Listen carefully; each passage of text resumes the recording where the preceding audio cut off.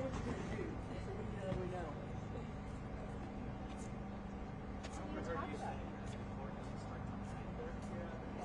Exactly. So the jury was told to report. Does that mean you might not get hit from that? No. Yes, the jury was told to be here at 9:30. I didn't try. First. Yeah. Are you still going to? Yes. That's all I need to know. That he's going to be here. Okay, let me see if we want to see this. It might be in the morning meeting.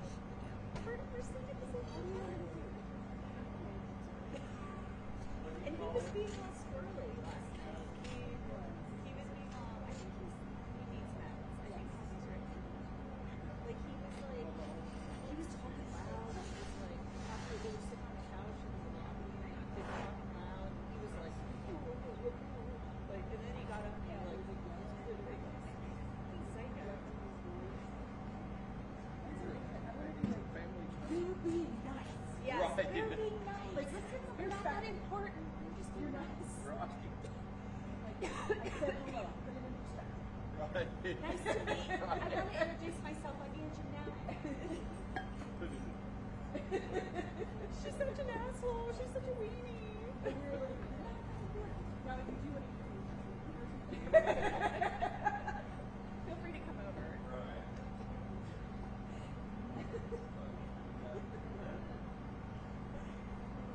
I don't know if you're going to want to shut up the courthouse again. Well, that's what I'm going to say. Somebody tweeted at me, "Stop asking. He's not going to talk to you. He has a right to be pissed." That whiny, obnoxious prosecutor. Somebody responded, "Stop asking. He's not going to talk to you." And then this same person says, "He has a right to be pissed. That whiny, obnoxious prosecutor is enough to put anyone to sleep. She's insufferable." Wow. The Twitter people are just ridiculous. That person said that, and the response is the real Laura B, who follows me at her during death. She said, "Ask if he will stay awake and look interested today."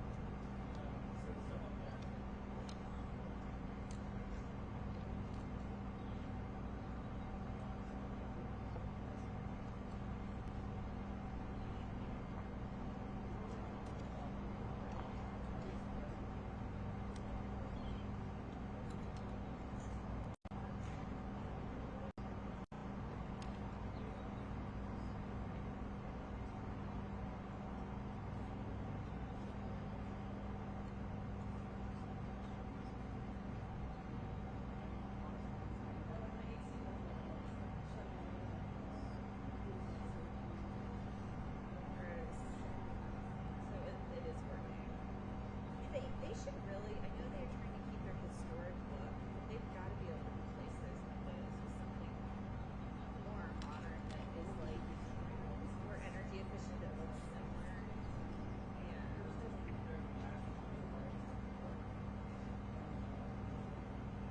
And I'm surprised they even have windows because like a lot of hotels it's a liability.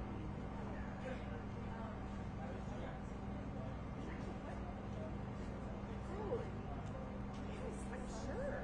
Yes. Yeah, of course. Find that clip. Is it funny? Wait, you should screen record it and send it to me. Oh, you're not watching my stream? What are you watching? You're watching for TV. Oh. You just like her commentary. What does she say? I don't know.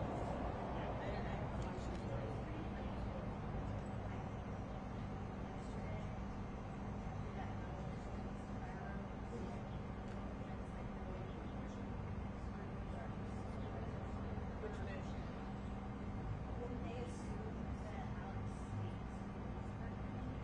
How in the hell did they assume that?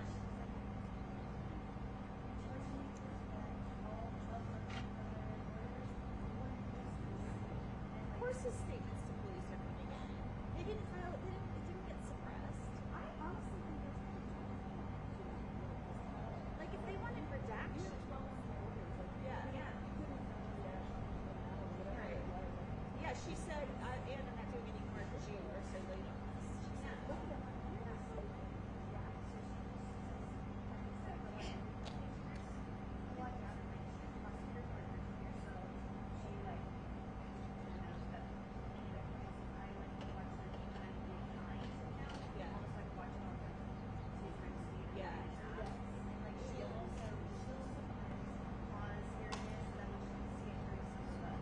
With the new show. Yeah.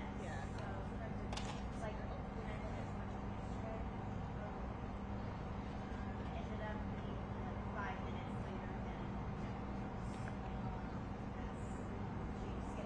There is no basis for suppression of that statement. No, the fact that they assumed that was to a witness, a specific witness, not That was that whole thing about his firearms knowledge, or about blanks can kill. That one sentence that was related to an expert, and the whole issue about whether the crow. I don't know if they assumed that he did. I think they just I don't know. I mean, she was like, we didn't address this in one year. We didn't address this in our opening statement.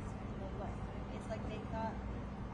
Well, then they're stupid because I'm not even a lawyer, and I completely understood that that was in relation to the whole issue about the crow and the expert witness and the expert. Yeah, that's. I mean, they were dead. Yeah. She was like, I know. And she was like, he literally looks like he's just like all of their faces are dead. When they're like realizing like, oh shit. Yeah, I know. Yeah. Yeah, I was in there. Yeah. Yeah.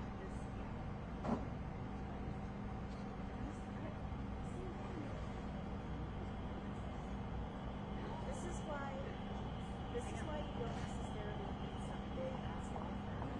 It's like the mini cooks and Yeah. I find his statements to be some of the most important evidence in this. exactly. It doesn't make any sense. Why would you not think your client's own statements? And how do you These base against him, they literally were in the police interview. They mistranslated Yes. I She was understood like, maybe you guys should pay attention more closely this time. She said that. Yeah, she's like, do you need to read it again for you, or do you need transcriptions? Oh, we're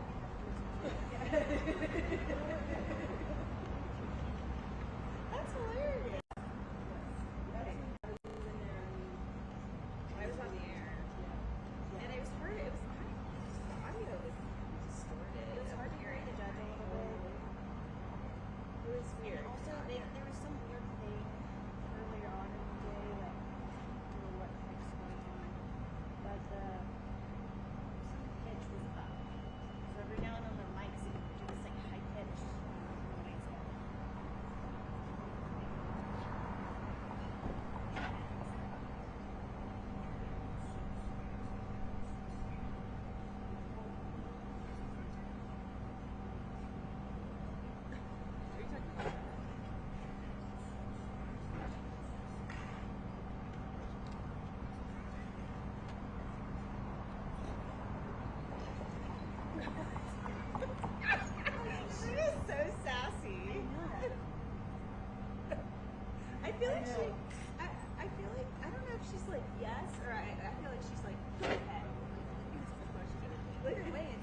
But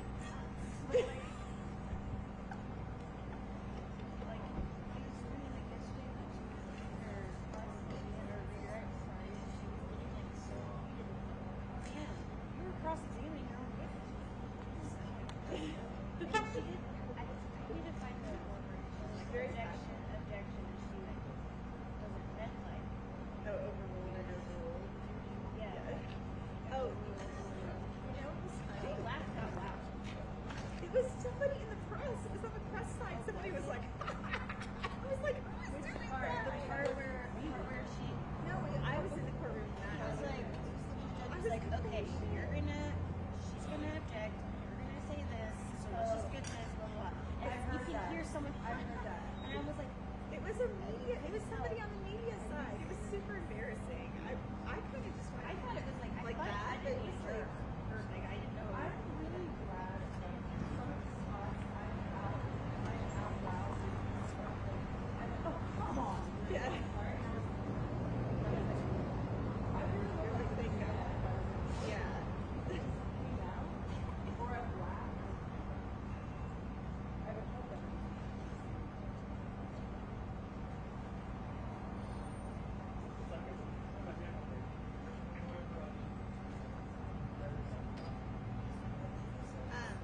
You know what she reminds me of now that I'm thinking about it? So apparently there's this old news story with Dick Cardona. He did some interview. He talked about how, you know, a good trial lawyer, he's in every corner of the courtroom. You make that court, you own that courtroom, you pee in every corner of that courtroom.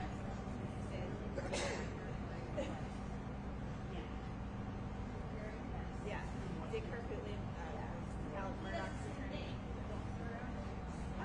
Like, Dick Carpullian would just wander around the courthouse room in the middle of, like, and he's, and he, Exactly what she had. You're right. And she was like hanging out next to me. Yes. Oh my God. Oh, the questions. Exactly. I'm sure that the blog was wondering that too. Like, I mean, like, so she was like, over my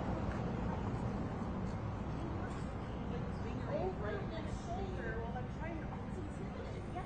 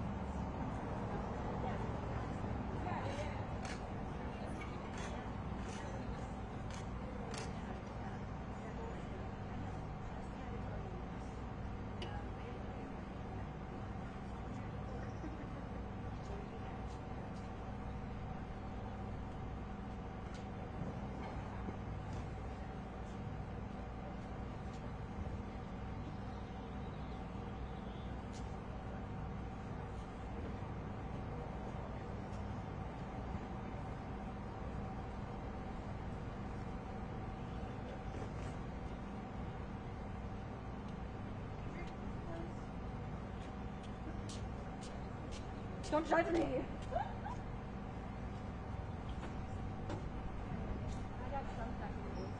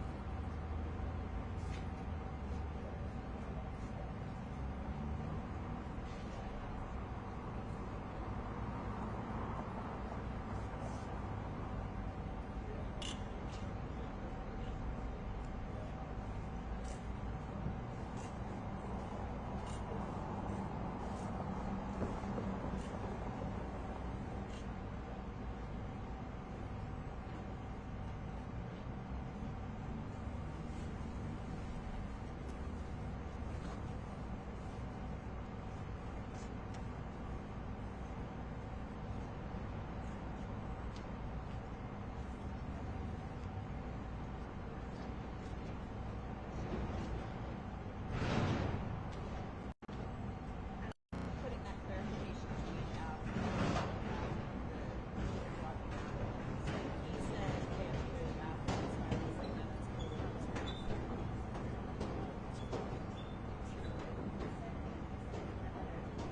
Sneakus? Yes. Okay. So he said Sneakus can go to the bathroom.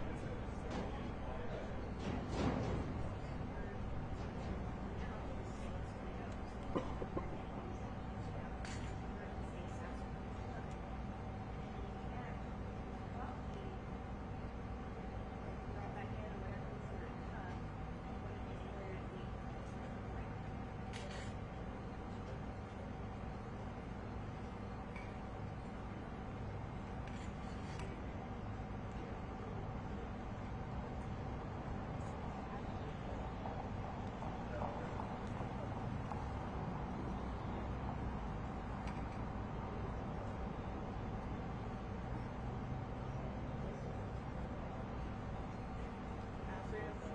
He said bathroom and bailiff. Yeah. I just want to, I'm sending out a quick, and then I'm going to send it to our social media people. Talk to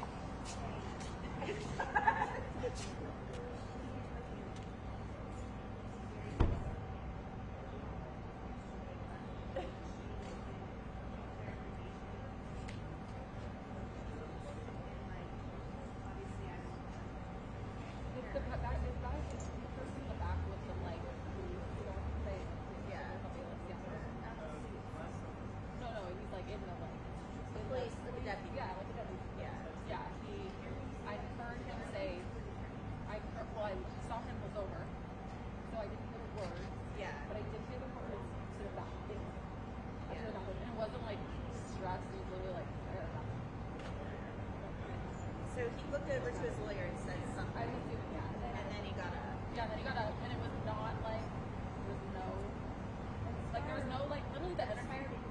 I'm literally Because he was like, he what the didn't hell know. is he Yeah, he was doing? talking to the other dude. Yeah. He didn't talk to me. Yeah. And then AB was not angry. Literally the energy in the room was not like stressful. It was like, no, you just gotta go back. Just let him go. And then Lauren is the one who's there. Go back.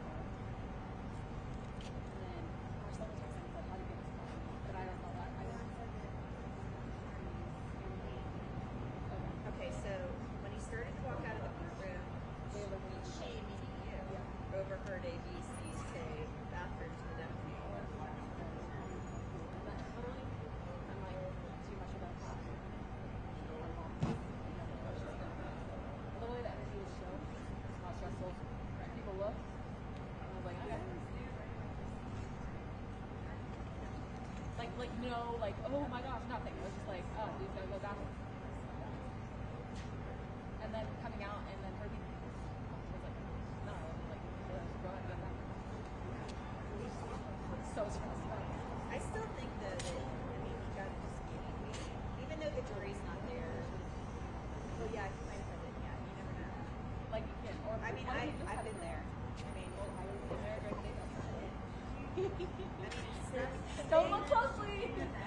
things in your And I'm like, guys, it was the worst timing. I And mean, things in your body just happen sometimes. no, and it wasn't like more like.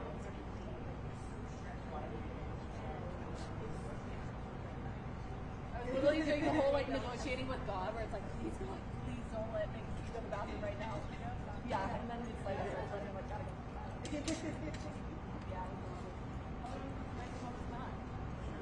Even though nobody knew it was me, but it was like the people in the room knew that it obviously was an emergency. Right. What'd you say? No, I mean, the other. Did you see the prosecutor come back like after winning like an argument, like kind of be like need to like. Dude, she like fully like really was like, but like it was like such body language face like, it was like fighting. Or like not Alex, the attorney, like, this is my favorite. Hold on. I'm hurt. She always walks like this. With her socks.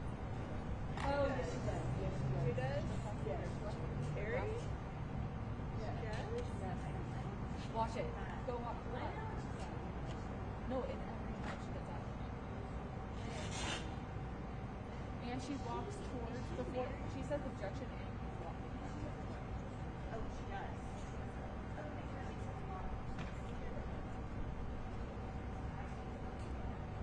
No, she's very nice. But, yeah.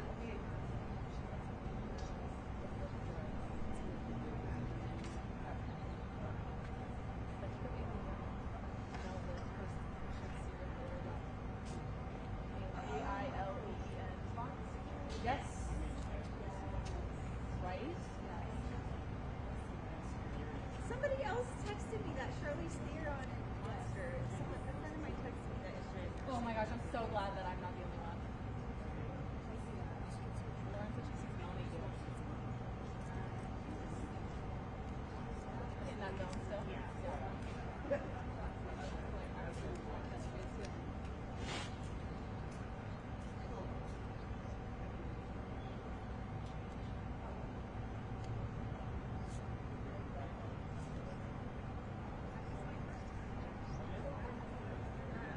Derek said that the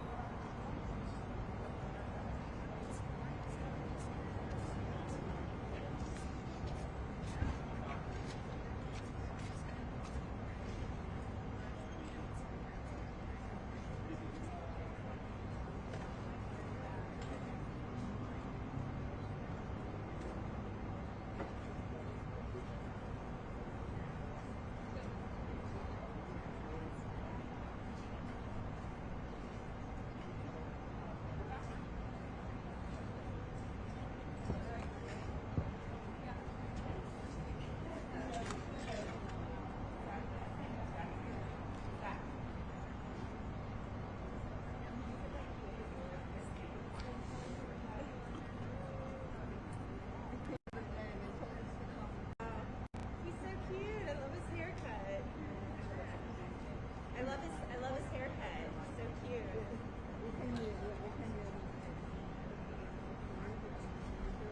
No.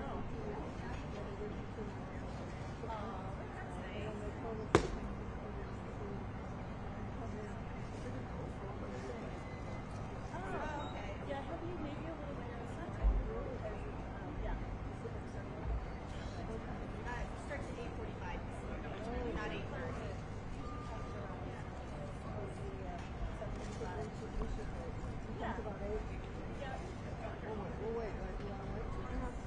Are you, is he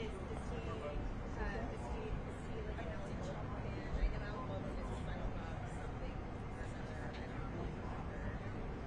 He was in Crosby. Yeah. You're not. What did he say? Yeah. And also, I mean, we're staying over here. Yeah, that's kind of cool, right? Yeah. Wait, now how old are you? You're 9. You're the same age as my son. My son was here the other day. You guys would probably get along. I mean, really well. So, you guys would really like each other.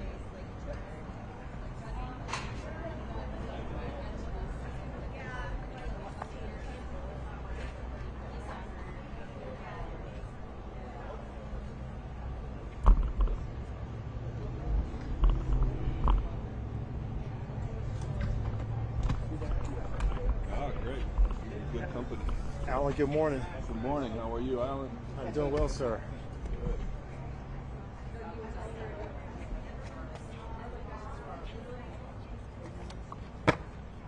You want to pull him out this way, Joe, or you had him running against the line there? Morning. Hey, Mike. You guys been enjoying Santa Fe? Yeah. Yes, sir. Nice. Beautiful city. And amazing food as well. Yeah.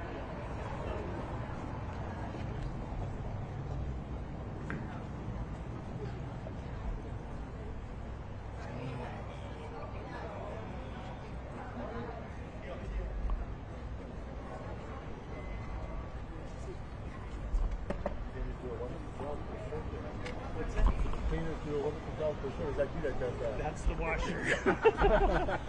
These county wages don't pay for cleaners, my friend. Oh, good washer. Well, thank you.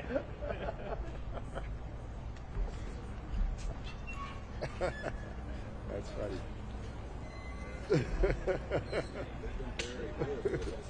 They have. That's because we've cooperated with them too. So that always helps.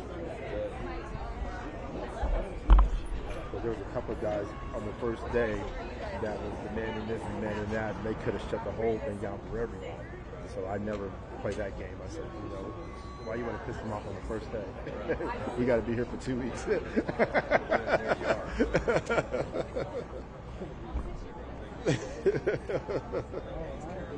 Yep. All we got to do is just adjust. And if we adjust and be fair to them, they'll start giving in each day. What kills us though is all these fan people that's coming here with their iPhones that want to, get their moment.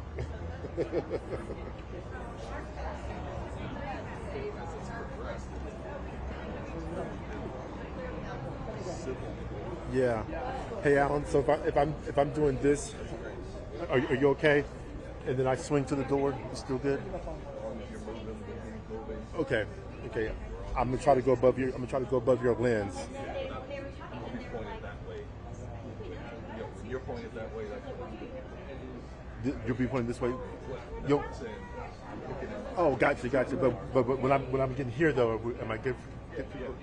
Okay. I don't want my elbow linger with hang.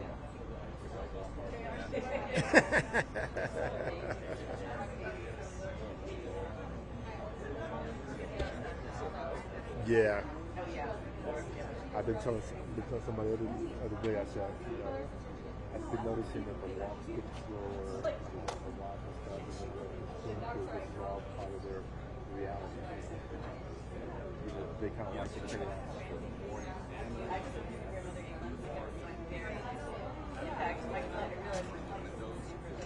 Camera. Yes, it's all about that reality show. You notice how they gave us a little bit more relaxed and going up to the car and stuff like that. So we're all a part of it.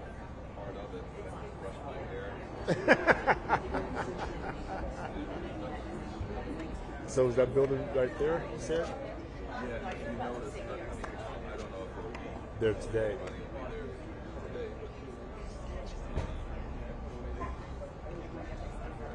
closest window to us. Yeah, I see it.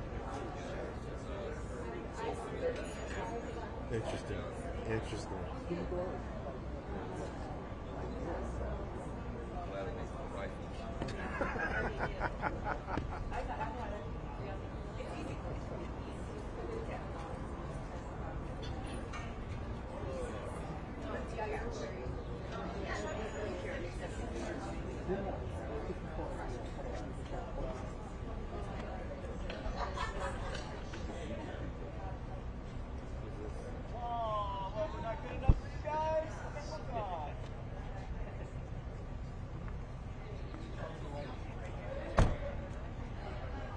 Support TV.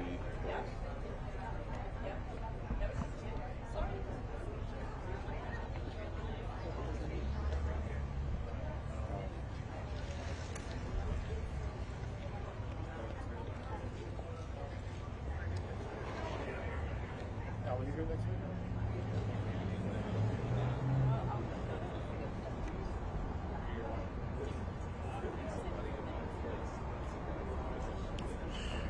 Are they going to be nice? Are they going to be cool?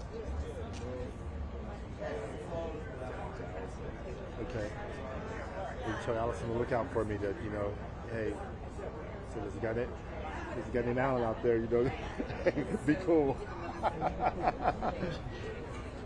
Don't knock him over. I'm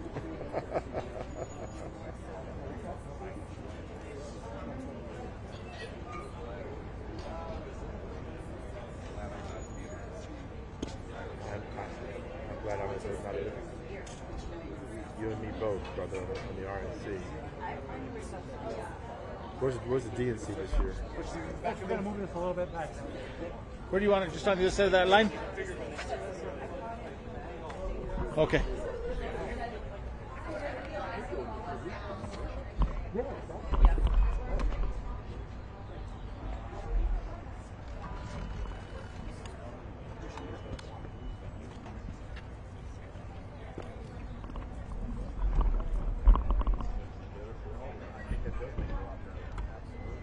You guys flew here, right? Yeah. But for me, it's getting harder because You guys got a lot of shit. Well, I'm separated 3 cameras. I've got this. I know. CBS guys are trying to freak out. Carry on, then I've got the FX3 in a case. Yeah. It's a lot. And I didn't even have a live view in a case this trip. I had the little 300, so I just threw it in my light case. I've got an aperture light. I left that behind in LA. I didn't even bring it. So, it's tons of stuff.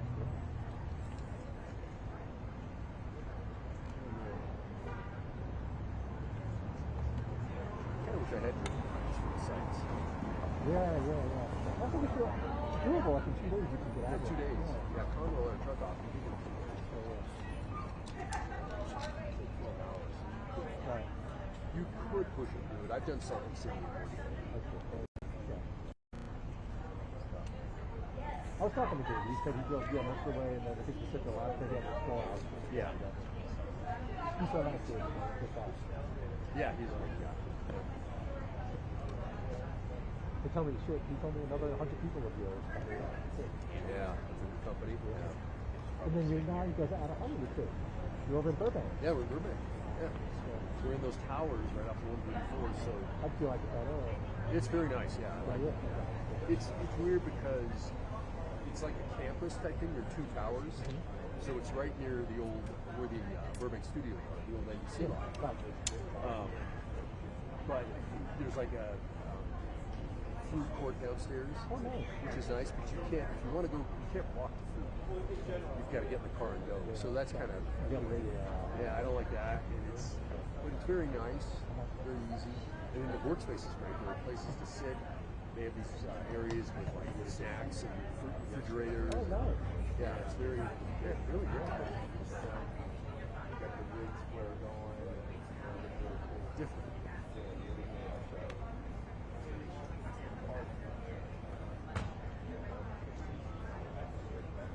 Oh, yeah, absolutely. Well, where are you guys looking? Culver City. Like off of the 90 and the 405. Okay. Off the clock. We have this, like in a small little corporate which is okay. Like, you know, I live in Orange County in Irvine, so I come out of the 405, which is good. We get the Hollywood from there, it's not bad. Yeah. It's not too bad of a But you don't have to be in it, right? No, Yeah. that's the crazy thing. I could just roll wherever. Yeah, that's what we do too. I don't have to go to the office.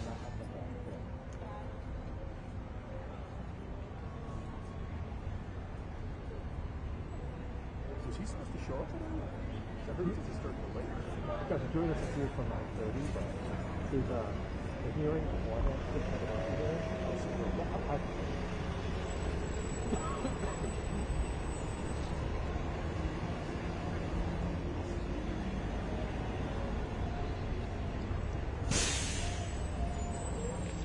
Eric, what do you think you could creatively yell at him today that makes him stop it? That's gonna. Oh, Ladia, who are you wearing? Right. What are you wearing?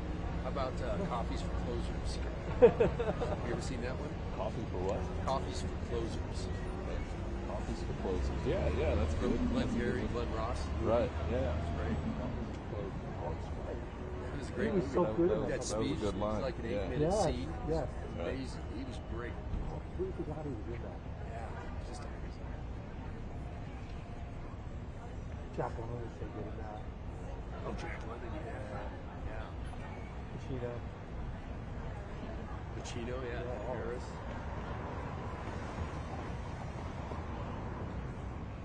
What a great. Alan Arkin. Yeah, Alan Arkin. He just died, didn't he? Yeah. And it's amazing that all those guys are getting up in age, up in age, up in age. So talented group.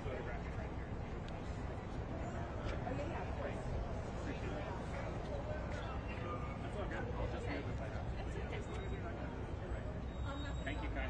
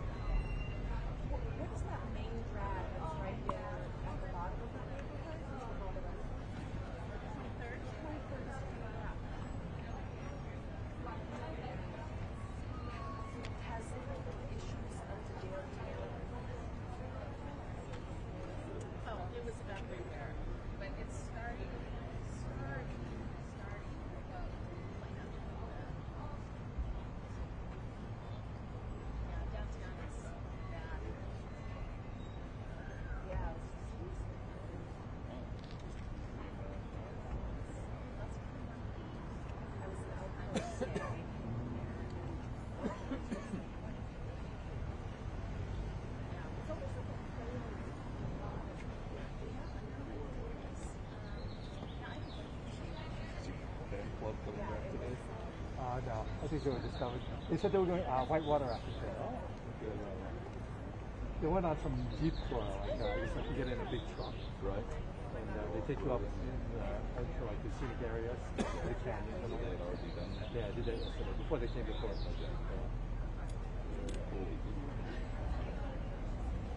Go visiting from Georgia.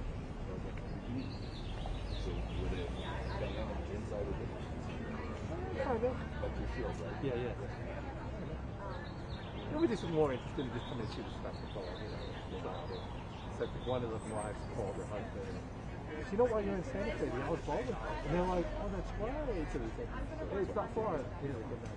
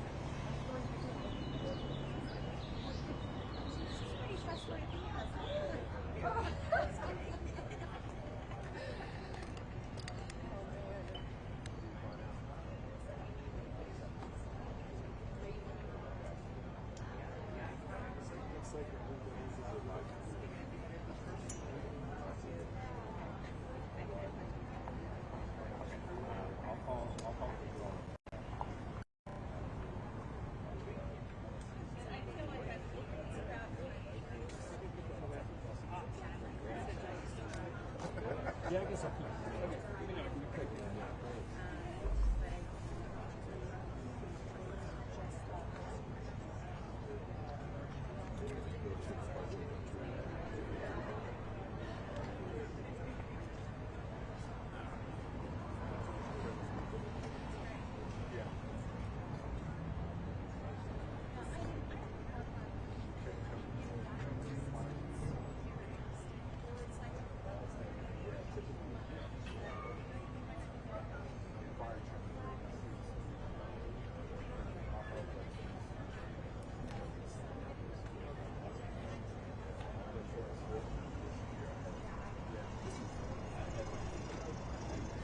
Here we go.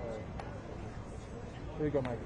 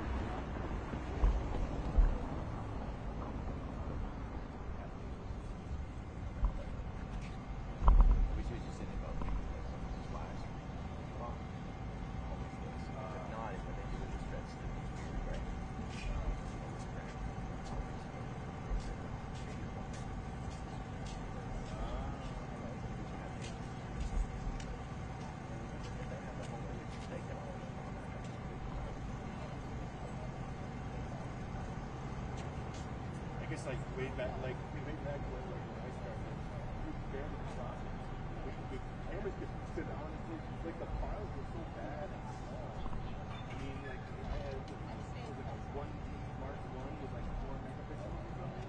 You couldn't zoom in. I had two of them. Oh, I use one. One Mark Four. I use one as a backup for like on my off days, just in case, so I don't lose the real one. Well, I have a 1DX still. I have two Mark Fours. I say that. Yeah.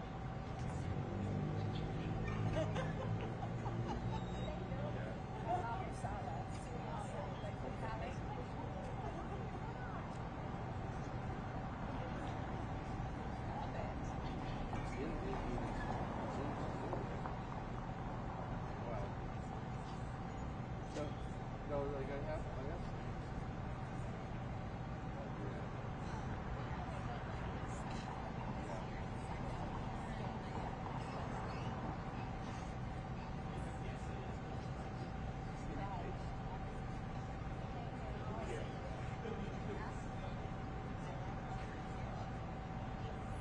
Yeah. Oh no, and you know what, Lou? I'll just come and I'll just come. All right. I was just waiting around for Steven, but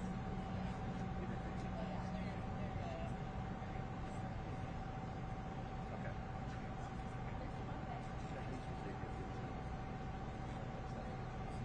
I might be going hard at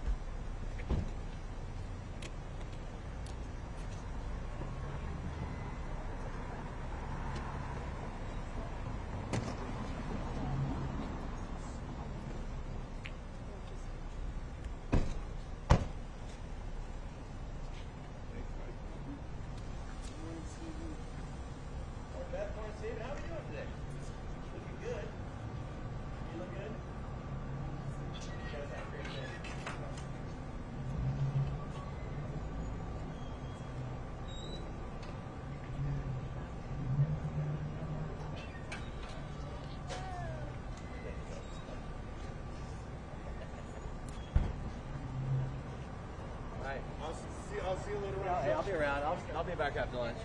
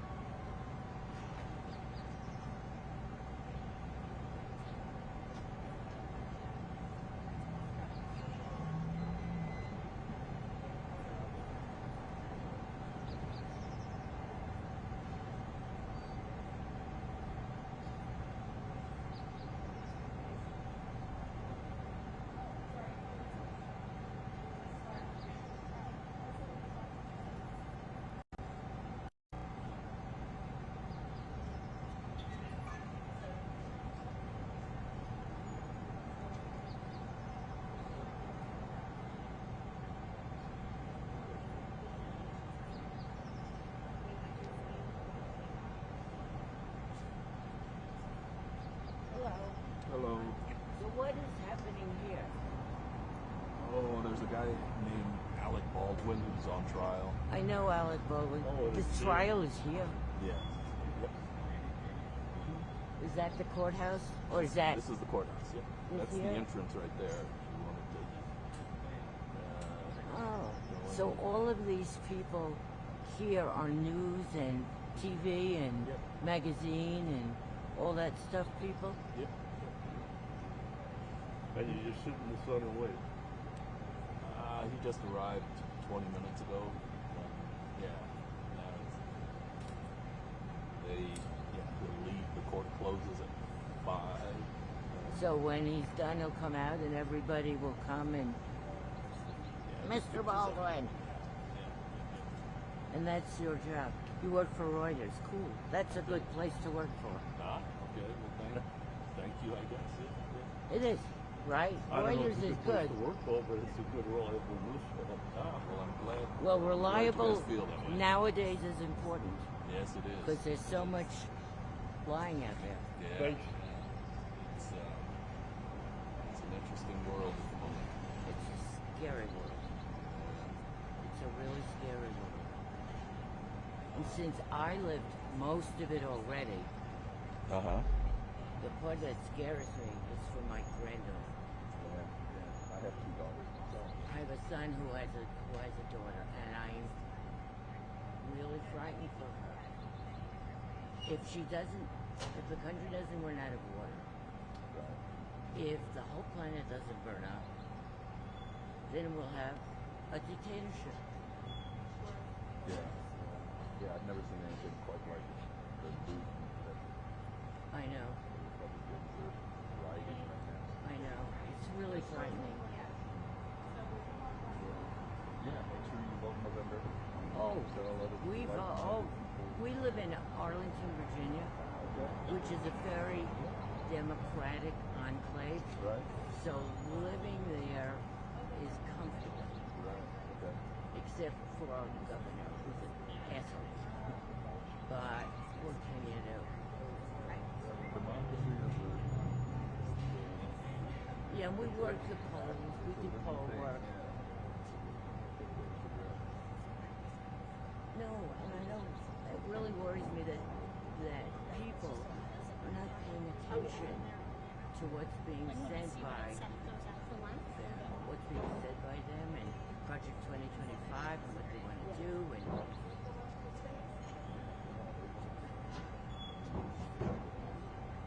we'll have no rights. Everything. Your daughter's my granddaughter. Right. And sometimes in our life, there weren't very many rights anyway. You had to struggle for them. So you're checking out your food. I don't want to interrupt you from your work. there are people that are alive.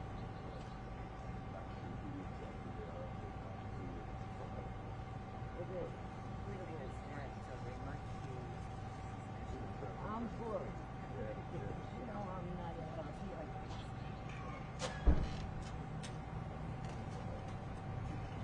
well, it was really nice talking to Nice you. chatting with you. I hope you The get. hardest working guy here. I hope you get whatever it is for your job.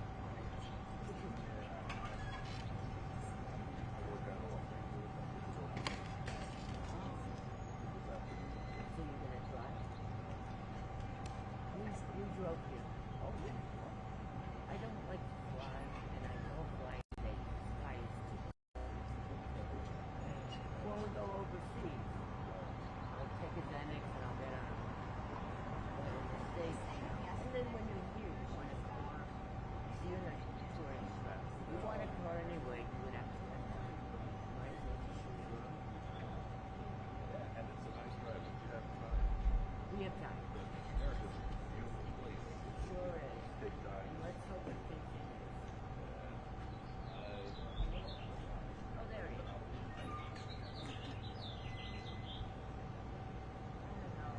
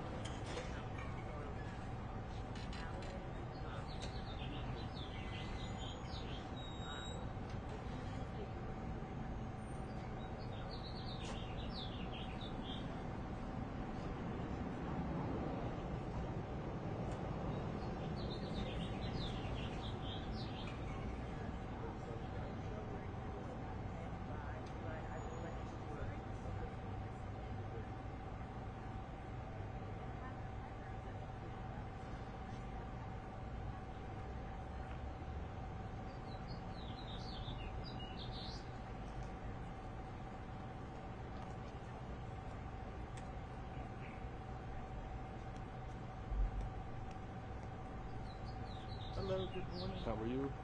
Hey, do you know any other times, like the lunch? This week, I've been here since Tuesday. They've never come out for lunch. The lunch break is typically at 12 o'clock until 1:30. They leave, if that's what you were asking. Yes, sir. Court closes at 5, and they left between 4:30 and 5. I'm a local. Unfortunate. It's a nice place. Thank you. Where you? I live in Long Beach, California. Cool, yeah. Awesome place.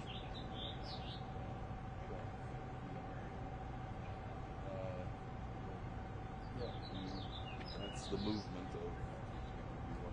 Did you see him going in? Yes, I was fortunate enough to catch you going in. So the sheriff normally sort of try to keep us in, try to control Correct. how much we can get. As long as you stay sort of outside barricades, they've been very cooperative. No desire to get in. Yeah, you don't want to be part of the news. Yeah, exactly. How long have you worked for Reuters? 33 years. You travel all over the world with them? Not all over the world, all over the U.S. I've been, some parts of Mexico. What, in your travels in the U.S., what place do you think about the most? Out of all what you covered, what sticks out with you the most?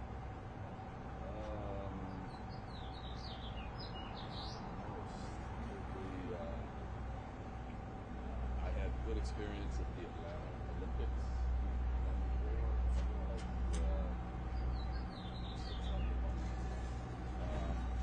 That was kind of that was some of the conventions have been interesting.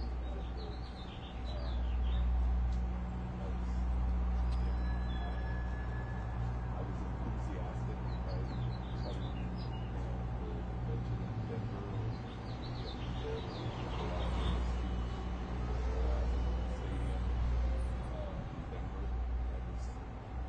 Good moments. And I covered his campaign through Iowa, New Hampshire, and all that kind of stuff.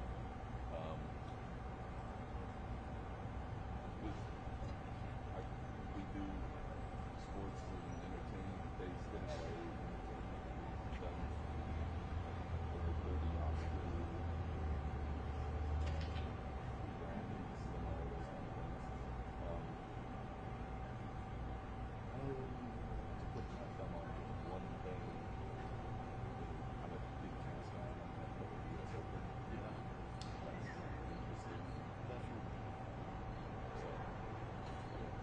cool.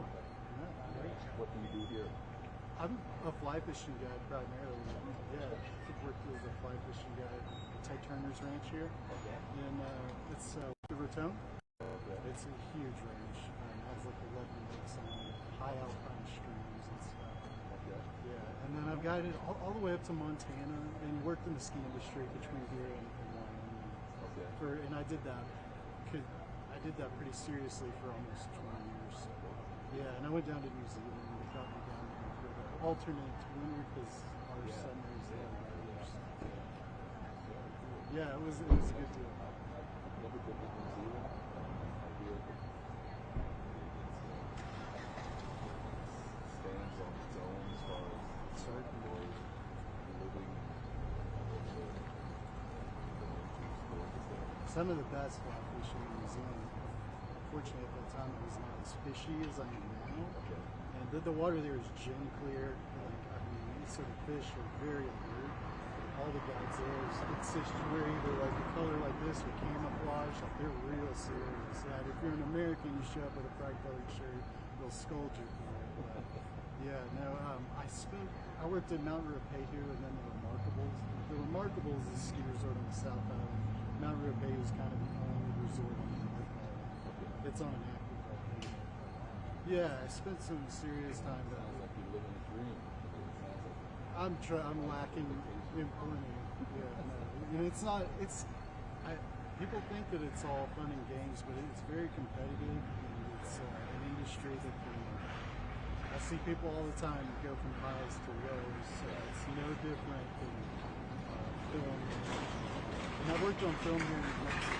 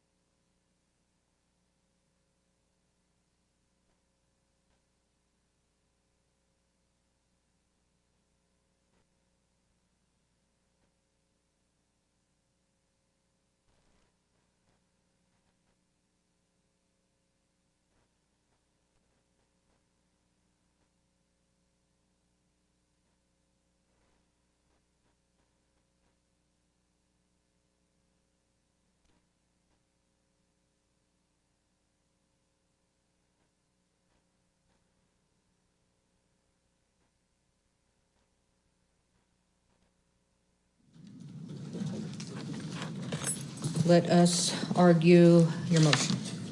Your Honor, just very briefly, first, given the nature of this, can Corporal Hancock step out of the room? Oh, yes. That's okay. I'm intending to take testimony from her. She can step out before you get. Sure. Sure.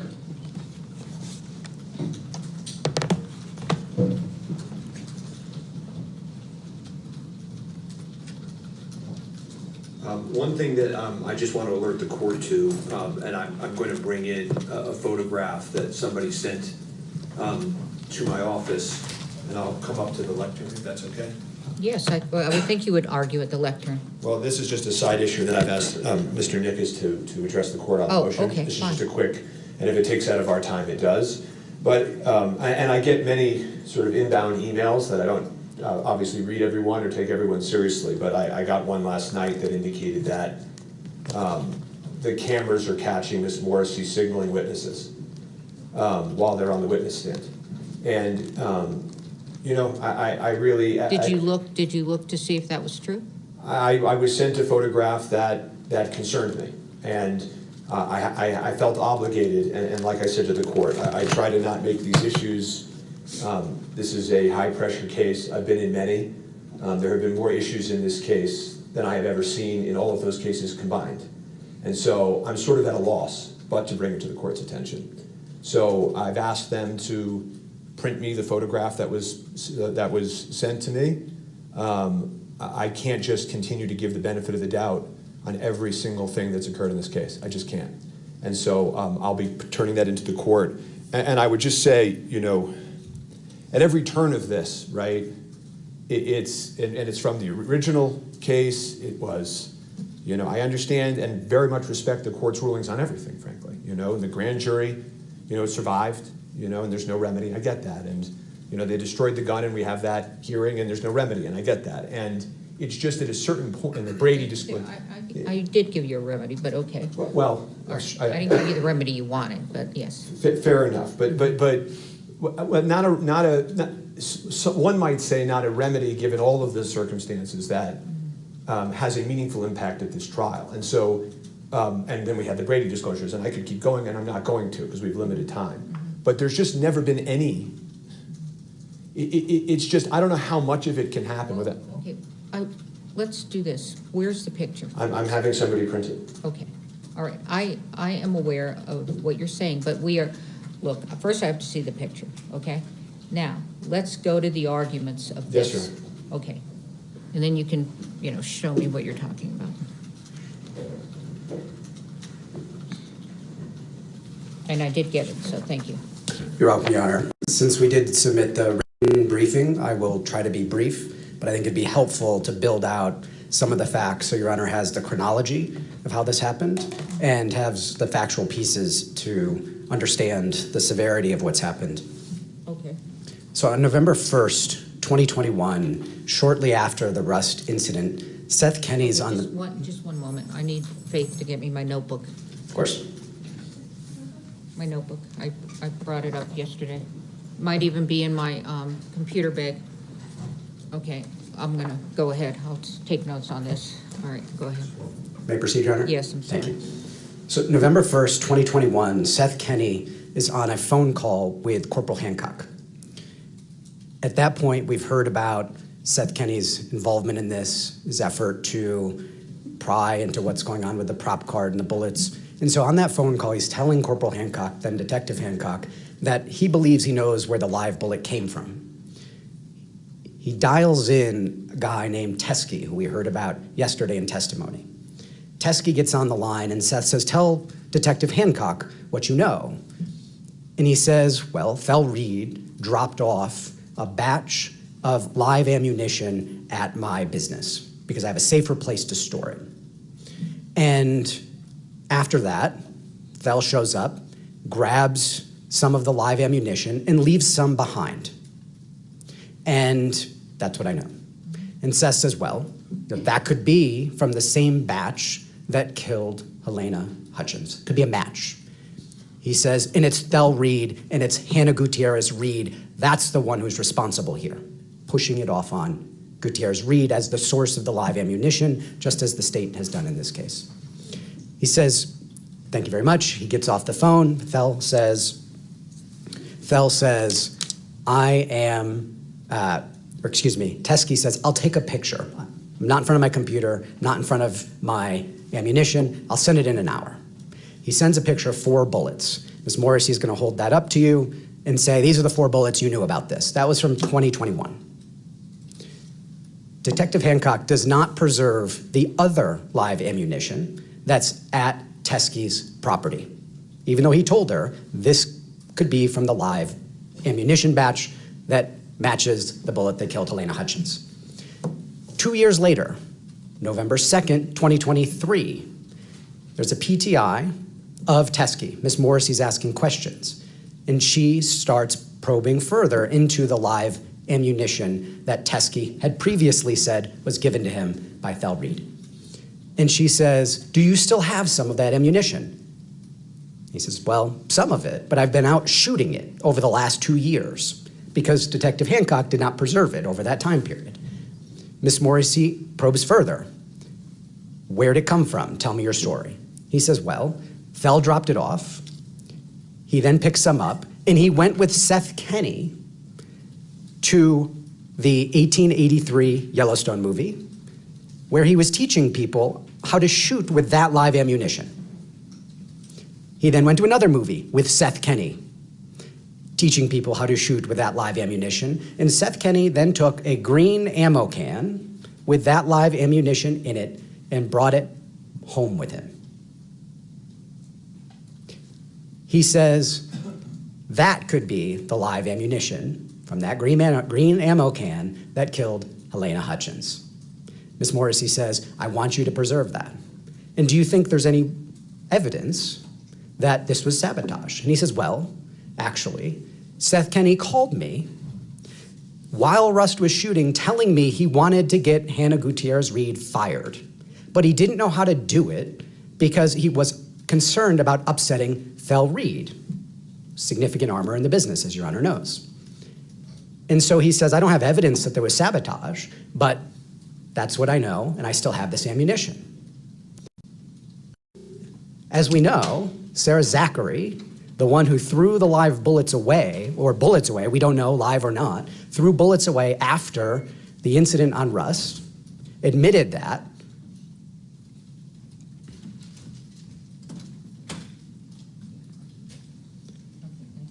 was on set, texting with Seth Kenney, angry with Hannah, on the license, the ATF report for the Pieta that was involved in this accident.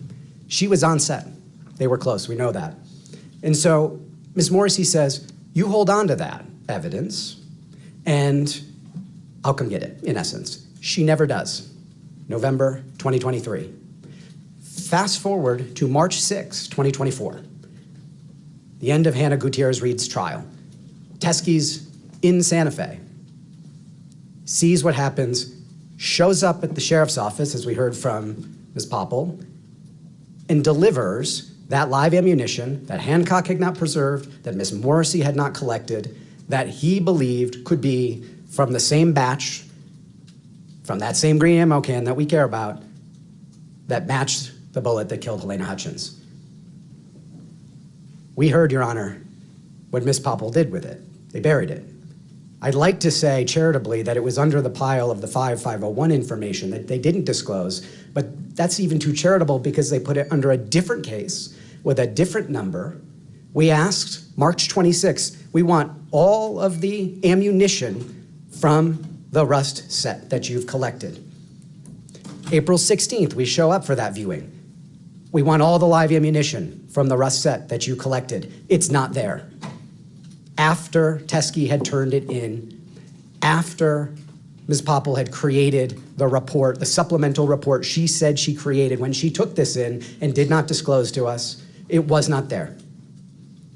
Now, Your Honor, we don't know if it's a live ammunition match or not. But what we do know is the state had it, it's disclosable under Giglio, it's disclosable under 5501, and there's a case on point, Your Honor, State versus Allison, where a criminal defendant had been charged with conspiracy, aggravated assault, dishonest related crimes. And he had an arrest record in the prosecution's possession. He had a statement and an arrest record. It was not disclosed under 5501. The criminal defendant shows up at trial and testifies. He's a great guy, honest, no criminal record. The prosecution whips out his arrest record and his statement, disclosable under 5501, which it never disclosed, and said not true. Court breaks. Defendant says, you didn't disclose that under 5501. And the prosecution says, who cares? He's up on the stand lying. This would not have been favorable to him at all. And so, Judge, I want a continuance. Give them a continuance. That's their remedy. Come back tomorrow. I'll disclose everything. I'll make it all right. And then we'll continue. Trial court says, fine, I'll give you that continuance. Limited remedy. You'll have all the information. Do with it what you will. If it's negative, fine. If it's not, that's for you to use at trial. He's convicted. It gets appealed. It ends up in the Supreme Court of New Mexico. That decision was reversed.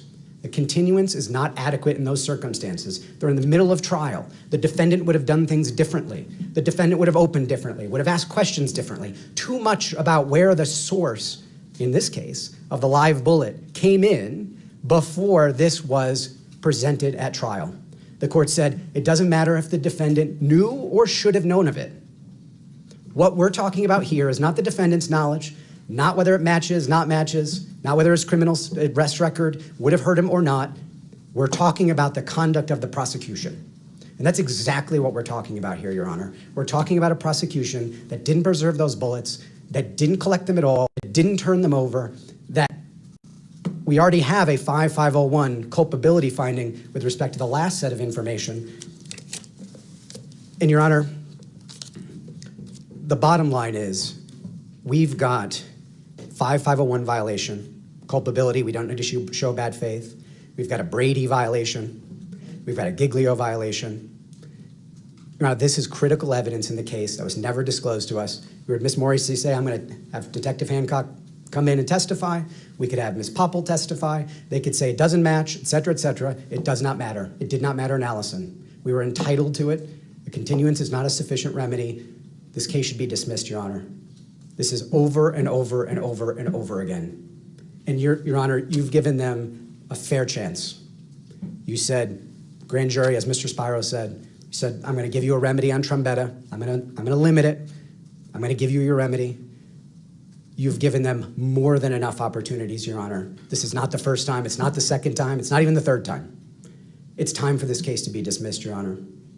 That's what Brady requires. That's what Giglio requires. That's what 5501 requires. As Your Honor knows, we've got remedies in the alternative, but this is the one that's right for this moment. Thank you, Your Honor. Thank you very much. Ms. Morrissey? I need to use the monitor.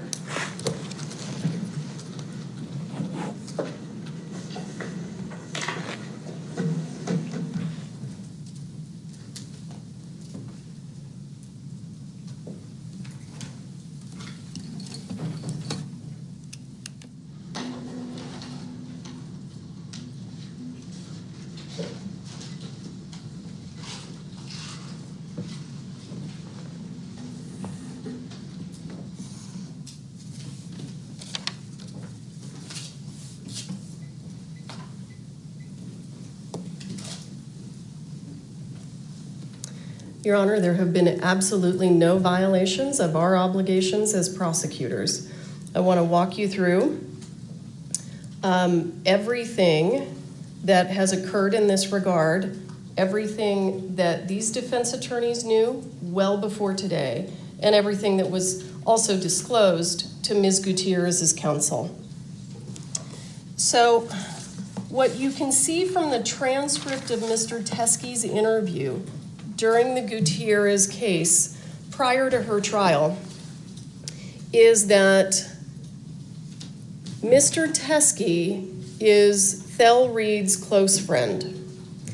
And Mr. Teskey stores Mr. Reed's ammunition. And the reason that he stores it for Mr. Reed is because Mr. Reed lives in a single-wide mobile home that doesn't have a lot of security. And because he's a professional armorer, he has a bunch of guns and ammunition. Mr. Teskey is a retired police officer who has a whole bunch of security at his property. So Thel Reed has 300 rounds of live 45 caliber ammunition. And he and Seth Kinney are hired by the producers for the show 1883. Everything that I want you to know, Your Honor, everything that I'm telling the court, Mr. Bowles has this information, and these people have this information. So nothing I'm telling the court is new. So they get hired on this to do what's called a cowboy training on the set of 1883. So the cowboy training is where gun experts, that being Thel Reed and Seth Kinney, take the actors to shoot real guns with real ammunition so that they have a better idea of the recoil and how the gun is actually supposed to look, and to help them with their acting techniques. In fact, the fact that production companies do this was actually something that Baldwin pointed out to Detective Hancock during his interview. He himself has done this with a production company. So when they're through with the cowboy training camp in Texas, they've got some rounds left over. And Seth Kinney says, I'm going to take these. And Thel Reed lets him take them. So, and let me back up. When they originally went to the cowboy training camp in Texas, they didn't take all of Thel's ammunition. They took a certain amount of it, and Thel left some in Troy Teskey's garage. All of this ammunition came from the same place. This was all from basically the same batch of ammunition that Thel Reed had, that he got from a manufacturer, from an ammunition manufacturer in Kingman, Arizona, named Joe Swanson. So they take 300 of his rounds, they go do the cowboy training camp. Seth Kinney then takes the leftover rounds back to PDQ.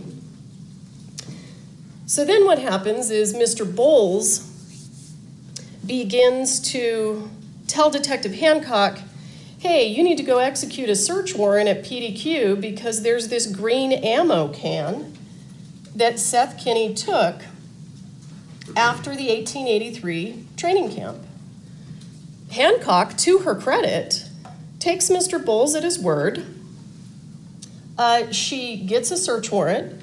She goes to PDQ. What Mr. Bowles said would be there was there, and you've seen pictures of it. There's a green ammo can, says 1883 live ammunition. They take it, they send it to the FBI for testing.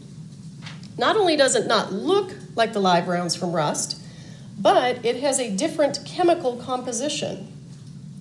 So at that point in time, Hancock has kind of realized, I think, that she's being led down this path by Mr. Bowles that's coming from Thel Reed. Thel Reed is trying to slough everything off on Seth Kinney.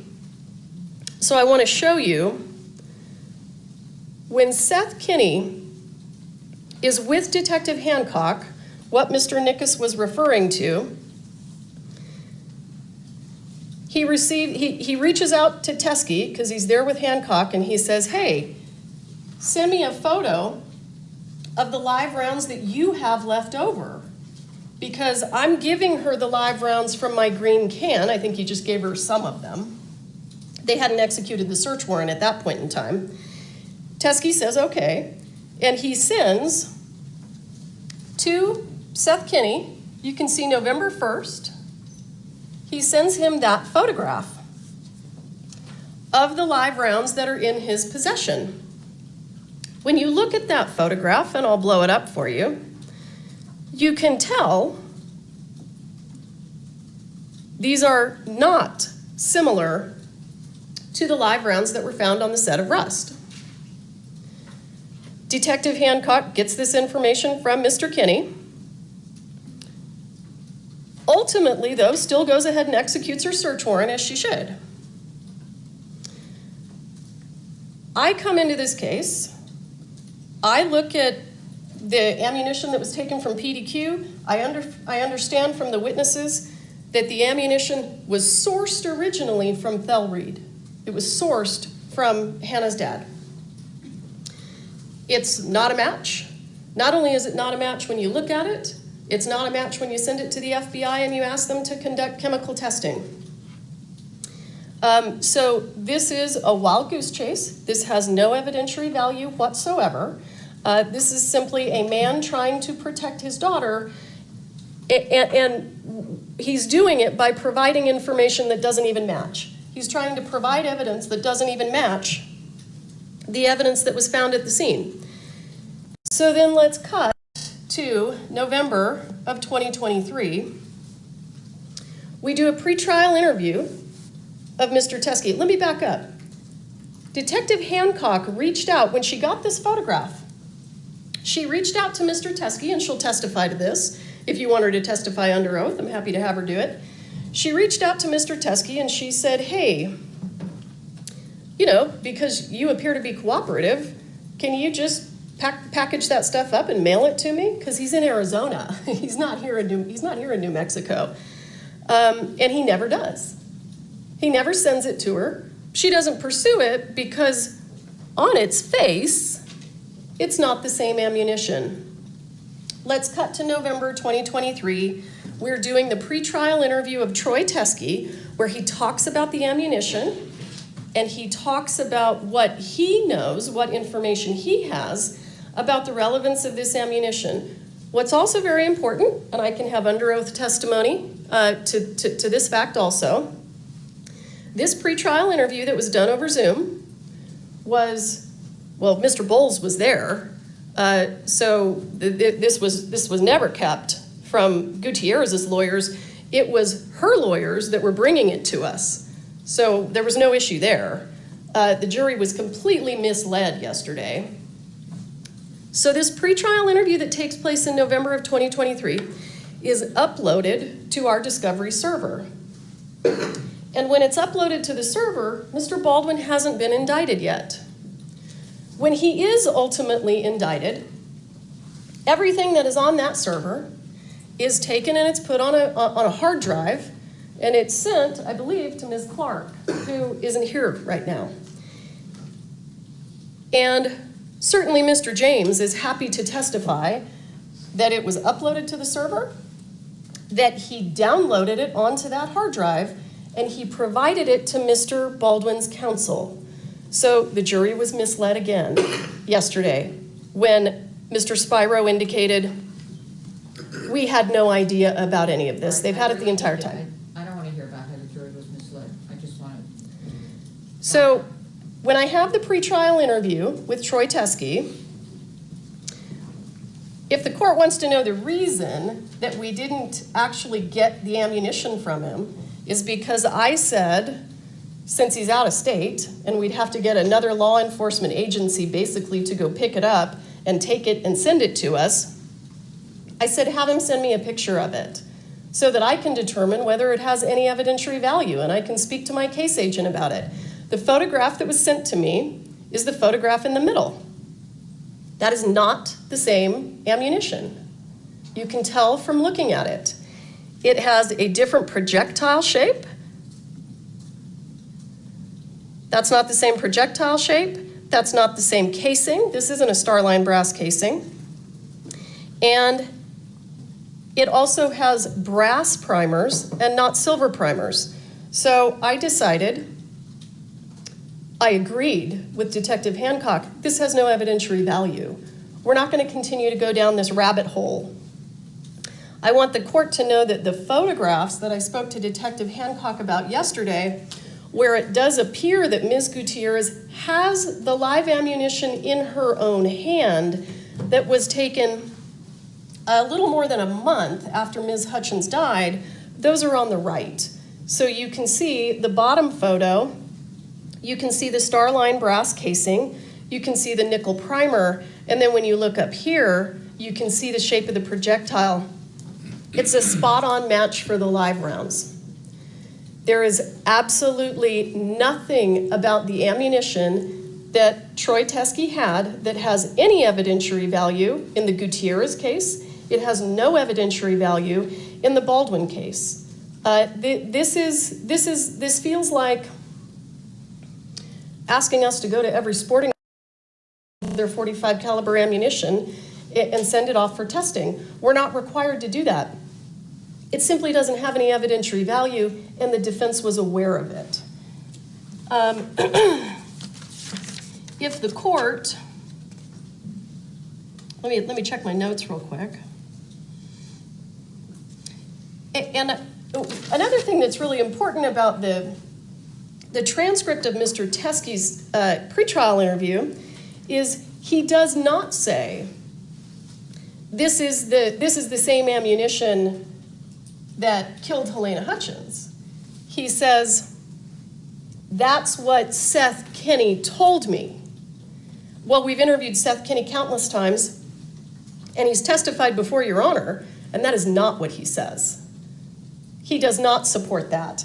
So Mr. Teskey indicated during his pretrial interview that he had no personal knowledge of whether or not this ammunition had anything to do with what was happening on the set of Rust. That all came from Seth. We investigated Seth. We talked to Seth.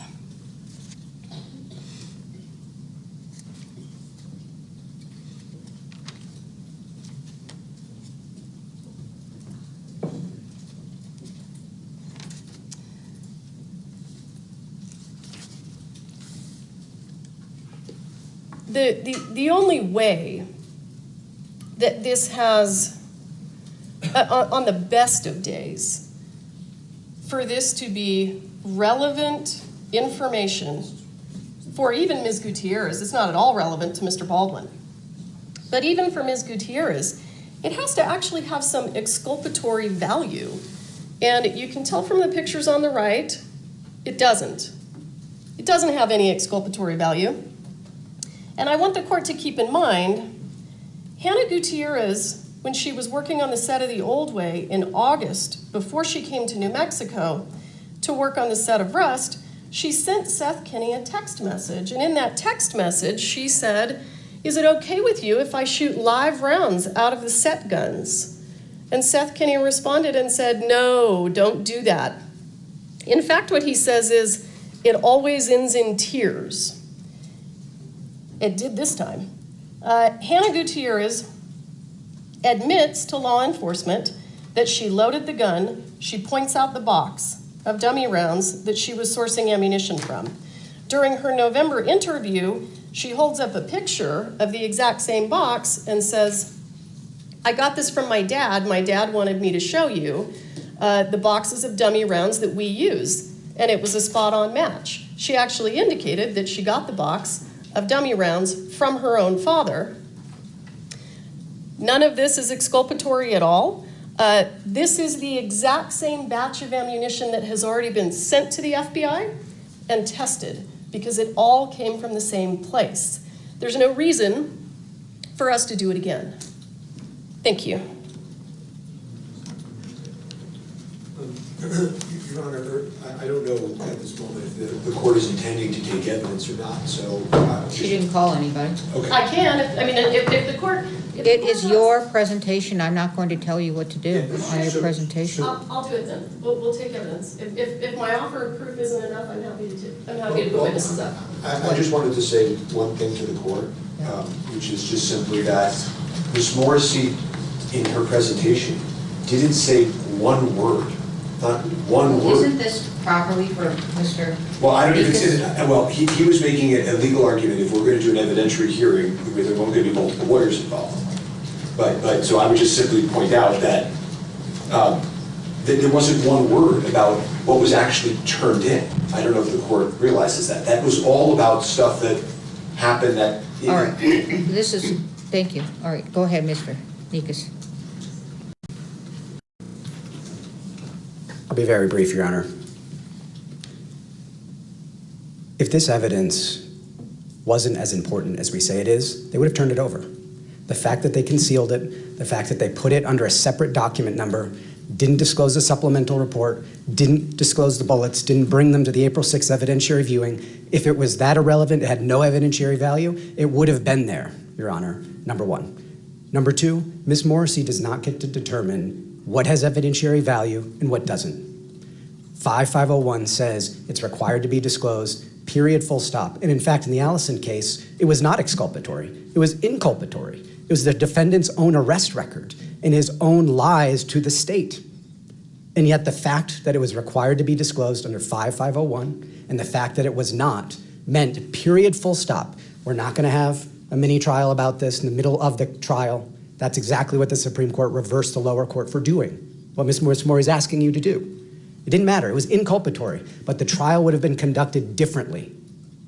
And because it would have been conducted differently, and that's exactly the truth here, this goes to credibility, it goes to the government's bias, improper motivation and incompetence. I'm taking those exact words from the motion in limine ruling that Your Honor made. That goes into evidence. It's relevant to Popple's credibility, to Hancock's credibility. It relates to every single thing we've planned in this entire case, Your Honor. And right in the middle of it, Ms. Morrissey doesn't tell you what was actually turned in. She shows you a picture from 2021, a subset of the rounds that were turned in by Teskey, a subset. He said he shot a bunch of rounds in those 2 years.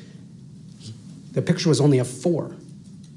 This is critical evidence, Your Honor, and whether Seth Kenney is right or wrong, or how we debate whether he was involved or not involved, that's completely irrelevant, because what we know is we don't have those bullets, and they were required to be disclosed so we could put on the case that's fair. And that's exactly what Brady says, Your Honor. Brady says that the administration of justice requires fairness. That was the entire premise of the decision, fairness, and that's all we've wanted from the beginning, Your Honor. And you've given them chance after chance after chance, and there are no more chances, Your Honor. Brady says it, Giglio says it, 5501 requires it. Thank you.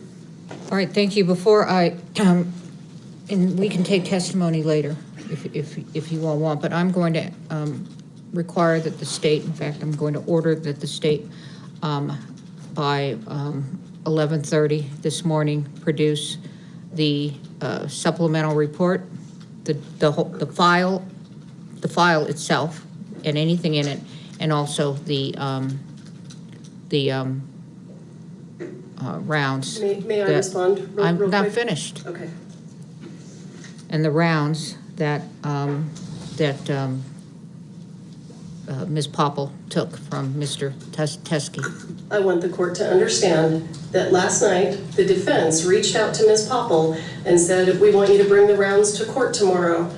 And she got their message, and then they reached out to her again and said, no, never mind. We don't want you to bring the rounds to court tomorrow. Thank you, Ms. Morrissey. Thank you, Ms. Morrissey. I have them. I don't, okay, where are they? They're here. I'll go get them.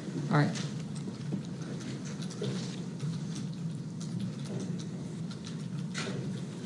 Well, actually, I want testimony from Ms. Popple on how she retrieved those.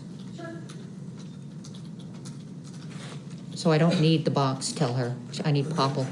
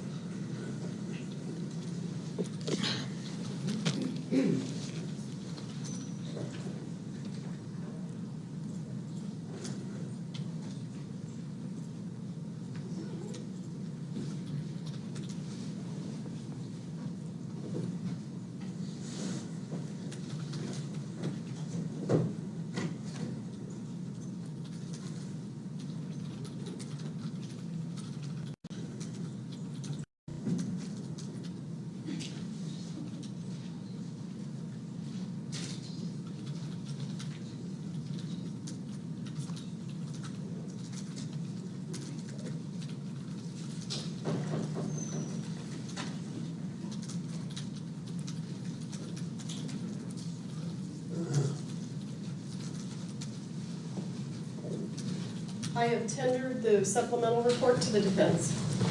Please raise your right hand. Do you swear affirm under penalty of law that the testimony you'll give in this case will be the truth, the whole truth, and nothing but the truth? Yes. All right, thank you. Have a seat. Talking to the microphone. I would like to read the report. May I see the report? Yes.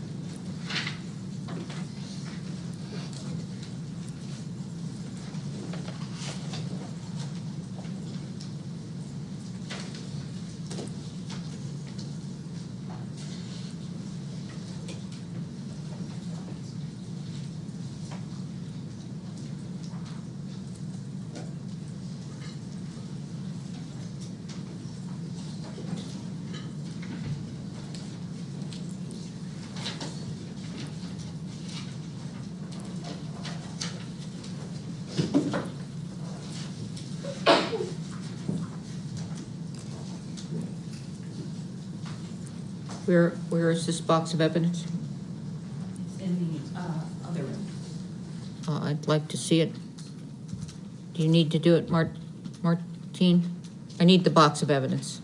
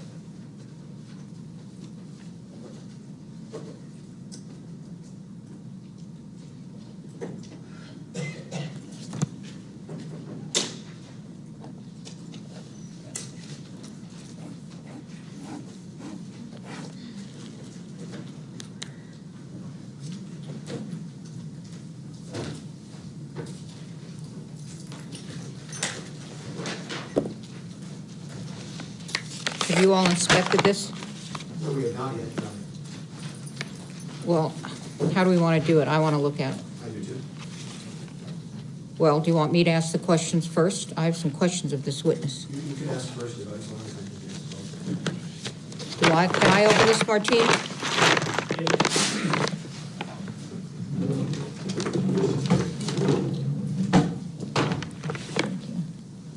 Anywhere? Like, not in the middle, I mean up at the top? Yes. Oh. Anywhere's fine? Maybe you need gloves too. Do you have gloves? Can you get some additional? So anywhere, I can just cut into it. Okay.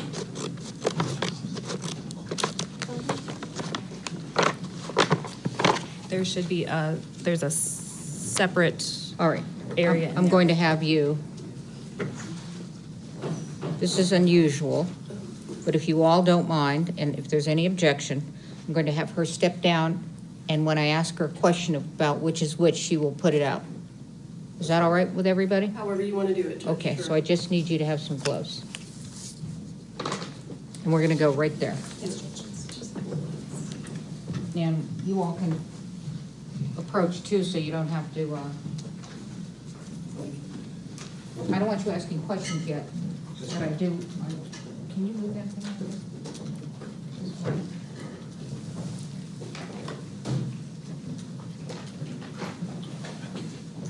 All right, please pull out the 3 Starline brass 45 Colt. This silver color. You need to refer to. You have your report. I have my report.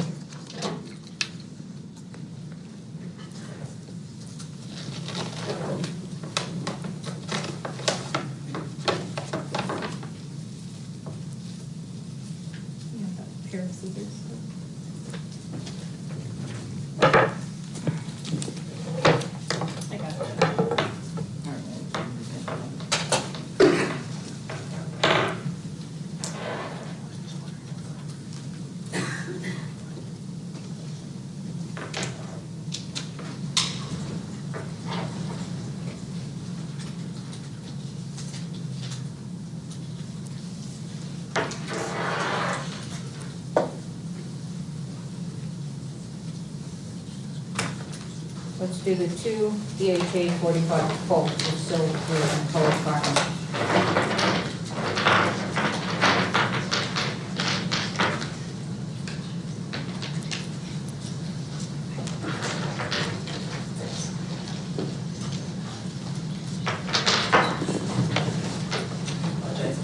Take your time.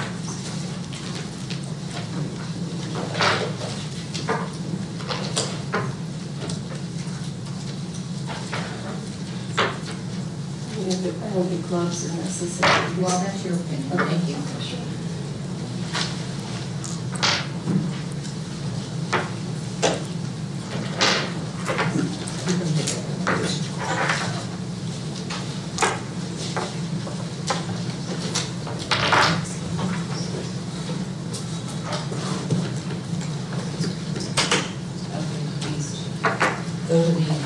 2 BHA 45 Colt with silver and color primer. Yes, Judge.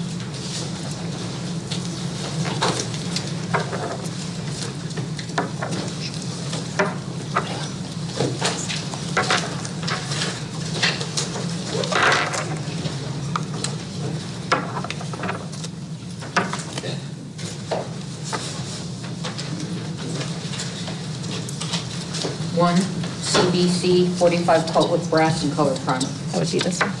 All right.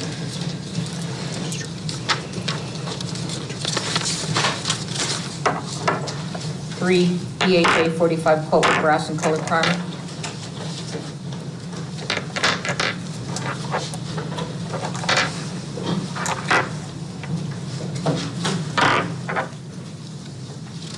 These three.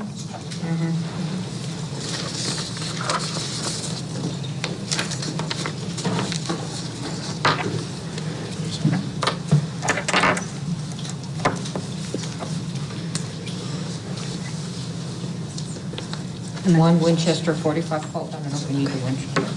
That one. 2 Winchester 45 Colt.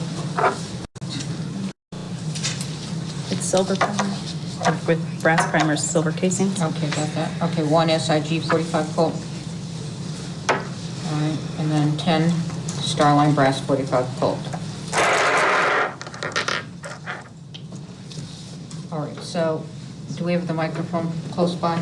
Can you pick this up? Are you picking it up? That's my question. We've got one here. All right, so point out to me, let me ask you this. Did Ziegler tested the rounds in the Hannah Gutierrez case, correct? Yes. He didn't test any further rounds after the Hannah Gutierrez case? No. Okay. In the Hannah Gutierrez case, can you point out what types he did test from here? I'm uncertain what types he tested. This is a witness testifying, Ms. Morrissey. Please stop. We sent all of the... All right, let me ask it a different way. Do you recognize any of these types of bullets to have been gathered on the Hannah Gutierrez, on the rust set? The Starline brass with silver primer are similar to what was collected on set. And everything that was collected on set went to Ziegler? Yes. All right, thank you. I don't have any further questions, but I'll certainly allow some cross-examination. I don't know if you want to be there with her or what. If she could take the witness chair.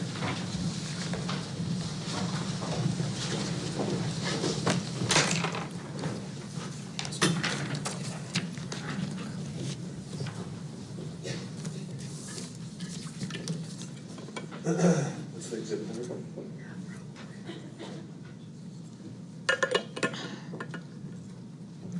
Good morning again. I'm just going to pass the witness up, because we're not fully set up, the copy of the spent shell casing that was recovered on the scene in Ruff. And you would agree with me, right, that it's the same as the bottom of the bullets that you just provided to the court? Yes, it's Starline brass 45 Colt with a silver primer. So when I asked you yesterday, didn't he turn in ammunition that matched the ammunition that killed Ms. Hutchins? It's true that he did, correct? And I did not recall at that time. I understand that that's your position, but that's what in fact happened. Would you agree? I would not use the word match without there being an additional analysis. Well, who got to decide whether there would be additional analysis? That was not myself. It wasn't the defense, though, right? We didn't know about it. I don't know what you were aware of. Okay. Well, you know that we came to have an evidence viewing where we asked to see every single round that could be related to the rust set, and this was hidden from us. You do know that. This was not hidden. This was not hidden? This was under a case number. It was documented. I was instructed to document it under this case number. Okay, so in this case that's under the rust investigation case number, you would agree with me there's hundreds of things that you inventoried, right? Yes. There are hundreds of police reports that all relate to the same case number, right? Yes. The one thing that seems to have been put under a different case number is just this one discovery of the actual ammunition that matches the ammunition from the set of rust. This was put under a doc information of someone coming in claiming to have rounds that were not utilized in a case. Okay, well, let's examine that for a second. When Seth Kenny comes into the precinct and he gives you ammunition, you vouchered it, right? I was instructed to collect the ammunition from Seth Kenny. Well, let me take a step back for a second just to make something clear. Investigator Popple, you're following orders, right, when you're doing these things, correct? Can you please stop referring to me as investigator because it's creating a misnomer? Okay, well, how would you, I apologize. I'm a crime scene technician. I'm not an investigator. Okay, I'm only doing that because it's shorter than crime scene technician. CST works. Perfect, okay. CST Popple. When you took the, you're effectively following orders when you're deciding whether to voucher this or voucher the Seth Kenny evidence, right? You keep using the word voucher, and I'm not sure what context you're using it. Yeah, I apologize for that word choice also. When you inventory and make a report, I think your testimony is you're doing it at the direction of supervisors. Is that fair? Most of the time, yes. Okay. So when Seth Kenny walks into the precinct and gives you ammunition and says it's from the Rust case, you all inventoried it, right? Yes. You took photos of it, right? Yes. You put it under the Rust case number, right? Yes. You turned it over to the defense, right? According to my knowledge, yes. Okay. Somebody else comes in to the precinct, okay? A man named Troy Teskey, right? Yes. Who was a former police officer, right? I believe he stated that, yes. Okay. And I assume you all have the diligence to be able to confirm that, right? I do not know if it was confirmed or not. Okay. And he comes in and he also tells you he has evidence, right? He told us 3 years later, after a trial, that he had evidence that the defense wanted him to use that he no longer wanted to hold on to. Okay, let's break that down for a second, right? Mr. Teskey isn't involved in your meetings with the prosecutors and Corporal Hancock's meetings with the prosecutors up until the trial, was he? Not that I know of. Okay, so doesn't it make sense that he would have seen the trial on television, been completely outraged at what he was watching, not trusted law enforcement, and then walked it into the precinct? Doesn't that make sense? I do not know what would make sense to Mr. Teskey. Okay, didn't he in fact tell you, I don't trust Miss Morrissey and the prosecutors? He did not state that to me. He didn't on your oath? You're sure about that? I do not recall him stating that. So he turns this round in, and you, when he turns it in, obviously recognize it as Starline brass, nickel primer, Colt 45, correct? Yes. Okay. So it's not as if he came in and just turned in a bunch of shells, right? He did turn in a whole bunch of shells. Okay, but he didn't just turn in shells, right? He turned in multiple different 45 rounds. I'll ask the question a third time. He didn't just turn in shells, did he? He turned in multiple 45 rounds. Including rounds that matched the round that struck Ms. Hutchins, right? Again, I wouldn't use the word match without further analysis. And the reason that we don't have further analysis is you all didn't send this to the FBI for further analysis, did you? We did not. Right? Because if you had, it would have potentially proven the fact that all along this ammunition did come from Seth Kenny. Isn't that true? What I was informed of by Mr. Teskey was that the ammunition originated from Joe Swanson. And then went in the green ammo can to Seth Kenny.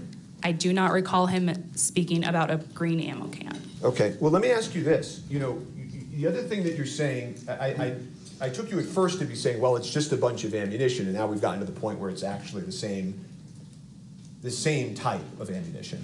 And then you've also stated in your testimony that it's like, well, there's just this guy, Troy Teskey, that just walks into the office like it's random. When really Mr. Teskey and his involvement in this case was very well known to law enforcement, correct? I had never heard his name before. Okay, but he came in and he said, I'm here to give evidence about the Rust case, right? He stated that he had evidence the defense had wanted, and he no longer wanted to hang on to it. Well, and he was the one using the word evidence. Okay.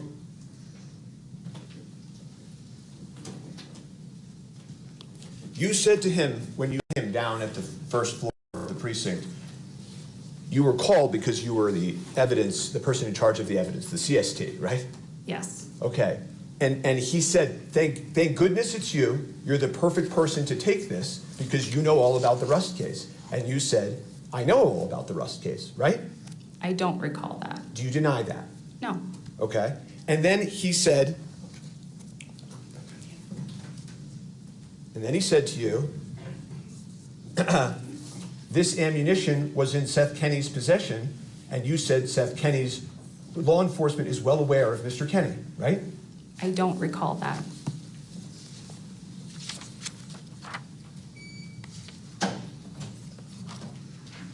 So you take this ammunition on March 6th, right? Yes. The standard operating procedure for the Santa Fe Police Department says you're supposed to make your report within 24 hours, right? Correct. Okay. So tell the court, did you make the report within 24 hours? I'm fairly certain that our SOP is that evidence should be submitted within 24 hours. I'm not certain on when the reports are supposed to be submitted. So do you want to take your answer back? That Yes, you I gave a minute do. ago? I apologize, yes. Well, we can enter that SOP into evidence. In this case, many times, there are police reports that are done the same day that the incident occurs. Can you agree with that? Yes. Okay. How much longer after this revelation did you do your report? I believe it was, I apologize, I can refer to my report to refresh my memory. Oh, I have a copy.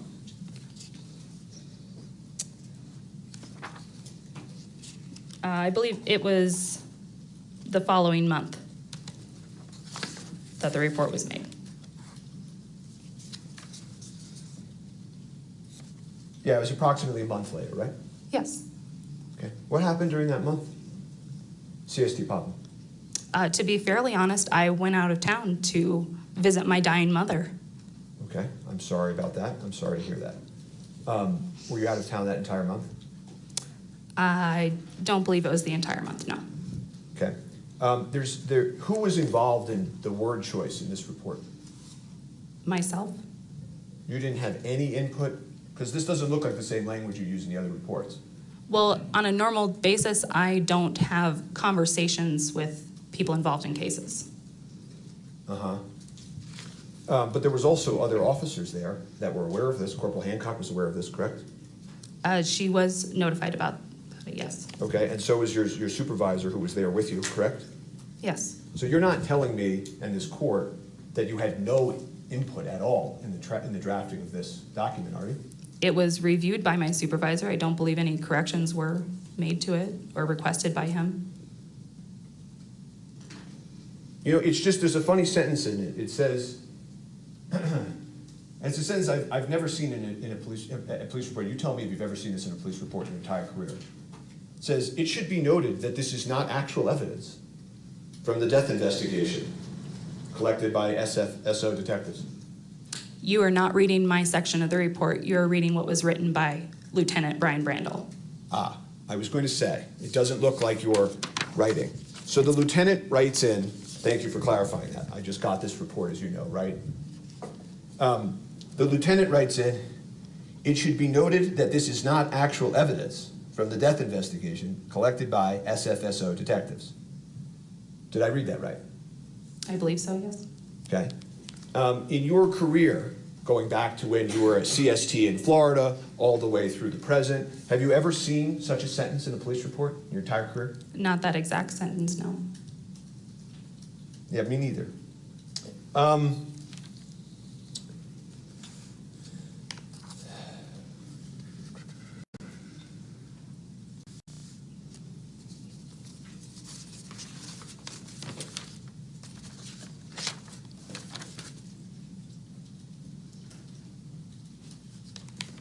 So your If you could just look at this report for a second and help clarify for me which parts of this you filled out versus the lieutenant. The section that starts at the top with my name. Well, let's just go page by page. That would be page 5.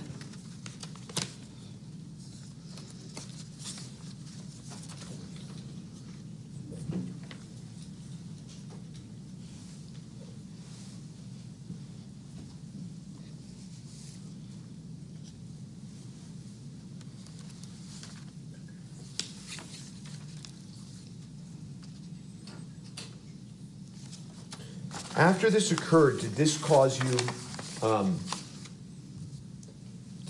concern, CSD Popple, that this was handled this way? It did not.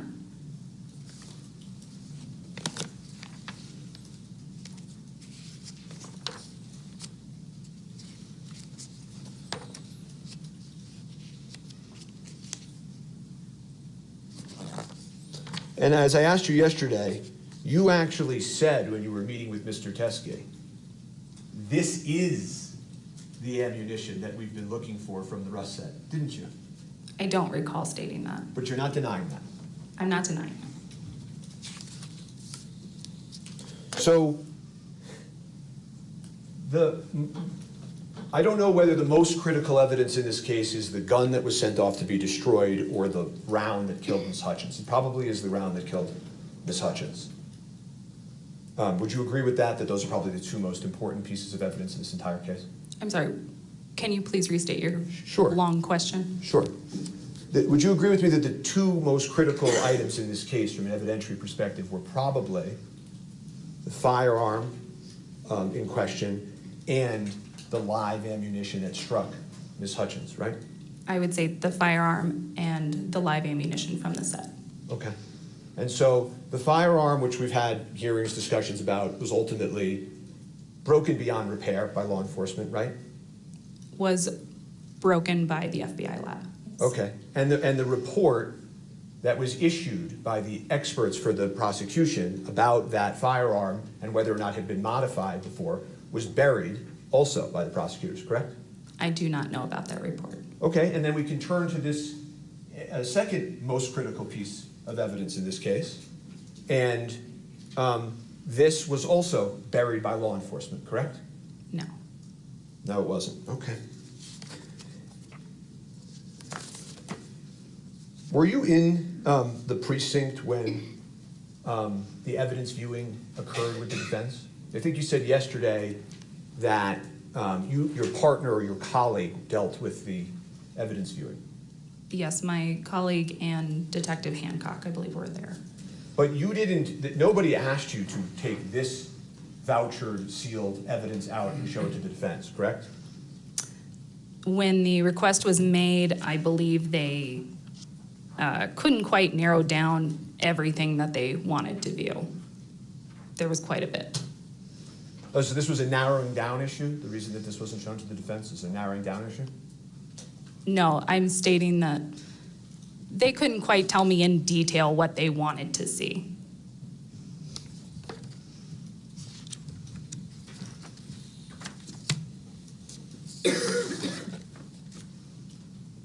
The request from the defense of all ammunition was taken by law enforcement to not mean the ammunition that you recovered that matched the ammunition that struck Ms. Hutchins? I don't believe they did all the ammunition that day. Well, no, but the request was all ammunition. So I'm asking you, did law enforcement interpret that request to not include this critical evidence? All of the items that were pulled for the case were under the Rust case number. Which was a perfect plan.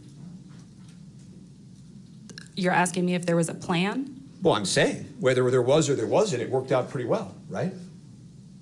I'm not sure what you're getting at. There was a request to view the evidence from Rust. That is the evidence that was pulled. Well, your report says this is evidence from Rust, and then it just puts it under a different case number, and the lieutenant then writes that sentence in saying this isn't evidence from Rust, right? My report states that Mr. Teskey believed that it was related to rust, and then I listed the case number next to that. Do you remember when we started my examination of you yesterday, how I sort of said to you, the way you know what evidence to find is by what people tell you? Do you remember that?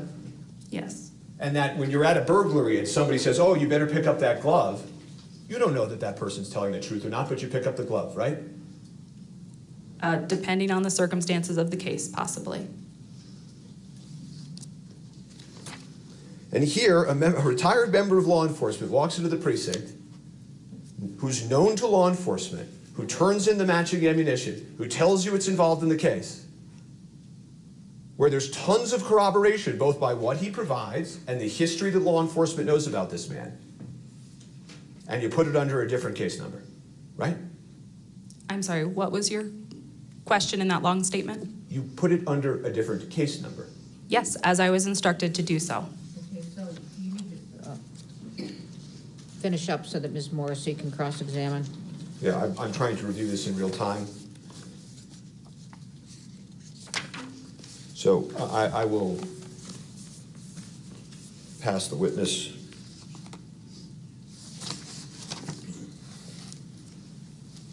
In a moment. 1 second, Rose.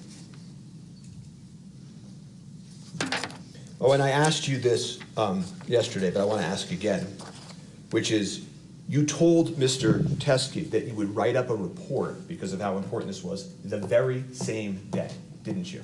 I don't recall stating the very same day. You don't deny that, though, do you? I don't deny it, but I don't recall it. Okay, nothing further. For the record, that was State's Exhibit 29 that showed the witness. All right, are we going to admit the supplemental into evidence? Please. Well, somebody move it in. I started the conversation. But Defend, is it a court exhibit or just mark as defense? It's just. I think it's, well, since I started it, are you okay with court's exhibit? That's fine with me, and I think it gets confused. However you want to handle it. All right, court's exhibit what? Come on. All right, thank you. And it is, any objection? No, certainly not. Go ahead. If I can just pause for a moment and just address the court. Here's what I'm intending to do. Obviously, this is a serious dispositive matter. A full record needs to be laid. I have Mr. Kinney on his way over. He'll be here any minute. We intend to take testimony from him.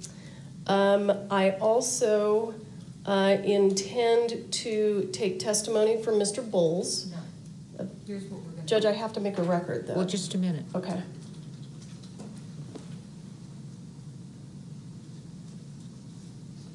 The issue is the disclosure, okay? I understand. All right, so. That's why I want to call these people, is it goes to the heart of the disclosure. So all I'm asking the court for. Well, we don't have time for this. So what I'm going to do, for example, like with Hancock, I'm going to have her get up on the stand and continue testifying about the case, and then this portion, just like you did with Popple yesterday, we will ask. You can call, move Seth Kenny up, you can move Seth, but he's going to do all of his testimony if you're going to do that. So but here's the only thing I'm trying to do, and I don't mean to be frustrating. The only thing I'm trying to do is make sure that if this court grants this motion to dismiss, that I have made a full record, and I am entitled to do that. So I am getting my witnesses over here so that I can make a full record on this issue. Well, what's interesting to me, to be quite honest, is that yesterday you didn't even want to do a written reply. You wanted to just give an oral response. I never saw these. I've never seen these, and I never saw the report. I have absolutely never seen these until this morning. All right. I've never seen the report until this morning. So ask questions of this witness, and then you can line up your witnesses, and I'll see. But we're going to go with Hancock after this. Ms. Popple, I just presented to the court that I've never seen these until this morning. Do you agree with that? Yes. You've never shown me these, or I've never come in to see them, is that right? Correct. Have you ever provided me that doc report? No, I have not.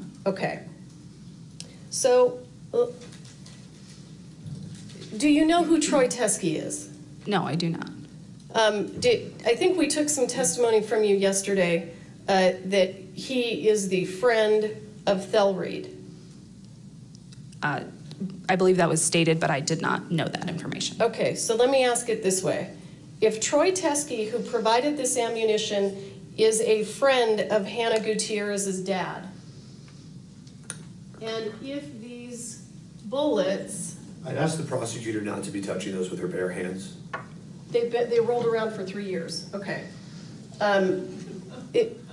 If these bullets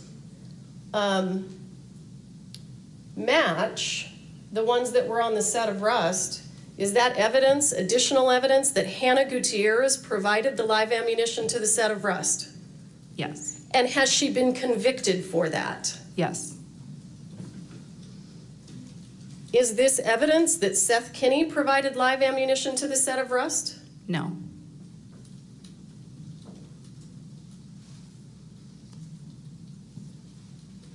So let me ask you, Ms. Popple, if you buried it, how did the defense attorneys know to cross-examine you on it yesterday?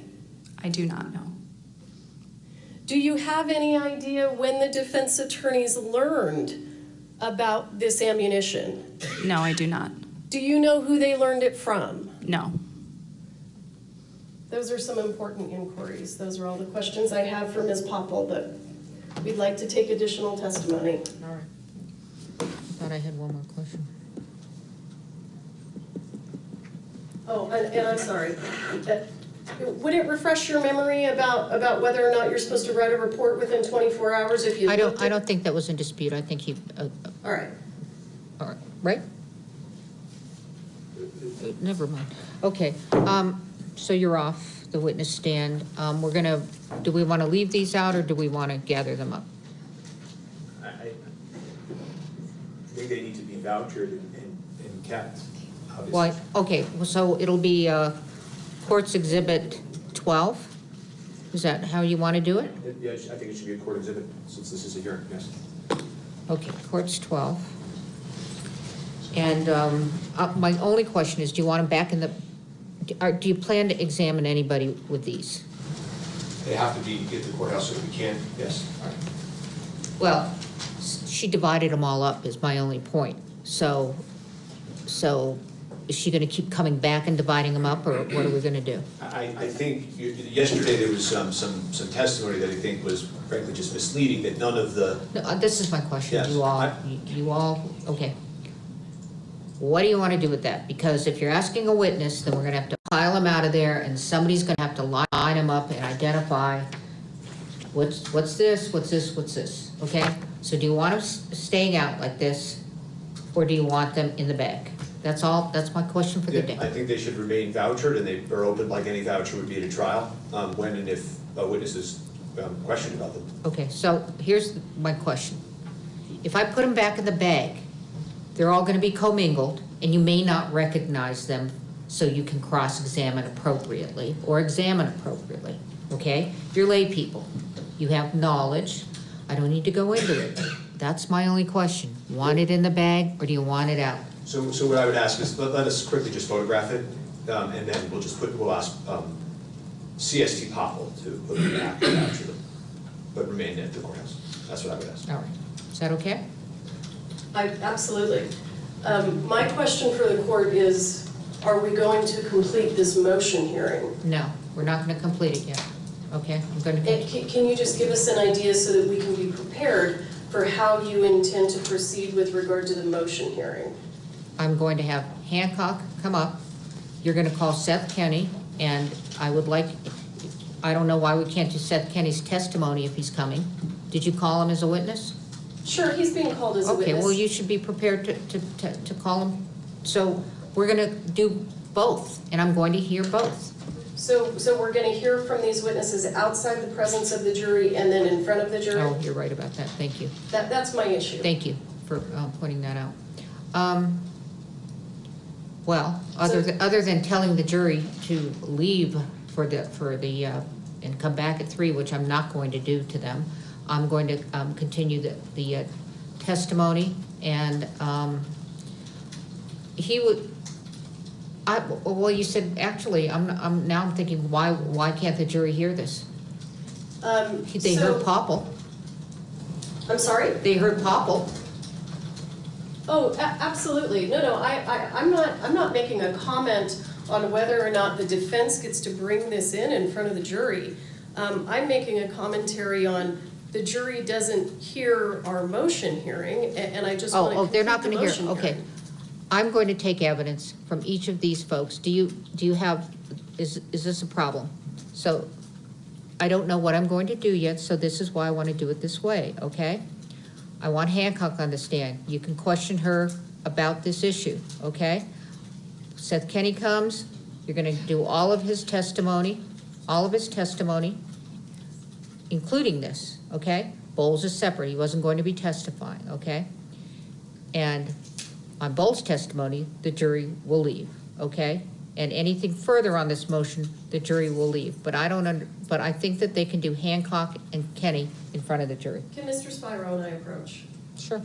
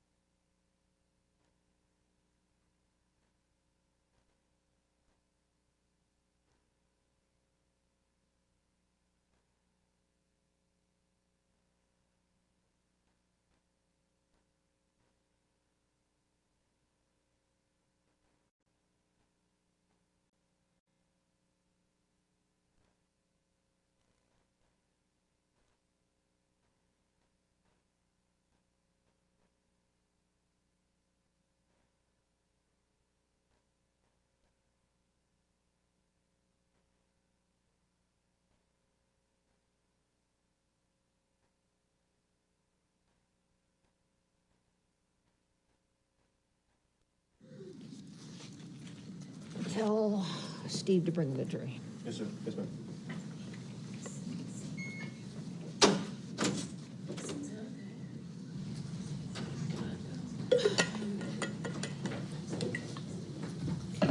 After I call in the jury, this is on the record, I gotta tell Court TV. After I call in the jury, I'm taking a bathroom break, and we're probably taking a break for a good 20 minutes or half an hour even, okay? Just wanna settle.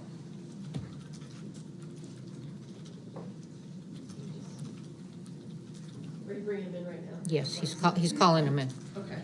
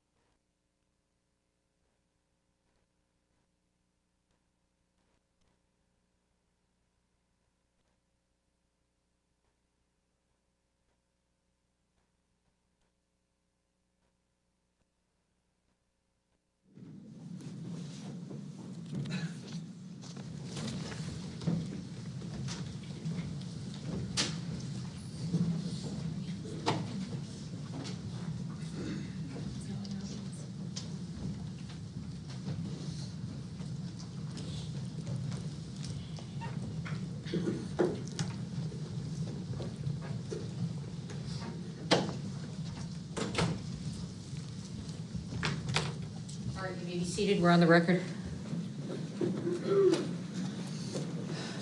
Jury, thank you for coming in. I'm going to recess you for the day. I'm sorry. Trials are fluid. It's not something we predicted, okay? So if you all can return at 8:30 tomorrow morning. Monday. It's been a longer week than usual. Okay. So Monday, okay? So have a great weekend. Please don't talk among yourselves or anyone else about the evidence received here in court. Don't read any accounts. Don't do any research. Don't go on Google, et cetera, okay? Thank you so much for your patience. Appreciate it. I'll rise to the jury.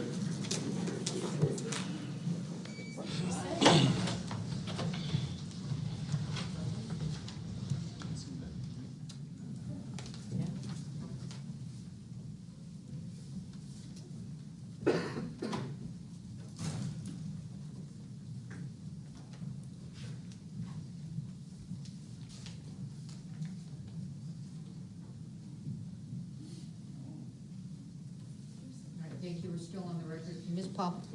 Ms. Popple, gather this while we're on break. We're just going to photograph it as she All right. Can she gather it on break? Sure. Is she where? Well, she needs to stay in the courthouse or be close by. Okay, thank you. We are in recess.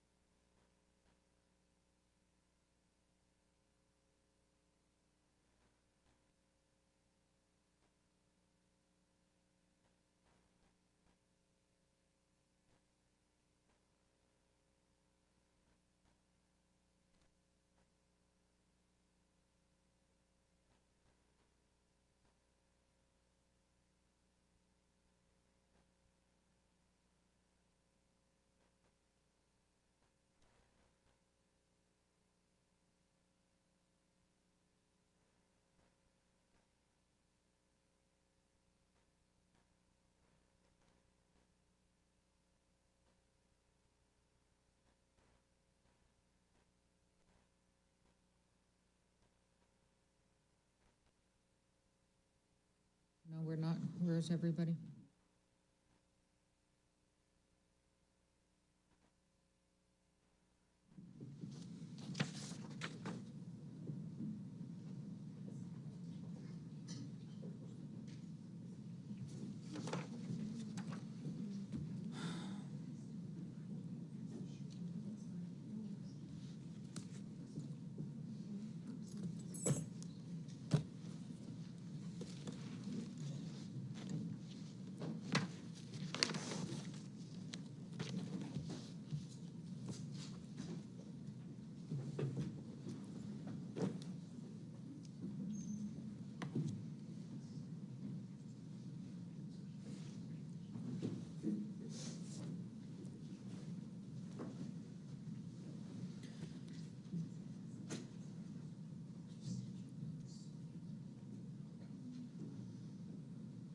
All right.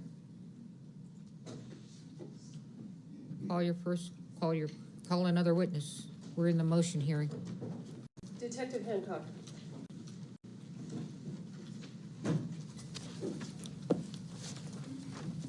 Your Honor, just give me, I can do it after Detective Hancock. What?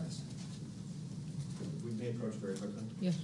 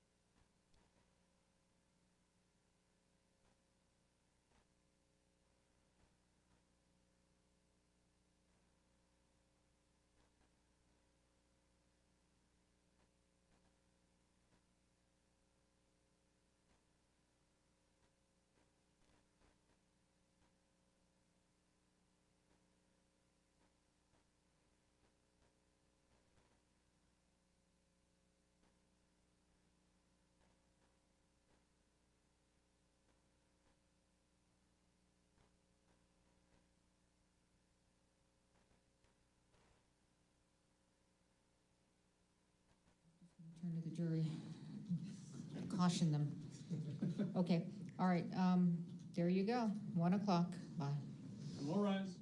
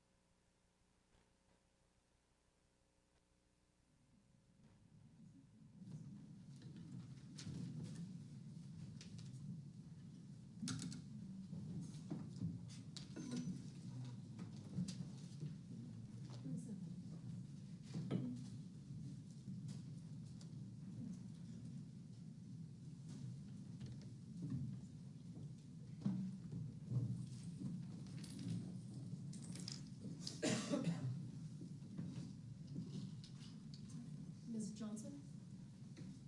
I'm not sure where she went. I can.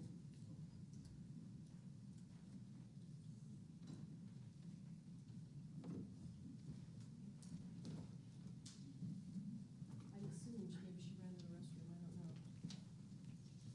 I don't know.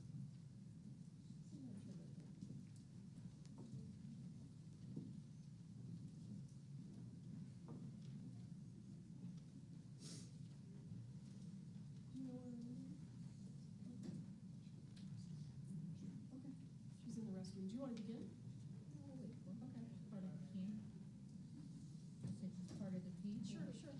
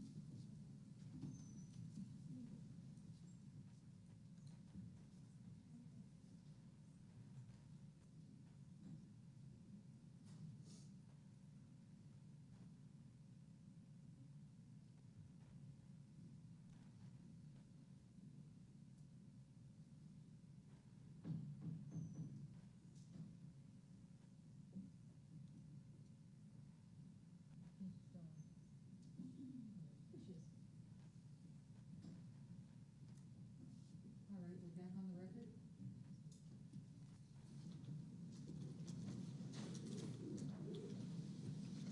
Having conferred and looked at the evidence, it is the perspective of the special prosecutor as an arm of the public that all of the issues related to the defendant's motion should be heard by the court and they should be seen by the public. This is a public issue and a record should be made, and we are here to do that. Okay. That's Ms. Hancock. Actually, the first witness that I intend to call is Mr. Kenny. How do you want to, do you want me to take the testimony and then, I mean, it's your motion, so that's why I'm asking. But it's your witness. Well, who wants Sure. to do what? That's fine, Your Honor. Okay, Mr. Kenny. I think this Corporal Hancock, if it's a hearing, can she not be sequestered? Sure, she can sit outside. Okay.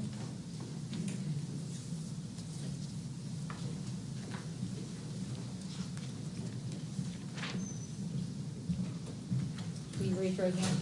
Do you swear affirm under penalty of law that the testimony you'll give in this case will be the truth, the whole truth, and nothing but the truth? I do. All right, have a seat. Talk into the microphone.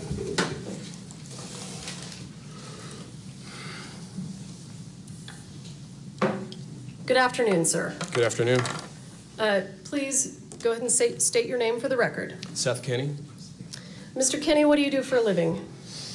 I am the owner of a company that provides props to a number of feature films as well as episodics, TV, including firearms, tactical gear, leather. Hang on just a second. Okay. Move it a little closer to you.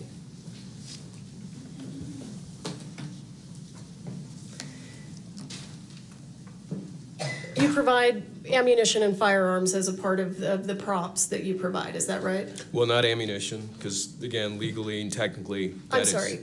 blanks and dummy rounds. Blanks and dummy rounds, okay, Correct. thank you. Sir, do you know a gentleman by the name of Thel Reed? I do. How do you know him? I met Thale approximately 12 years ago, possibly even 12 to 14. He was opposite. Just how do you know him? I don't need the history. He's a work friend. How long have you known him? Of him, 12 to 14 years, and more like friends, approximately 5 to 7. Okay. And do you know a gentleman by the name of Troy Teskey? I do. How do you know him? He is a friend of Thale's, and we used to spend time together at his house or meeting at restaurants and things in Bullhead City. And just for the record, what does Thel Reed do for a living? Thale Reed is a bit of a legend, gun coach and armor to the film industry for going on 60 years. And does he have a daughter? He does. Who is his daughter? Hannah Gutierrez Reed. And do you know her? I do. Have you met her? I have. Mr. Kenny, can you explain, were you ever asked to do any training for the set of the television series 1883? Not training myself, no. But props, firearms, leather holsters, dummy rounds, blanks. Those were items that you were providing to the set of 1883? Correct. As a prop house? You own a prop house? Yes, and that's specific to the set. So, if you know, was Mr. Reed asked to do anything relating to 1883? He was. He was actually hired to be a gun coach. And what does a gun coach do? Well, gun coach. We don't do this for a living. Yeah. Gun coach would teach the actors that aren't familiar with things like the 1873 lever action period weapons, how to operate them smoothly and consistent with the character as called out by the script. So, did you and Mr. Reed go to Texas for any reason for 1883? Yeah, we did all of our filming when we were involved with the project physically, personally, was done in Texas. Were you asked to do a cowboy training camp? We were asked, Thale and I were asked to be there. To do what? And Thale was charged with training of the actors. I was charged with bringing, specific to the training camp, some of the live reload ammunition that Thale had. And why was live reload ammunition being taken to Texas? Well, it was just for actor training to give them a sense of the recoil of the guns, and it was done on a private range away from set. Were you present when the actors were shooting the live rounds? I was. And was Mr. Reed there with you? He was. For the most part, he was in the Sprinter van with the AC running because it was a August, Texas summer day. So, did you take live rounds from, did you take live rounds to the cowboy training camp? Yes, yes. And where did those live, who provided those live rounds? Did you provide them? Did Thale provide them? Thale provided the live rounds, and we met in Albuquerque. And at that point, he loaded up his luggage and everything he needed for a couple of months. When you say you met in Albuquerque, how did he get to Albuquerque? He and Hannah, his daughter, drove out together. We met in Albuquerque, prepped her out for the Nick Cage movie. And just for the record, where did they drive from? They both drove from Bullhead City, Arizona. Oh, thank you. So they came to Albuquerque, and did they have the live ammunition with them? They did. And where did you all go from there? She loaded up and left to Livingston, Montana to work the Nick Cage movie, and Thale and I loaded up the Sprinter with everything we needed, and we headed straight to Texas.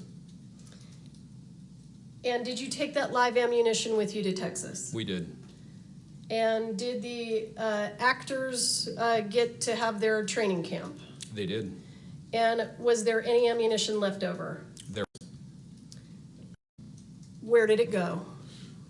It stayed in Texas for an undetermined amount of time. I could never figure out when it came back to my shop. With who? When you say it stayed in Texas, did it sit by itself?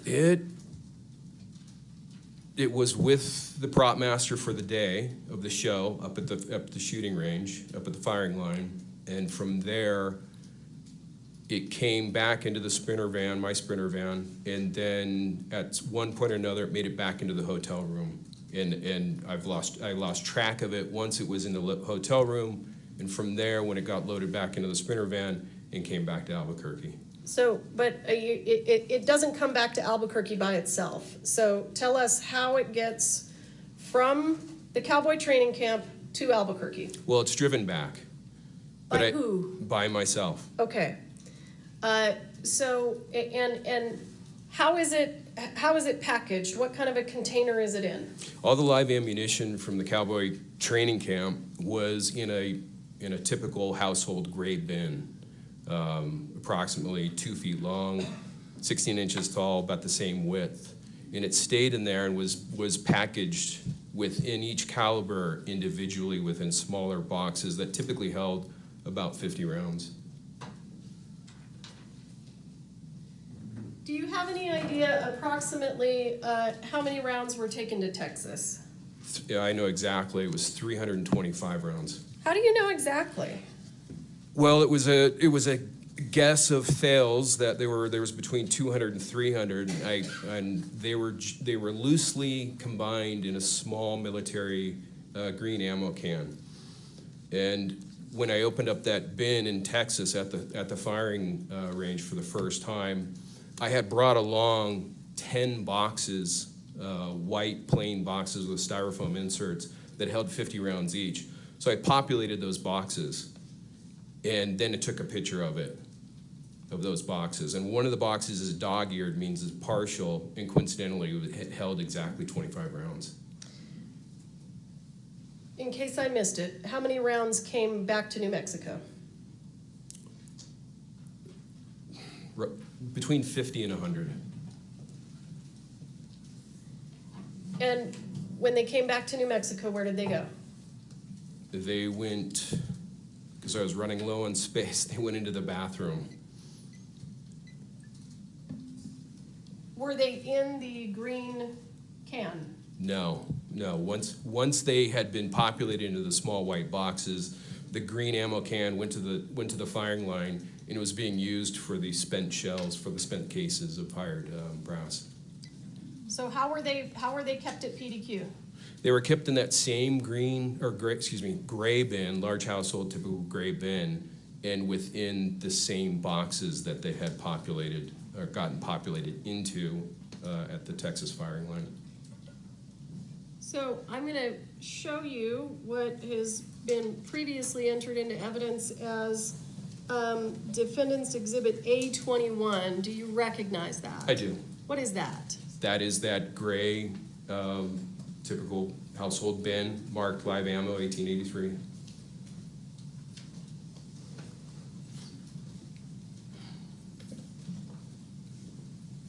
Sir, I want to be clear with you. After this came back to Albuquerque and was at PDQ Props, did you then become involved in providing props and ammunition to the set of Rust? Can you ask that again, please? Did you provide props and ammunition to the set of the movie Rust? I did. Was that after you brought these back from Texas? I do not know. I do not know when this bin came back to Albuquerque from Texas. I did a few trips. You don't remember the day that you brought it back? Correct. Okay. It could have been before the shooting, could have been after the shooting. Understood. In terms of boxes of dummy rounds, how many boxes of dummy rounds did you provide to the set of Rust? A single box of 50 45 Colt dummy rounds. That was the single box. The rest of them were of different calibers and were not contained in similar boxes. So you provided one box of dummy rounds. That's correct. Where did you get those?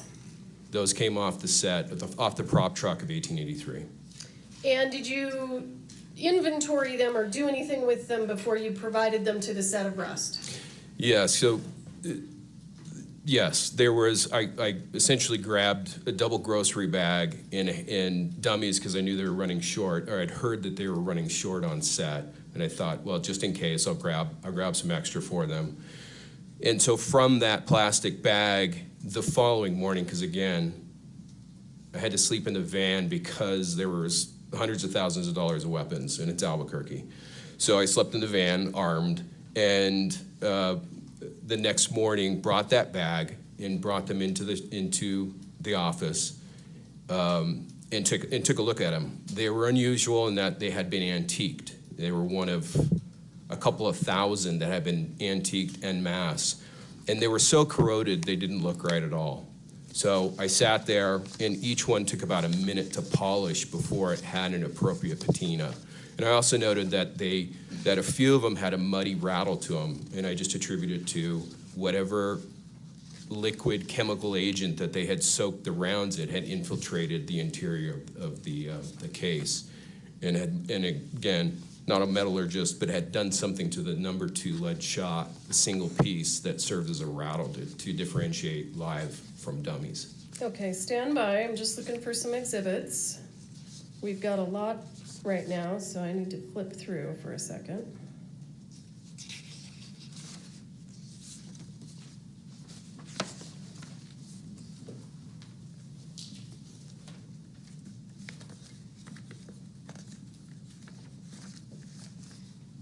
The dummy rounds that you provided to the set of rust, did you personally ensure that they were all inert? Absolutely. And was the box full when you provided it to rust? It was 50 rounds individually inserted into styrofoam. Each housing, each section. So it's essentially a 5-row wide, 10-row deep styrofoam insert that holds the rounds separately from each other, and then is inserted into a small white enclosing box, cardboard box. And when you provided them to the set of rust, how did they get there? Did you drive there yourself?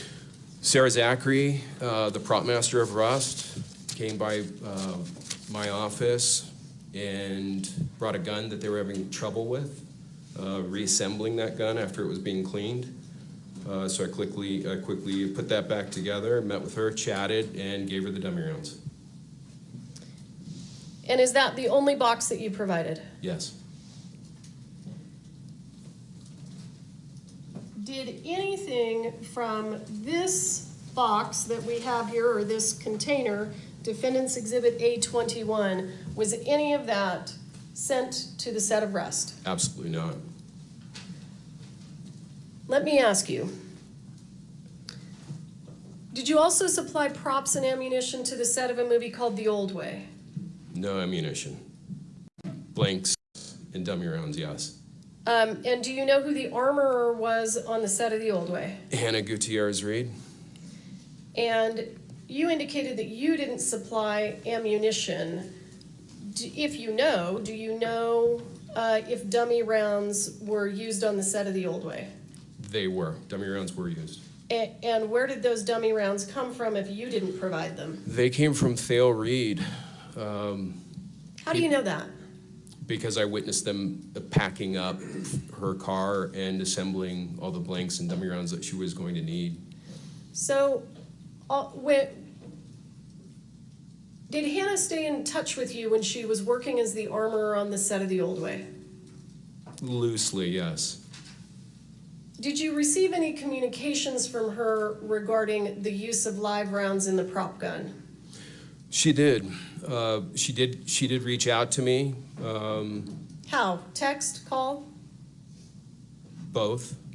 She called on one particular day because she had been looking for 45 Colt ammunition, live ammunition to shoot. How did you know that? Because she asked me at the office. And I thought it was odd because Thale had live ammunition and you know, why was he not giving his daughter any? I found it peculiar. So at one point in her travels from Albuquerque to Livingston, Montana, she stops along the way and stays with friends in Denver, Colorado. And at one point between Denver, Colorado and Livingston, Montana on her travels, she called me and told me she finally had found live ammunition, 45. So once she makes it to Montana, does she contact you about shooting live ammunition out of the prop guns? She does. She texts me this time, and she asks if she can shoot live ammunition out of the set guns. Well, how did you respond?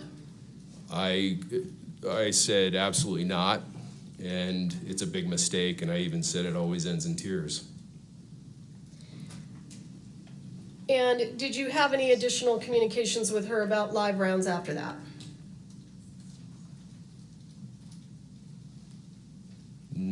I don't believe so. Okay. So after you take your box of dummy rounds and you give it to Sarah Zachary, do you ever see it again? Only in the evidence photos. Okay, so let's look at those. Defendant's Exhibit A27, previously entered into evidence. Do you see that? I do. And do you know what we're looking at here? I do. Ted, describe to us what we're looking at. Well, these are these antiqued rounds that came off the set of 1883, actually more specifically the prop truck of 1883. And you can see that they're heavily aged. And this is after each one has been polished with Quado steel wool for about a minute. Okay, that's fine. Yeah, okay. What about this one? Does this one look different? Yeah, absolutely. The case is way too bright. It looks nearly new. And that is an anomaly. I do not believe that came from me because all the rounds were heavily aged. Okay. I'm going to show you what is entered into evidence as State's Exhibit 30. Do you see that? I do. What is that a photo of? It looks to be the same antique rounds, dummy rounds that I provided Rust. Okay. So you provide these to the set of Rust, and obviously there's an incident and Ms. Hutchins dies. Do you then reach out to law enforcement and begin communicating with law enforcement? I do. Why? Well, I think they wanted access to the guns that were on the prop truck near the set of Rust. And there was some text message discussions regarding that. I offered to open the safe to Why did you have a combination to the safe on the set of Rust? I actually didn't until I think the day that I met former Detective Hancock at the prop truck, the day that they executed the warrant. I didn't actually have the combination until Sarah Zachary gave it to me. So Ms. Zachary gave you the combination and you were able to open the safe? I didn't actually physically open it myself. I never went onto the prop truck. Just passed along okay, to... what did you do then? Well, I met off to the side with Detective Hancock at the time, and at one point Sarah Zachary was there as well while they were searching the prop truck, and as well as opening and starting to pull guns out of the safe. Okay.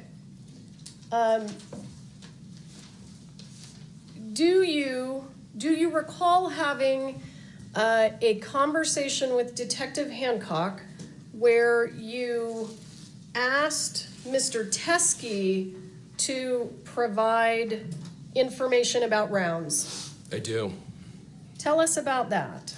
Well, it was one of 2 or 3 times that I went up to the sheriff's department to provide evidence or something that I thought might be of value to the investigation.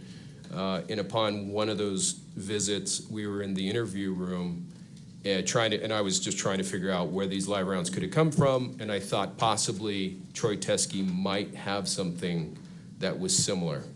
And so I called him while we were in the interview room, and I believe it was being recorded with Detective Hancock right there, and we started the dialogue, and at that point it went into a text exchange with pictures as well, with at least one picture.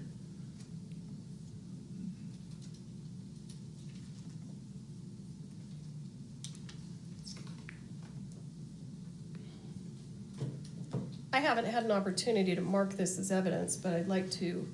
I only have a digital copy of it, but I intend to use this with the witness. This is, as an offer of proof, Your Honor, this is a copy of the text message between Mr. Teskey and Mr. Kinney. So I'd like to just go ahead and display it, and I can mark it and provide it to the court. I just don't have a paper copy of it. Do you need to see it? No, I know what this document is. Okay, let's go. What is it going to be? These are going to be, actually, this is a separate motion hearing, so when I marked that the supplemental is courts 13. I think I should have marked it separately as courts 1 for Okay. the motion hearing. And Well- then while we're here, I have not marked those. So those are courts 2. These are the ammunition? Yes. Okay. Okay. So what do you want me to mark this exhibit that I'm going to use with Mr. Kinney? Well, now you're gonna have to, well, let me do this. Let me make this courts Roman numeral 1 and courts Roman numeral 2, and then you can keep your 1s and he can keep his alphabet. You can keep your numerics. I should just continue with the next exhibit? No, because we're in a motion hearing now. Right, so we'll call this State's Exhibit 1? Right. Okay, got it. Now, you also introduced some other evidence, which you can refer to. You don't have to reintroduce it. We'll just identify it as like 27 from the trial, okay? Okay. All right. Can you mark this, can you mark that for me, courts 2, Roman numeral 2? Is there a reason I'm not seeing this on the monitors? Oh, sorry, Brian, is that? Yeah. Okay, well, he's doing this first. Okay, sure. Yeah, right there, right on top. Thank you. Okay.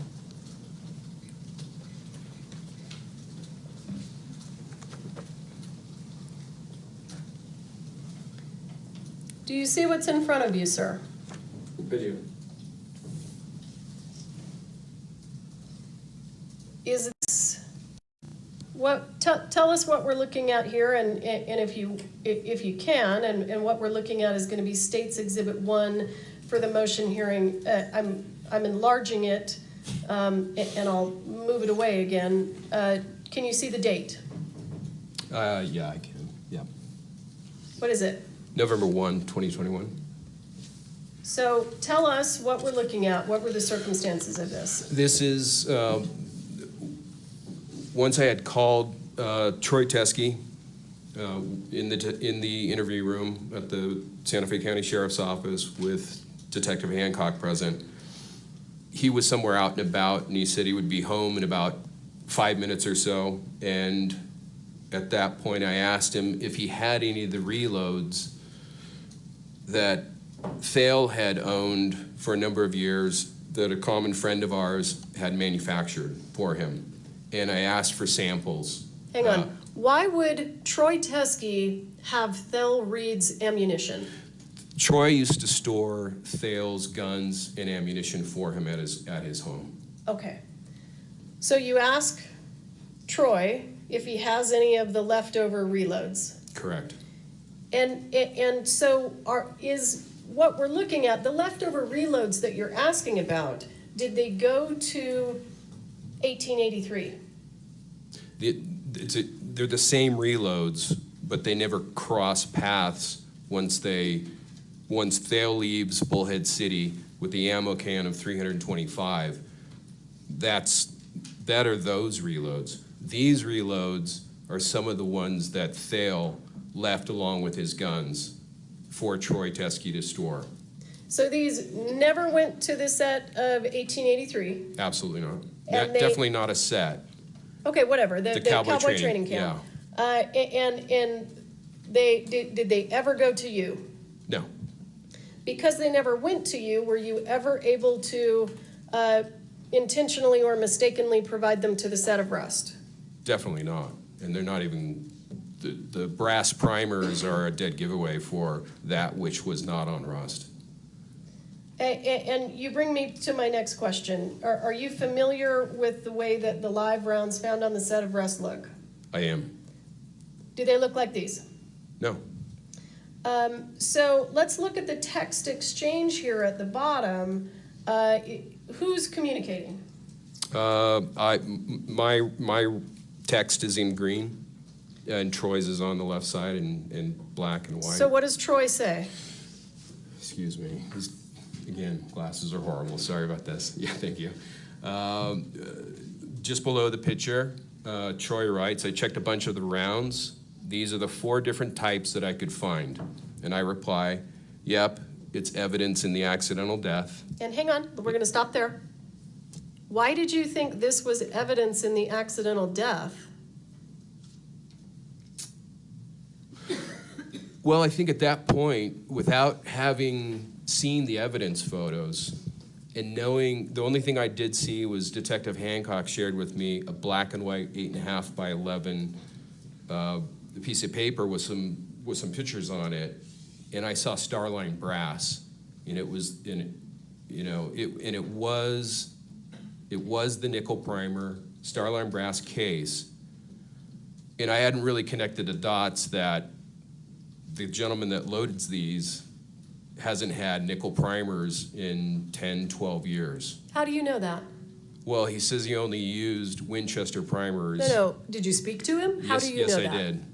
Okay. Right after Hancock and I got done with this meeting, I called him because it dawned on me that it seemed unlikely that there would be two different color primers. And so I called the gentleman and I asked him, at what point, if you What made... gentleman? Don't use the word gentleman. We need names. Joe Swanson. Okay. Okay. So I called Joe Swanson.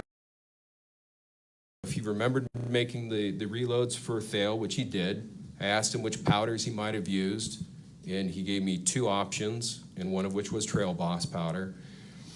And I said, well, at what point would you switch between brass and nickel primers? And he said, I wouldn't. And I said, well, why? He said, well, because Winchester stopped making them 10, 12 years ago. Not making what? Nickel primers. Okay. So he only, if we look at all the evidence photos of all the blanks that Joe Swanson makes, you will not see a nickel primer in any of those blank rounds for the same reason. So you indicated to Mr. Teskey on November 1st, 2021, this is evidence in the accidental death. And you're talking about this photograph. I am. And, well, the rounds. The rounds in the photograph. Yes. Have you learned a few things about the evidence in the case and the live rounds that were found on Russ since November 1st of 2021? Yes. Do you still believe that these are evidence in the accidental death? Definitely not. And then I see Mr. Teskey responds and says, okay, and then what do you say? Can you zoom in? Thank you. Let me see. There you go. I reply, ugh, this sucks, but she's seriously trying to blame everyone else for her mistake. What does he say? He replies, who is she, Hannah? ? And I reply, Hannah. And then you ask an important question. Read that to us. Yeah, November 3rd, 2021, I ask Troy Teskey in text, did you see any rounds in either box with nickel primers? What's his response? He replies, no. Okay.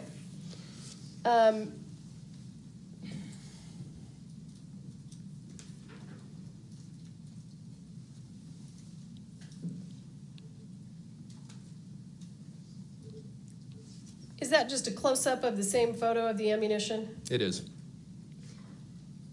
And you have testified that this is dissimilar. This is dissimilar to the live rounds that were on the set of Rust. Yes, and from this photo, we can only see that we have 4 different cases, different manufacturers of cases. The brass primers are obviously a dead giveaway, but what we don't see on the inside is that the powder is different than Rust. The actual powder itself, as well as the projectiles, are different than what was found on Rust. So, Mr. Kinney,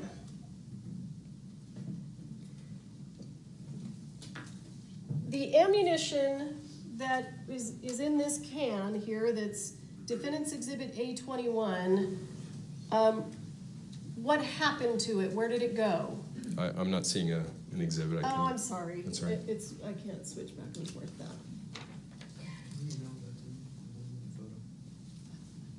Oh, yeah, okay. Can you the see it? gray, Do you yeah, want the me gray, to yeah, approach? the gray bin. Yeah, the gray bin. Yep, I see it. What happened to the ammunition that was in this can that you brought back from Texas? It sat in that bin in the bathroom and was. And ultimately, when did it leave PDQ? Under what circumstances? Oh, when the sheriff's department executed a search warrant on my business. They took all of it. Yes, they weren't entitled to all of it, but I just said take all of it.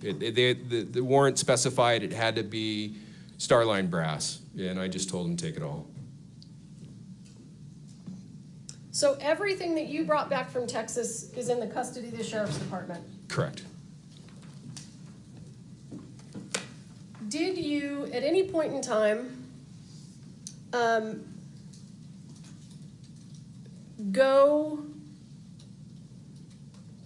did you ever exchange ammunition with Thel Reeder Troy Teskey again after the death of Helena Hutchins?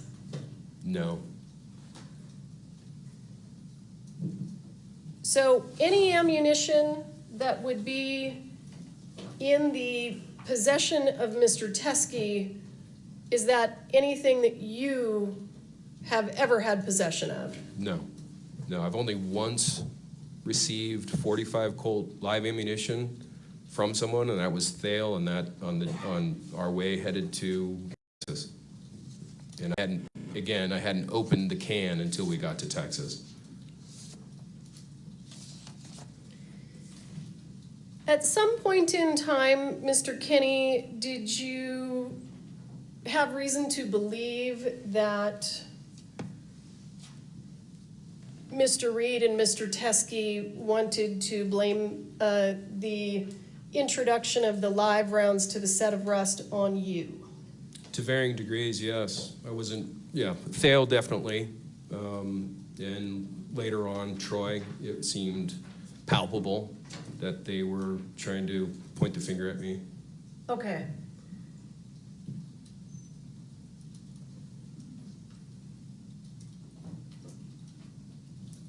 Let me think, hang on just a second. I just want to make sure I'm done.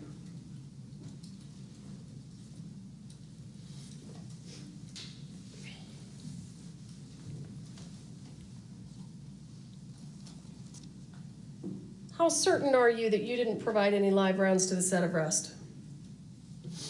I have provided blanks and dummy rounds and guns to over 1,000 different productions. And on average, it's 5 to 10 guns per episode, per feature film. And each gun would typically have about 10 dummy rounds with it. So that's between 50 and 100,000 dummy rounds. And I have never spent more time with a single box of dummy rounds than the rounds that came from 1883, the dummy rounds that went to Ross. So there was never a question in my mind that I provided the live ammunition to Rust. Okay, I'll pass this witness. And Mr. Spira, is there an exhibit that you need me to provide? Just if you could email me that. The text message? Yeah. Sure. Thank you. Good afternoon. Good afternoon. So in the thousands of times you've provided ammunition to movie sets that you just told me about? Blanks and dummy rounds. I know. I apologize. That's all right. I'm not trying to use the word ammunition to get you. Gotcha. All right. In the thousands of times you've done that, that would mean... I'm sorry, Your Honor, Ms. Johnson's asking to approach.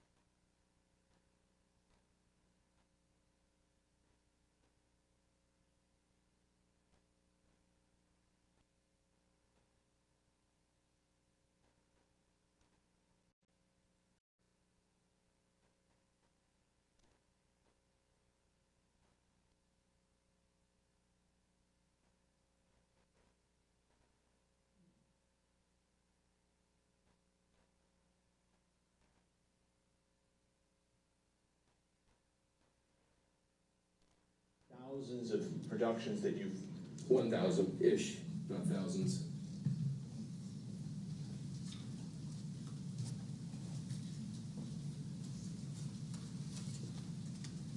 Okay. The 1,000 productions that you've... Oh, you said over 1,000 different productions. Feature films, episodics. Okay. 5 to 10 guns per episode per feature film. Or an episode. Each gun would typically have about 10 dummy rounds with it, so that's between 50 and 100,000 dummy rounds. Right? Yes. 5,000. Yeah, that's the math. Yeah. And you're telling this court that of all the dummy rounds, in all the productions, in all the years, these 50 were the ones that you checked the most. They required the most time because of the antiquing and because that, again, some of them had a muddy rattle. So there was no point in providing a dummy round that had a muddy rattle to set. That's the last thing you want to have happen. And so each one had to ring clearly with the number 2 lead shot inside of it. And of all the dummy rounds on all the sets, these ones had a muddy rattle. No, the ones that were excluded had a muddy rattle. I see. You provided 45 long Colt dummy rounds to the set of Russ, correct? Yes. And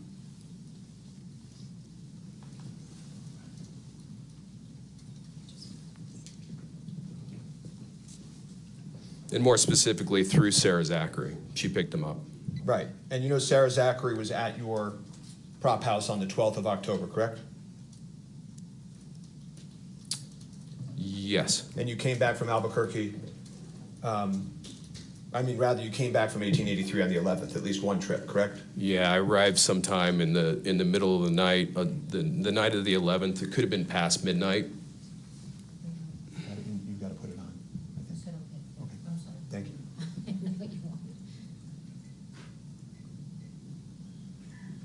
you. You arrived the 11th. Night of the 11th. She comes the 12th. Yes. Shooting happens on the 21st.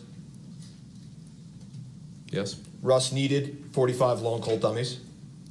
May have needed, knew they were running short. Okay, they may have not needed it the most of all time, but they needed it, right? Possibly. You have already told this court that you had brought 45 long Colt rounds from the set of 1883, correct? The dummy rounds from the prop truck, yes. There were also live ammunition on 1883, correct? No. There was no live ammunition on the set of 1883? Not on the set of 1883, at the cowboy camp, just off the set of 1883. Not even close to anything that was filming. Okay, so not anywhere close to filming, and not on the set, but at 1883's cowboy camp. The cowboy training camp for 1883, yes. Okay. Live, yes. And you brought some of those live rounds to PDQ, correct? Yes. The live 45 long Colt rounds to PDQ, correct? Yes. And you've told this court that when you brought them back, they were between 50 and 100, correct? Yes. Okay. And you provided 45 long Colts, again, you say dummies, I get it, to Sarah Zachary, correct? Correct. Those were Starline brass with nickel primers, correct? Yes. The invoice you provided to Sarah Zachary and the set of Rust had 200 listed as the amount that you provided, correct? I don't recall. Okay. Sounds about right. It could be. The invoice was generated weeks after, so it was done from memory at that point. Okay. Have you been watching any of this trial? Just the headlines, whatever comes on the news. Okay. Do you know that on direct examination of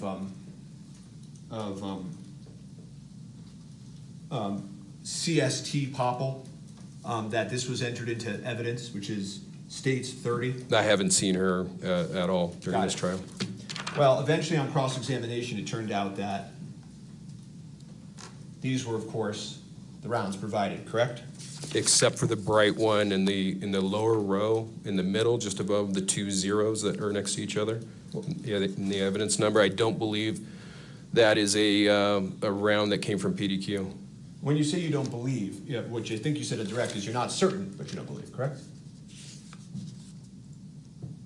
2.5 years ago. It does not appear, I'm 99.9% sure that was not inclusive of the original styrofoam insert of 50 in the box. Okay, so it sounds like you're not certain, but fairly certain, and it's been a long time. Is that fair? Yes. Okay. At the time, when your memory was fresher, you actually received a photograph of this, and you told Detective Hancock this, and it has a nickel primer, which is sketchy. Correct? Can I don't know what the photograph is. A photograph of what? Did you, in fact, tell Detective Hancock that that picture, that round, was sketchy? I recall saying that, or texting her, possibly texting her saying that, because it was concerning, because it didn't look like any of the antique rounds that I had provided. Right. So, at the time, years ago, when you first see this, when your memory was fresher, the word you used was sketchy, correct? I recall that, yes.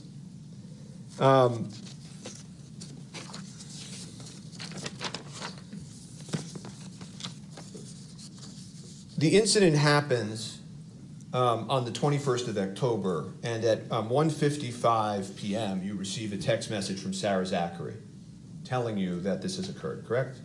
I think it wasn't telling me that it occurred, it just said emergency in all caps. And you called her, right? I did. I missed a call from her, received the text. I think I said I'd call her back, and I did. Okay. Within just a minute or two. And between the time you provided, whatever it is that you provided to Rust, and the moment you get that emergency text, isn't it fair to say you're not sitting around, daydreaming and wondering and thinking about each round you provided and whatever you provided to the set? You do this for a living. You do it lots of times, right? That's correct, yeah. But the moment that happens, right, things changed, didn't they? What changed? Well, Miss Hutchins died, right? I wasn't aware of that till hours later. You spoke to Miss Zachary 5 times that night, right? I don't recall. Probably. Ms. Zachary, had the shell casing, right, at one point that evening? No, I don't recall that. You don't recall that? No, that she said she held the spent case from the gun. I don't recall that. Sarah Zachary threw out some of the evidence, correct? I had heard that months and months afterwards, that she had thrown out dummy rounds from Jensen Ackles' gun. Months and months? I believe so. Sure about that? Fairly. It's been a long time. Right, and the only messages that we have from around that time we're going to look at. But you knew at that moment that you had just provided 45 Starline brass dummies, correct? With nickel primers. Nearly all the dummy rounds I provide are Starline brass. And you would agree with me that anybody who did provide that round or brought it onto the set would have every reason to want to deny that, correct? No. Hannah Gutierrez admitted in questioning at the sheriff's office that she brought the box that contained the live rounds. No, she didn't. She actually said she hadn't seen that box, and that's just something that's been fed to you by the prosecutor. Isn't that true? No, I've actually seen the interview. Okay, well, we can pull up that interview if we need to. So, the week after the accident, you know that we have some of your text messages, right? Yes. Okay, and you weren't sleeping, right? Correct. You were drinking a lot? I don't even remember. You were talking to your cop buddies to try to get advice about the case? I don't recall that.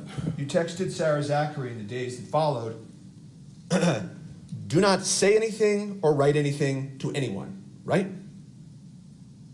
Yes, I remember that text. Do nothing, say nothing, write nothing, correct? Correct. She told you she wanted to get a lawyer, right? Yes. You told her not to get a lawyer, right? Yes. In fact, at one point you just said, shh, with an emoji, right? I don't recall that. Okay. You did provide Detective Hancock, do we have that photo that was entered into evidence on the screen? Okay, did you email that? Yeah. Okay, well, we'll get it in a minute. But the one that you just saw on the screen of you and Mr. Teskey, do you remember that photograph that you just looked at? With the reloads? Yeah. Yes.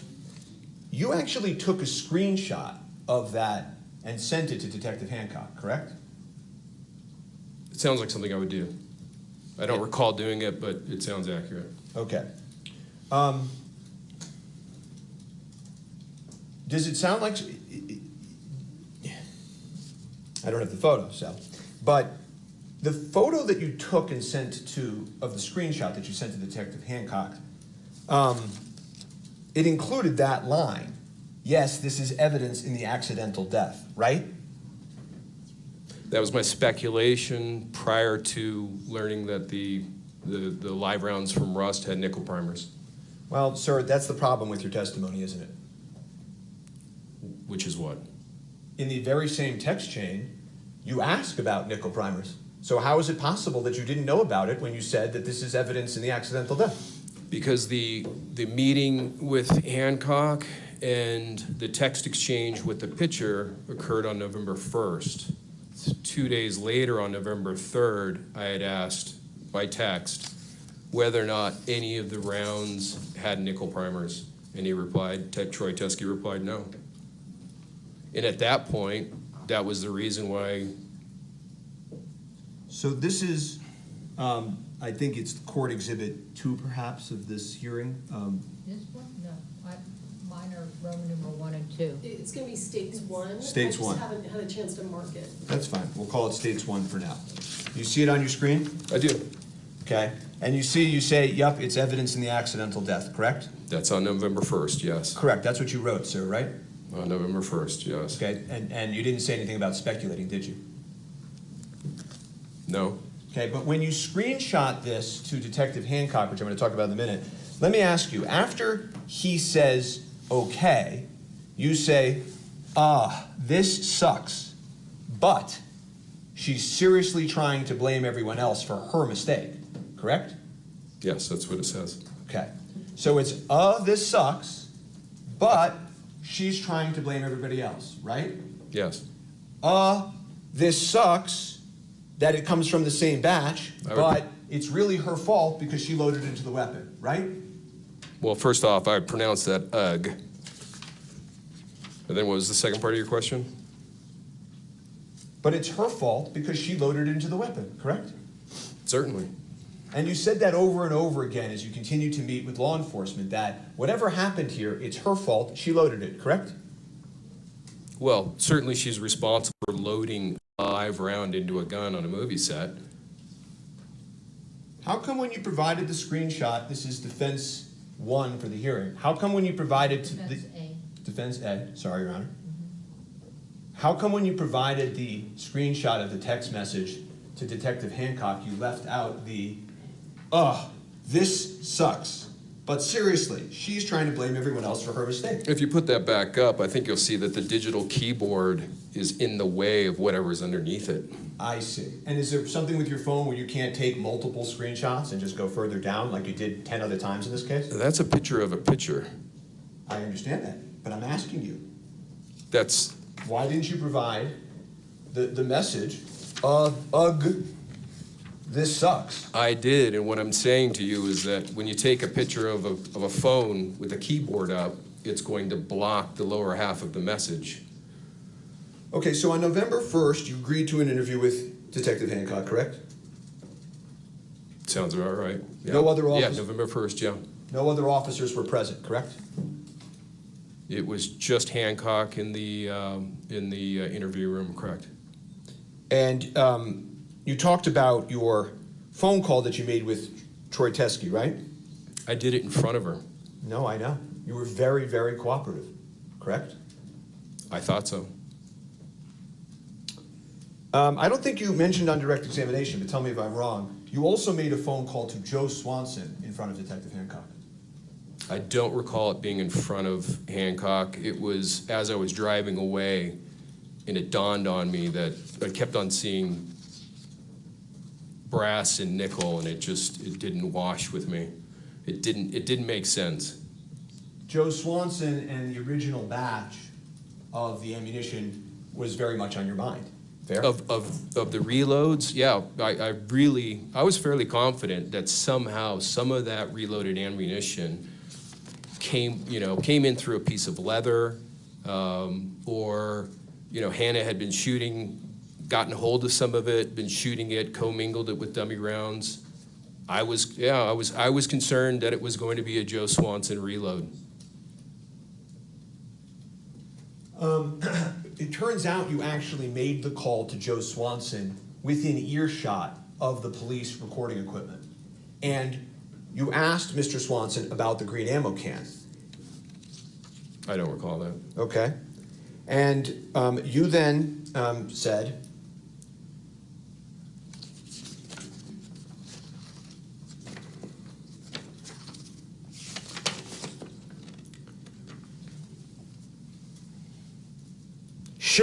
shit. Well, she didn't do her fucking job.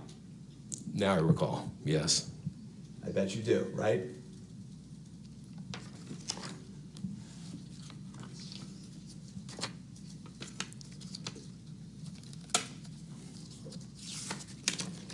And the she who didn't do her fucking job was the armorer, right? Correct.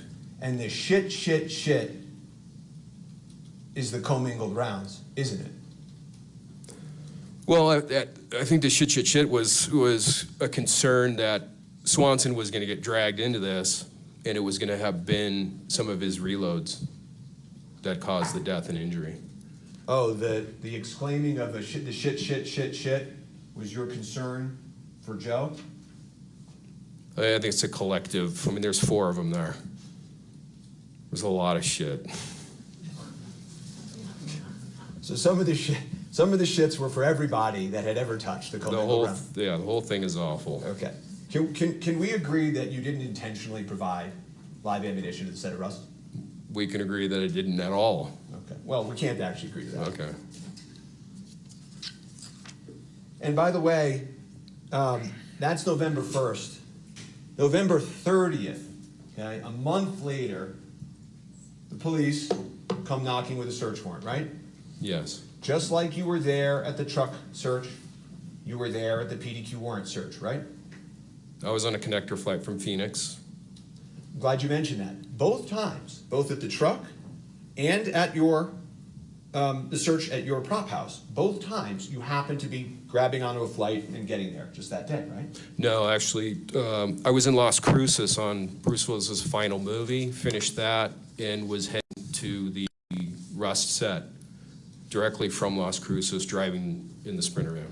That was after you got the code to the safe, right? I recall that I got the code while driving. So if law enforcement were to have represented in this courtroom that they needed you to open up the safe and that's why you were at the truck search, that's not actually true because Sarah Zachary had the code, they had the code. That whole story about needing you there for the code is pure fiction, right? I don't know that it's fiction. I think it was more along the lines of Hancock wanted to interview me, and also I wanted to be there to assist in any way that I could have with the investigation. So I think they're being cordial in waiting for me to show up. Okay. Back to PDQ. The warrant was signed by a judge authorizing them to search your property, right? I saw that, yes. And when you saw in the warrant that it talked about the reloads and the green ammo can, you actually started to text Detective Hancock, upset with her for including that in the warrant, didn't you? I did.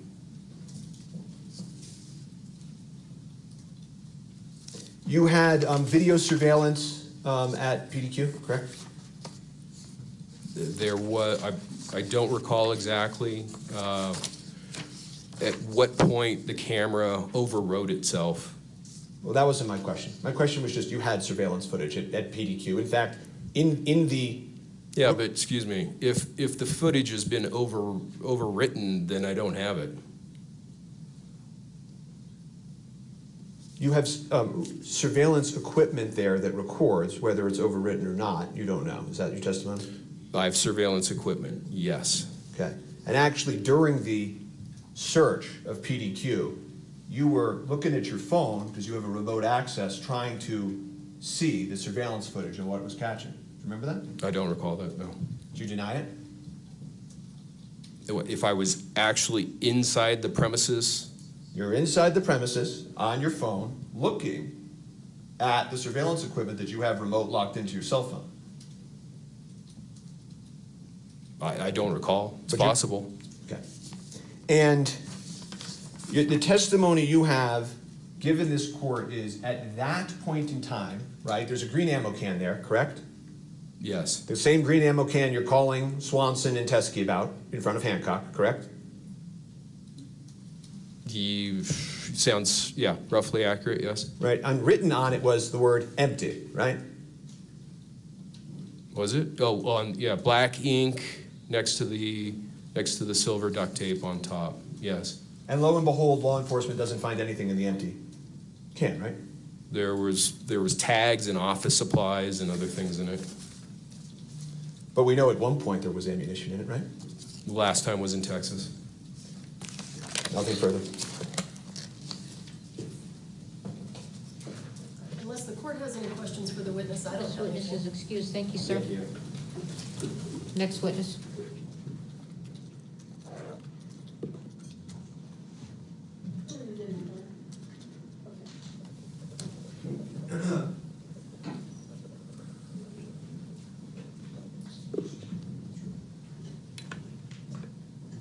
Thank you.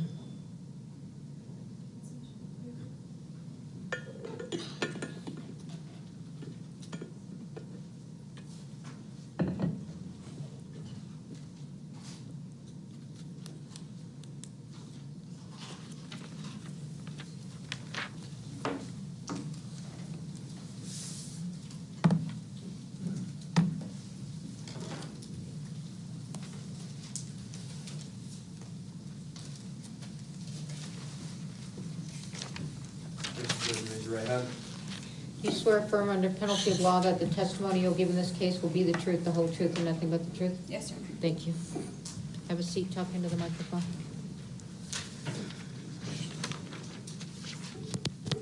Corporal.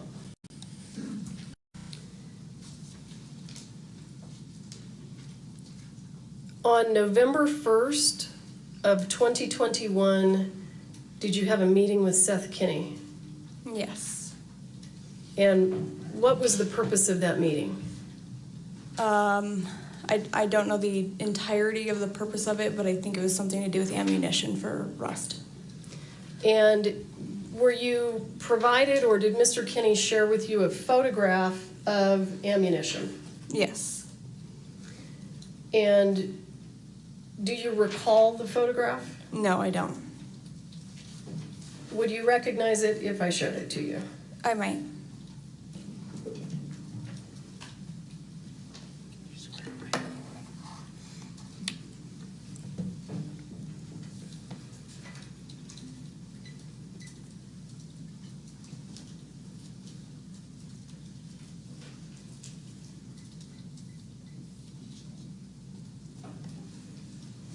Does that look familiar? Not entirely, no. Okay, let me show you something else. Would it refresh your memory if you saw the text exchange between Mr. Kinney and Mr. Teskey? Yes.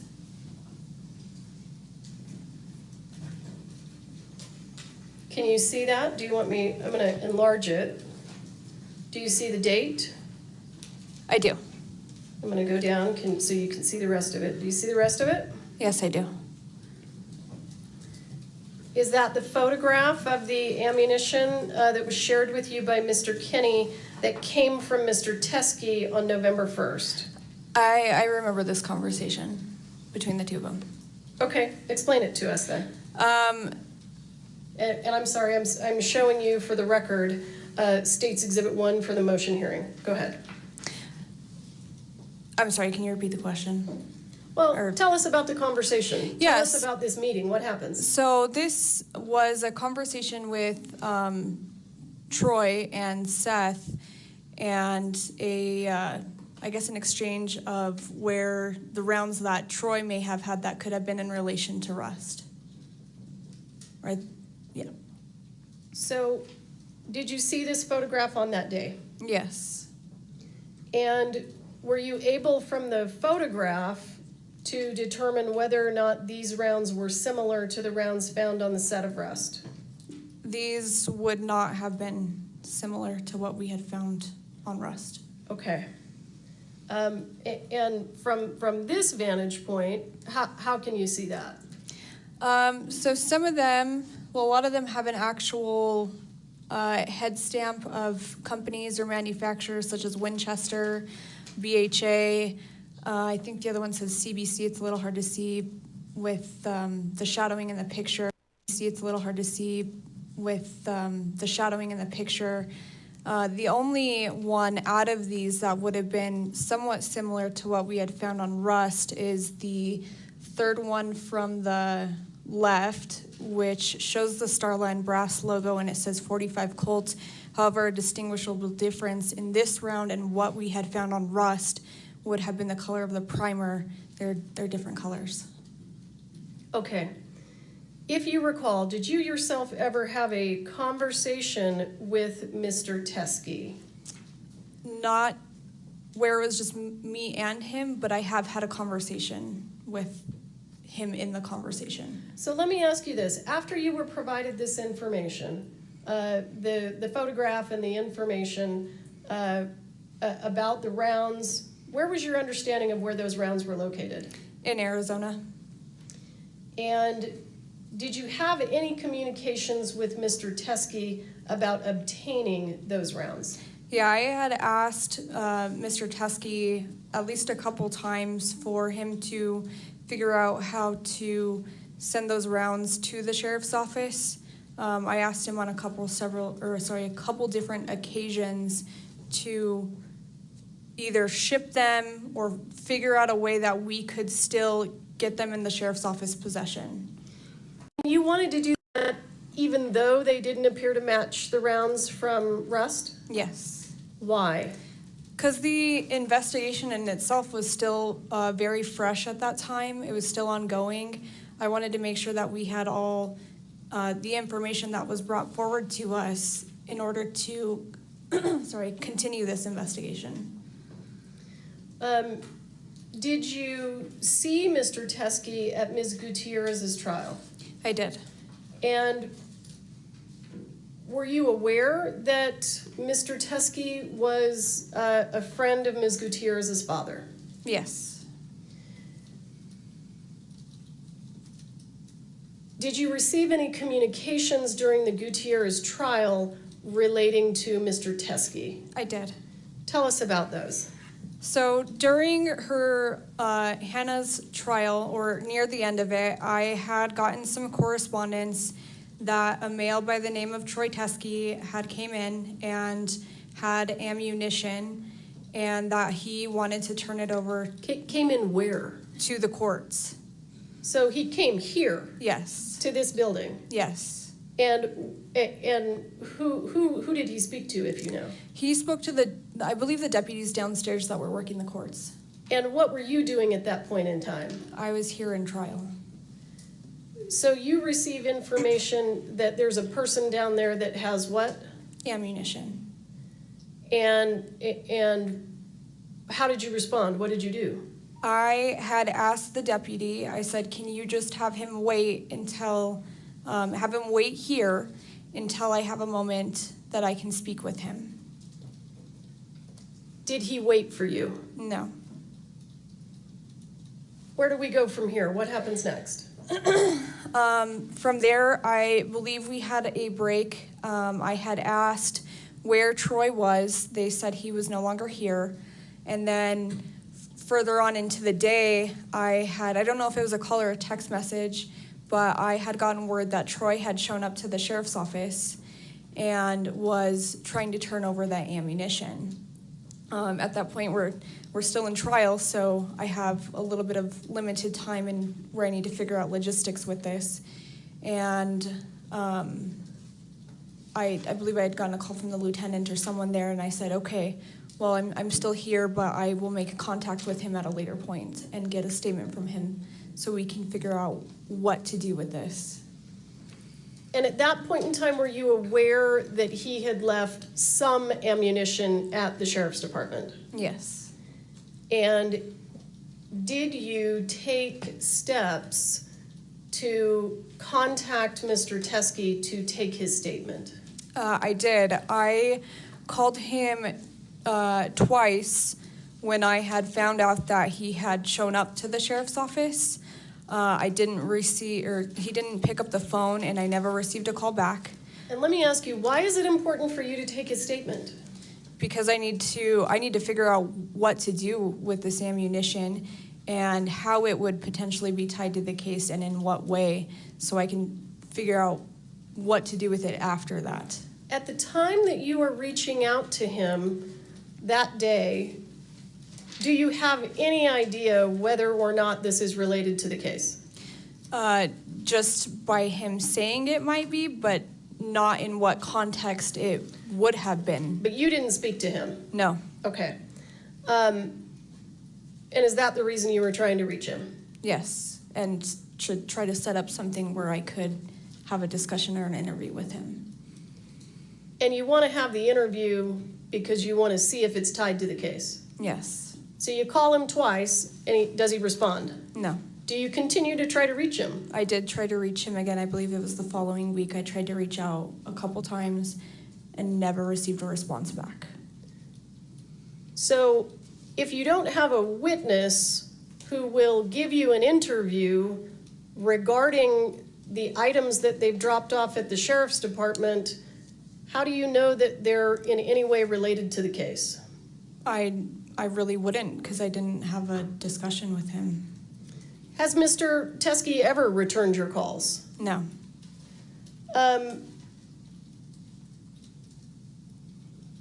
Did you...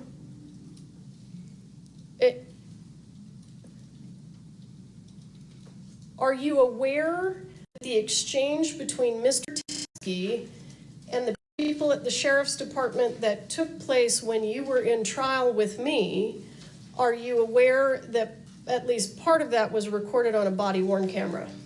I know now. When did you learn that? Today. And have you had an opportunity to review it? Yes. We've never been given this, Your Honor. I just got it. So Okay, I just want the court to know. This is I can give it to them. This is the newest of the revelations. So there's when Teskey comes into the station, it's being recorded on a body-worn camera? I believe that the defense did have it because they knew what Mr. Teskey was saying to Popple. That's the basis of the cross-examination. Well, it's not, it hasn't been admitted as an exhibit. Sure, and I can call Popple and have it admitted as an exhibitor. I can call Brandle, but it's a motion hearing. How do you want me to handle it? She's now seen it. I can give it to the defense. No, I'm going to have the person that whose body it was on. Let me ask you, in the meantime, while I'm listening to this testimony, can I have the exhibits from Popple that she testified about the bullets and what they were, when they went to the FBI? Her inventory of bullets. May I have those exhibits? I know there's a lot of them. Sure. I think there are probably some also from the defense. So does the defense want to go through their file? Do you want me I to just do it? want the ones that Popple testified off of, not any cross. Are you looking for the one that I just highlighted specifically? No, I'm looking for the ones that Popple testified she inventoried and had tested. Are you asking for scene photos or no? Just the ones that she had at the sheriff's Yes, department? where she went through and somewhere in Ziplocs. Okay, so not scene photos, just the ones from the sheriff's department? Mm-hmm. Okay. Do you have those? They should be. And just for the record, Judge, we don't have the body-worn camera. But I'm hearing you. I want to look at the bullets. The physical. But I'll take the physical. You don't need photos of boxes? Just No, bullets, okay? I want what she testified of, the ones that were gathered at the scene, and then she went through how she tested them. There they are. Okay. Thank you. All right, I think these are fine, Ms. Morrissey. Okay, thank you. 36, 37, 38. Oh, so you want the actual bullets? Well, these are Sorry. fine. Okay, I Well, thought I you was wanted gonna, photographs. I was gonna take the photos, but these are good too. Okay. Are You these, want the photos may I also? ask, are these all these aren't all that were gathered at the scene, were they? They are. These are the sum total? Correct. There were only 5 live rounds, in addition to the spent casing. Okay, which ones were, okay, were only the live rounds tested by the FBI? No, there were more that were tested by the FBI. There were dummy rounds that were sent to the FBI that were confirmed to be dummy rounds. Okay, that's what I want to look at. Do you have pictures? Do you have pictures of that? I don't think we've had her testify to that. I don't know. Can I have all the exhibits that were entered while she testified? That's the best way to put it. Sure. Right. Sorry to interrupt. No, it's fine. Do you want them from the state and the defense? Yes. Okay, because Do you want to announce what they are? Hayden, can you tell us what the exhibits are during Popel's testimony? Or I actually can, because I took notes. There they are. Let me do it.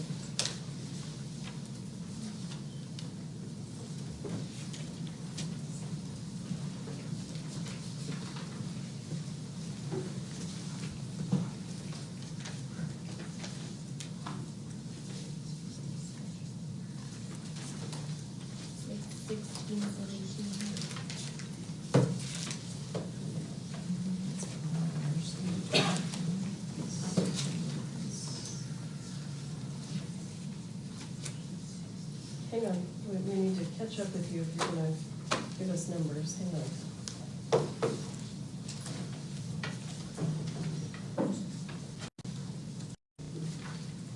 All right, do you want me to tell you what they are?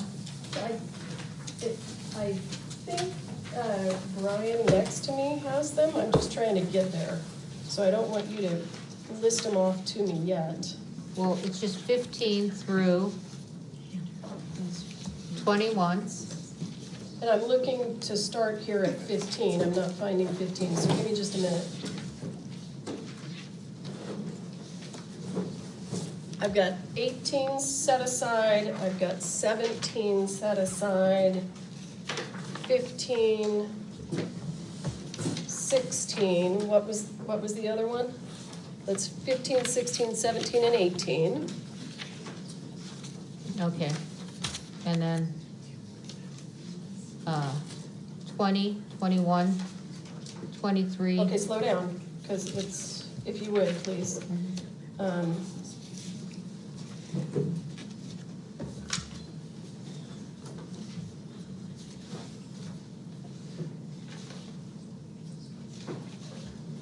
What was give me the first number again? We've got a ton of exhibits 20, here. 21. 20 and 21? Uh-huh, Okay, 23, hang on, 25. hang on. This is 20, you want that? Oh, no, I just want the guns. 21 is the You can shot go of the whenever you pew. Yeah, I don't want the pew, I want the. Okay, what else? Just, So here's 10, do you want that? That's a scene photo. But she testified to it. a scene photo, what do you mean? It's from the set of Rust, it was taken Okay, on the yeah, set. yeah. Okay. Do you want these? This does, okay. This one has ammunition on it? Which is that from, oh, no, I don't want, This I is only want 9. the ones on the set, not in PDQ. Okay. So what I'm handing you is all photos of state's exhibits that were of ammunition. Do you want the spent casing? No. Okay. Do you want me to go through the defendant's exhibits? I want the defendant to go through the defendant's exhibits. Glad you asked. Do you want this? Yeah, sure. Where's Okay, that? that's the spent casing. Okay, yeah. Those are the ones I have. I have them here. There you go, Judge. All right, thank you so much. These are it, after all I asked for? Seems kind of thin from what I. You know what? Hang on just a second. Let me go through these real quick. All right. Stop for just a second. Let me see what's in front of me. These are enough, these are enough, these are enough, okay? I'm good, I'm good. All right, let me just use these, okay? Let me just see if I might ask for more later. Okay, go ahead. I'm sorry to interrupt your question. No, that's fine.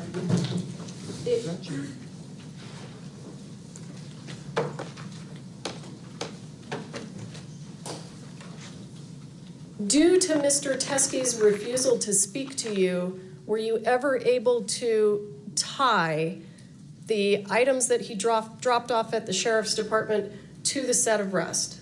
No. Given that this is a motion hearing, and if the court wants me to do this a different way, please tell me. Over the lunch break, were we able to obtain the video and watch it? Yes. Did you hear what Mr. Teskey said in the video regarding whether or not these came from the set of Rust? He said that they were not from the set. That's what he said on the video? Yes. Okay. And I'm happy to get... He can't cross-examine off of this. Sure, so and I can get it to him. Well, you are going to give it to him, and this testimony, he can call her back up if he wants. Absolutely, sure. I'll pass the witness. All right, I have some questions. Can you put back on that video of the text that Seth Kenny got from Teskey?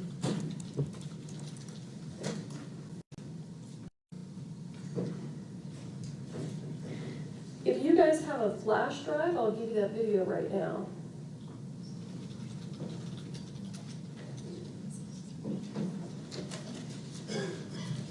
And can you blow that up? You want the top or the bottom? The top. Okay. All right, I'm going to ask some questions. Sure.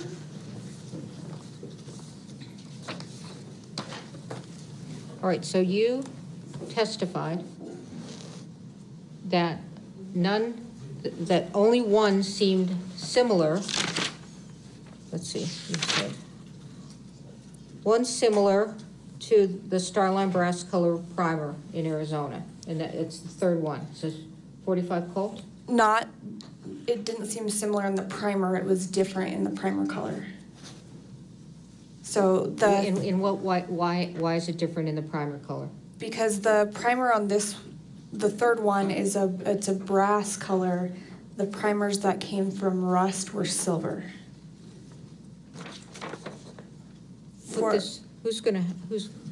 These are, you counsel, you need to come up. Counsel, you need to come up.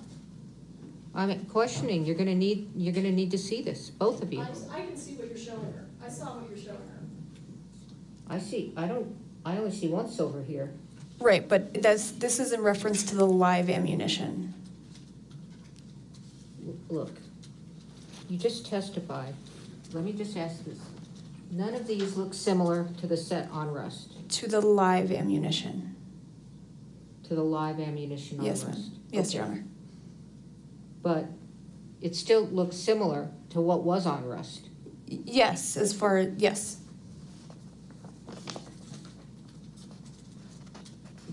It looks similar to these on Rust. For the dummies, yes. Yes, it looks similar to dummies on Rust.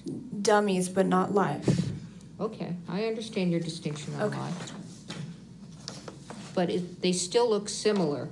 That one, the third one from the left, still looks similar to dummies on Rust. Yes. All right, thank you. Can I proceed, John? Yes.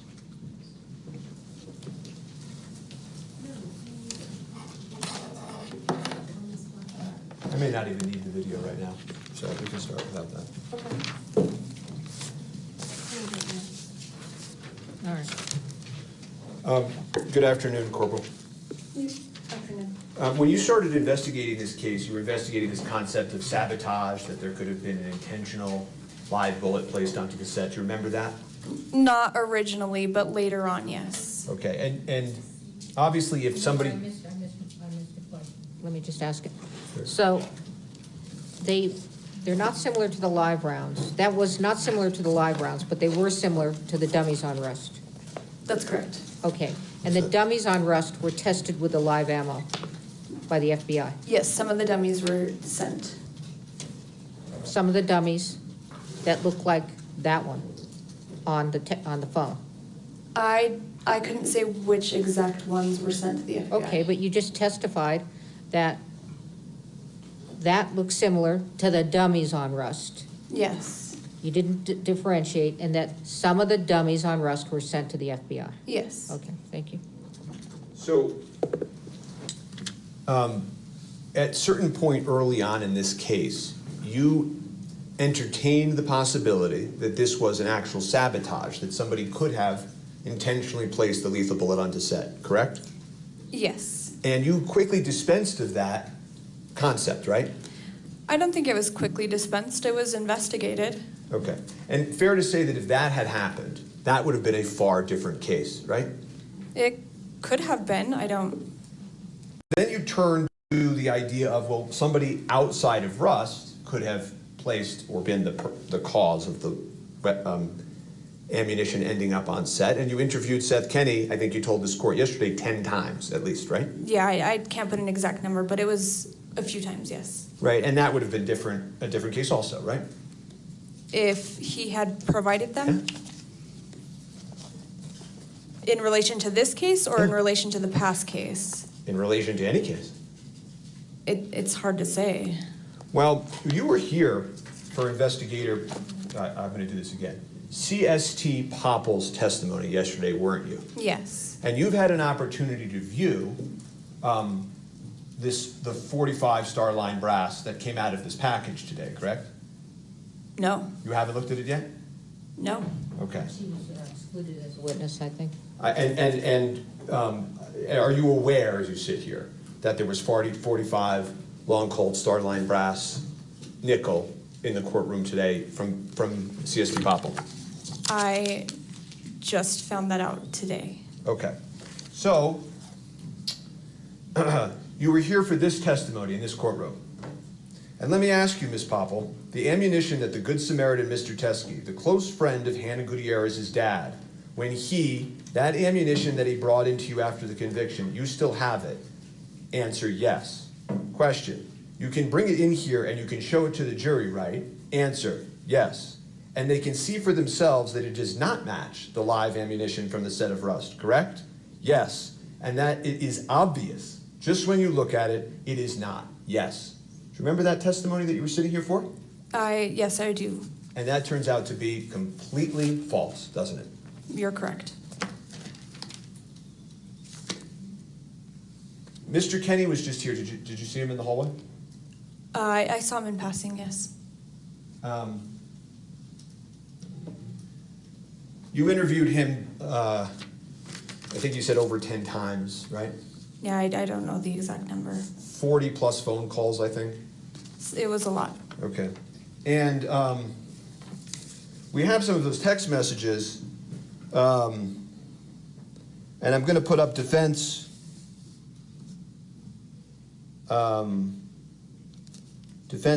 B.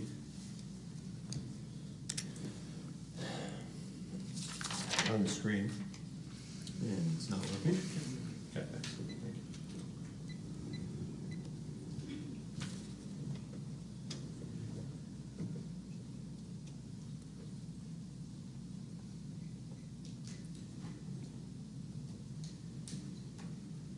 you. Okay.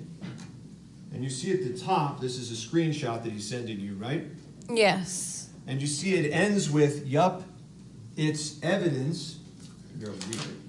Yup, it's evidence in the accidental death, right? Yeah, I can see that. Okay. And he does not include the ugh, this sucks when he sends it to you, right? You don't see any ugh, this sucks on this, do you? No. It talks about how it looks like it's been reloaded. And that's him telling you that, right? Sorry, let me just read it really quick. Sure. Okay.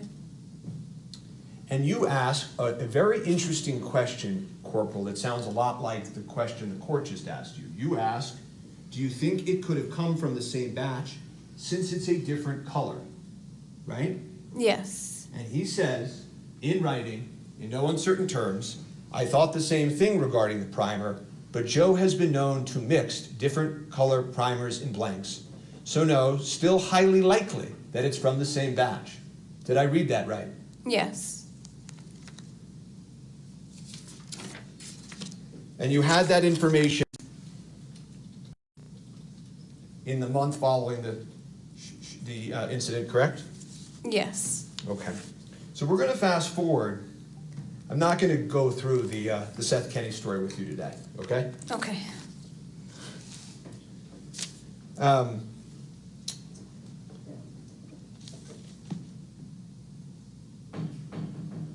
But it's fair to say, if we even fast forward to the end, Mr. Teskey comes in, and you had known Mr. Teskey's name because Seth Kenny had called him in front of you, right? Yes. And Seth Kenny's name came up, withdraw. Troy Teskey's name came up several times because Seth Kenny brought him up several times, right? Yes. In relation to the idea that the same batch of rounds from 1883 had at different points and different quantities touched Joel Swanson, Troy Teskey, Seth Kenny, right? They were all involved.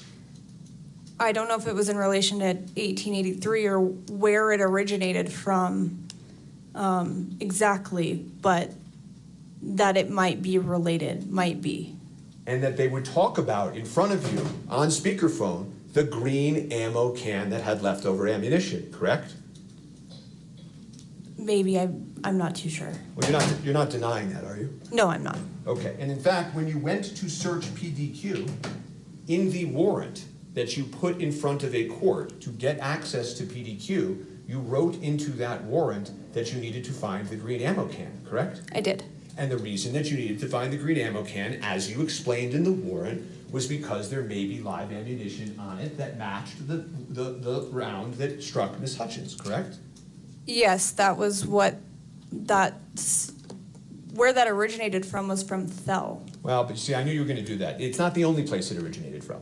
It also came up with Mr. Teskey and Mr. Swanson in front of you on November 1st when Mr. Kenny found out and said, shit, shit, shit, but it's her fucking fault, right?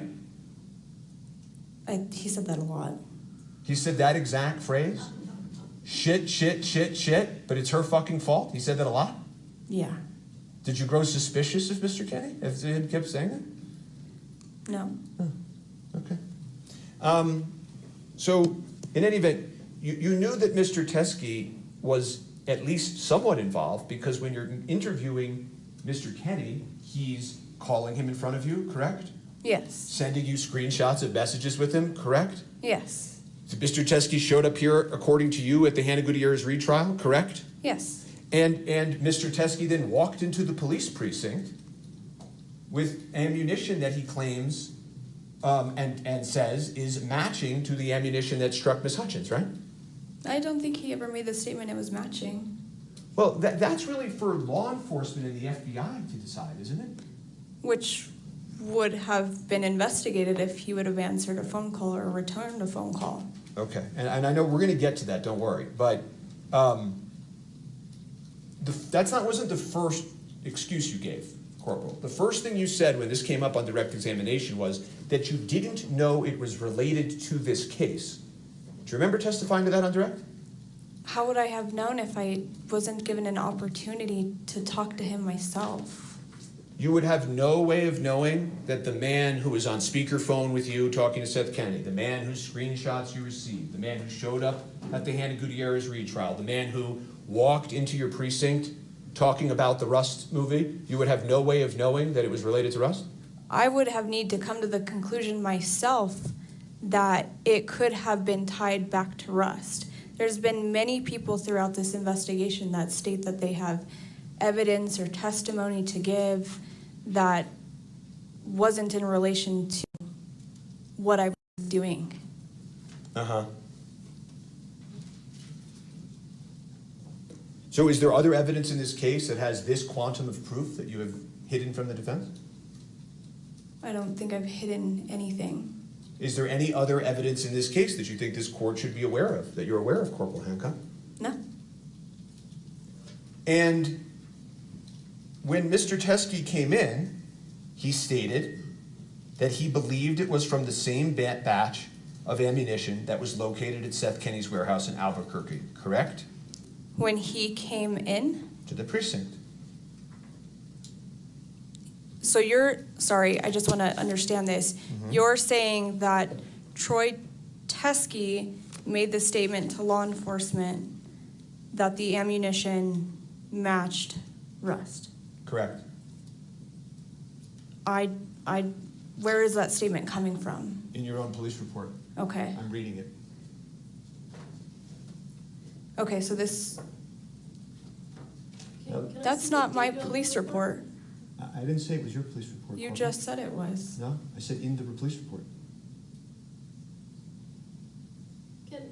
Just as a point of clarification, can we? Is this an objection or is she just talking? Yeah, you gotta have an objection, okay? I said no running things. Speak. My request is that we correct the record with regard to Mr. Spira's. That is not an objection. Okay. What is your objection? I want to correct the record that he One actually did word. say I'm showing you your police report. He's corrected himself, a police report.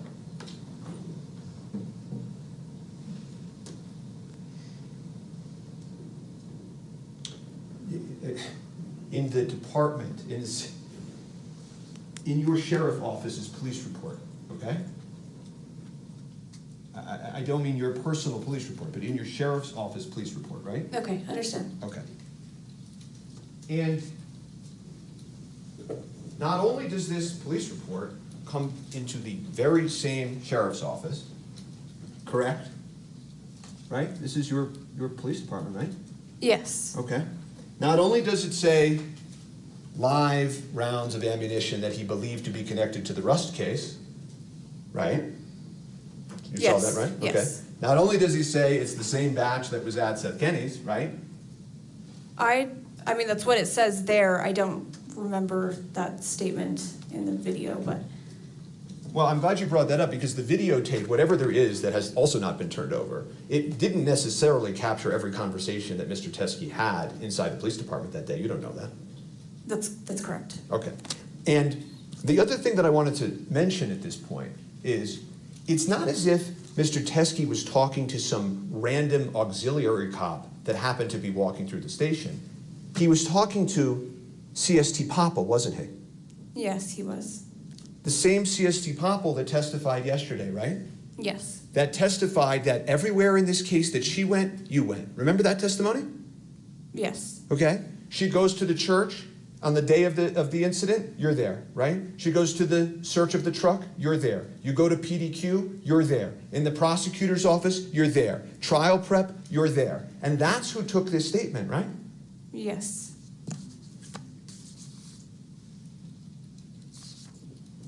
You know, there's hundreds of items inventoried in this case, right? Yes. Every time you inventory an item in this case, there's no matching witness statement, right? No. Right? You pick up there's dozens of items, dozens and dozens of items that you all inventoried in this case that have no matching corresponding witness statement, right? Yes. Okay. So the story that has now been come up with, that the only reason we couldn't take this item was because there wasn't a matching witness statement, is just spun out of whole cloth, isn't it? I don't think your statement's entirely correct. You said the reason why we couldn't take this item, which we did take the item. You took the item, but you took it and put it in a different box than the rest of the items in the Rust case, correct? Well, I don't think they're all, I mean, I'm not the evidence technician, so I don't know how.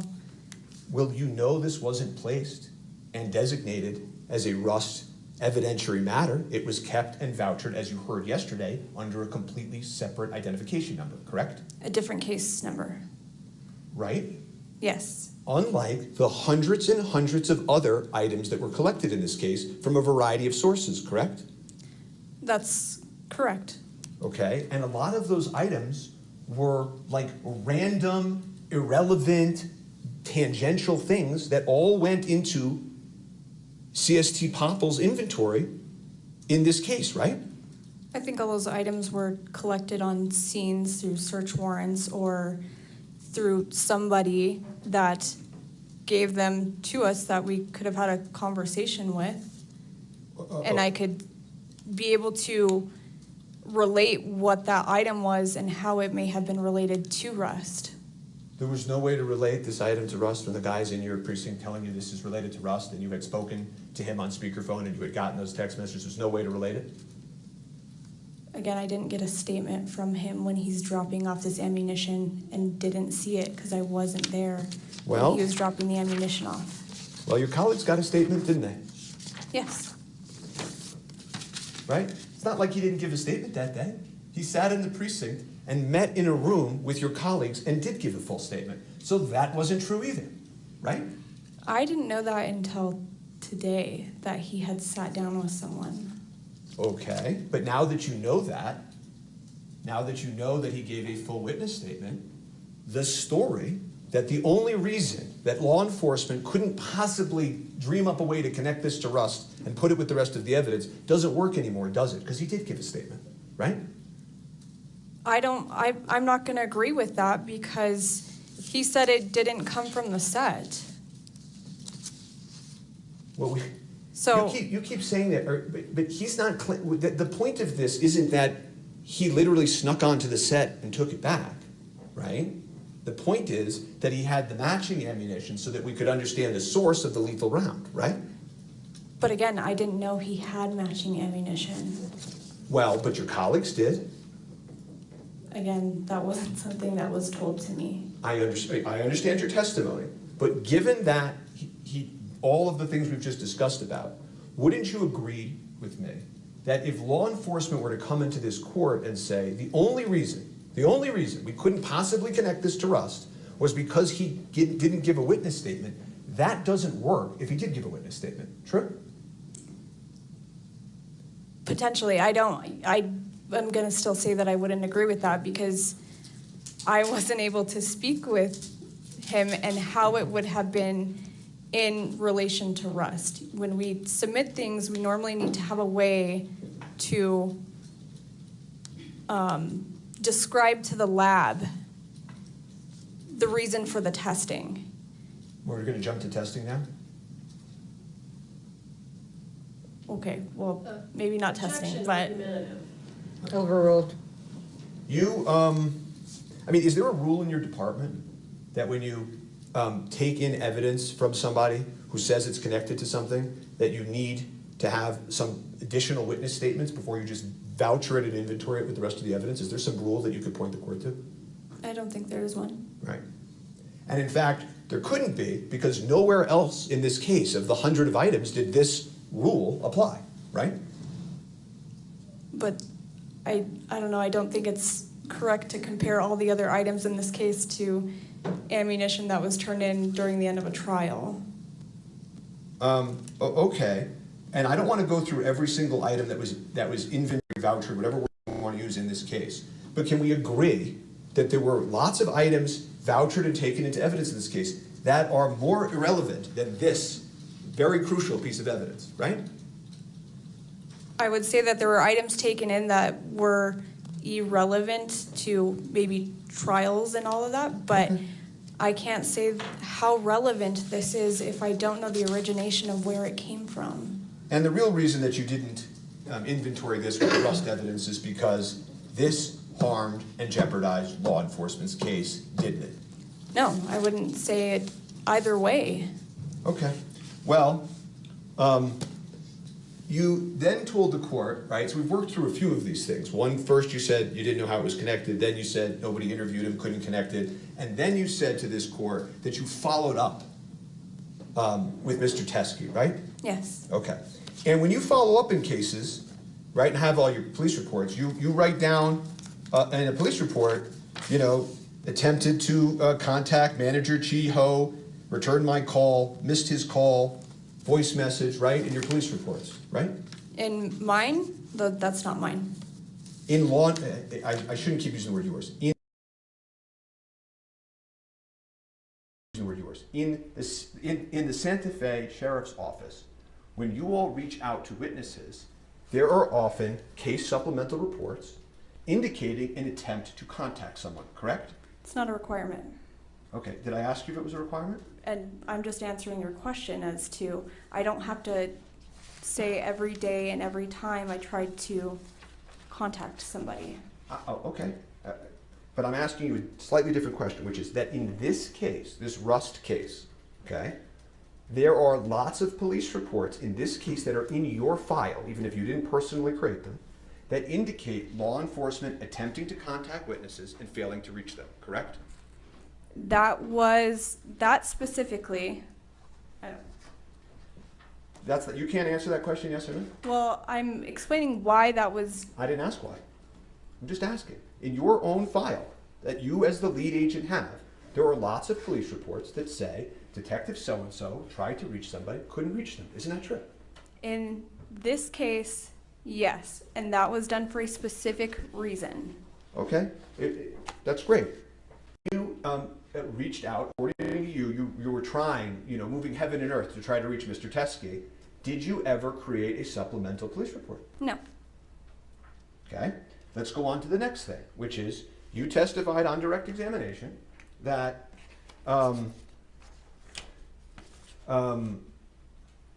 you then, in the weeks, months, whatever that followed, you attempted to reach Mr. Teskey, correct? Yes. Have you reviewed your phone records? For which ones? Are you sure you did that? I'm Oh. asking for which phone.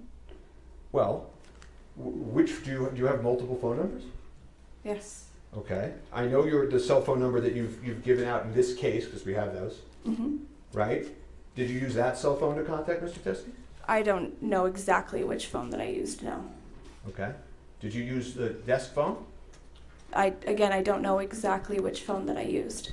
Okay, well, there's no phone messages or calls to Mr. Teskey from the cell phone that you used when you were conducting the rest of your law enforcement in this case, or the precinct, when you claimed to this court that you called.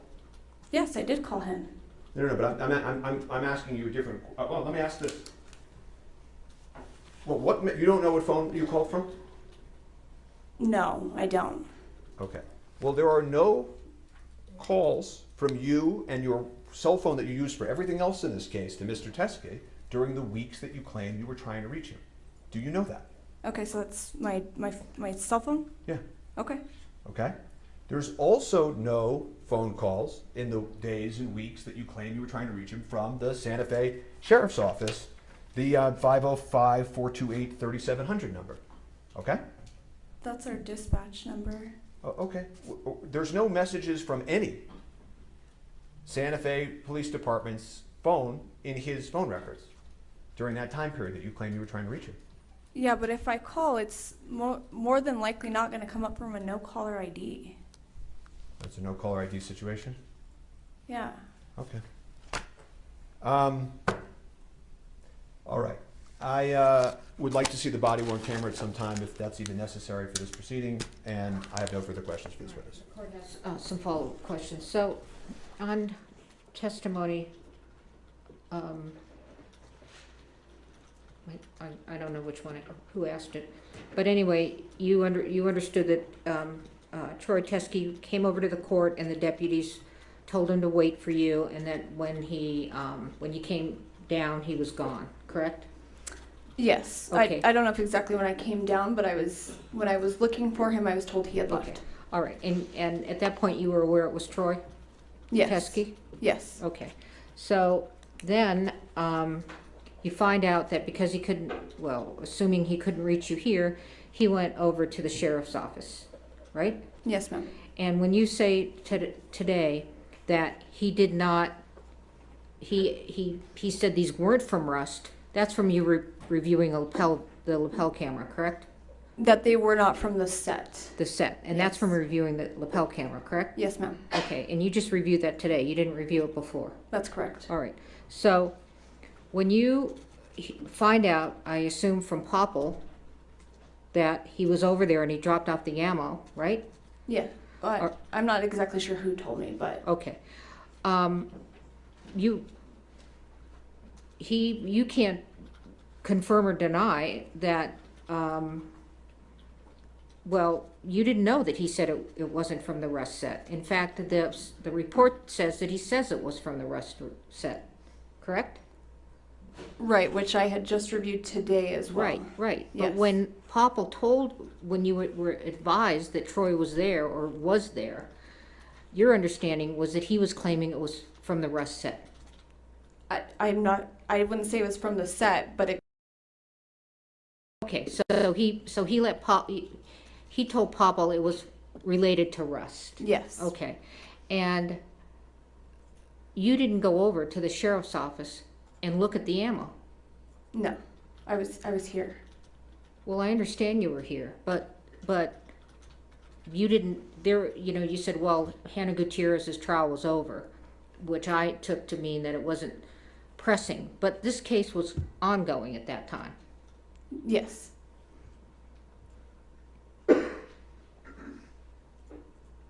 So, did you and Popple have a conversation about what to do with this ammo?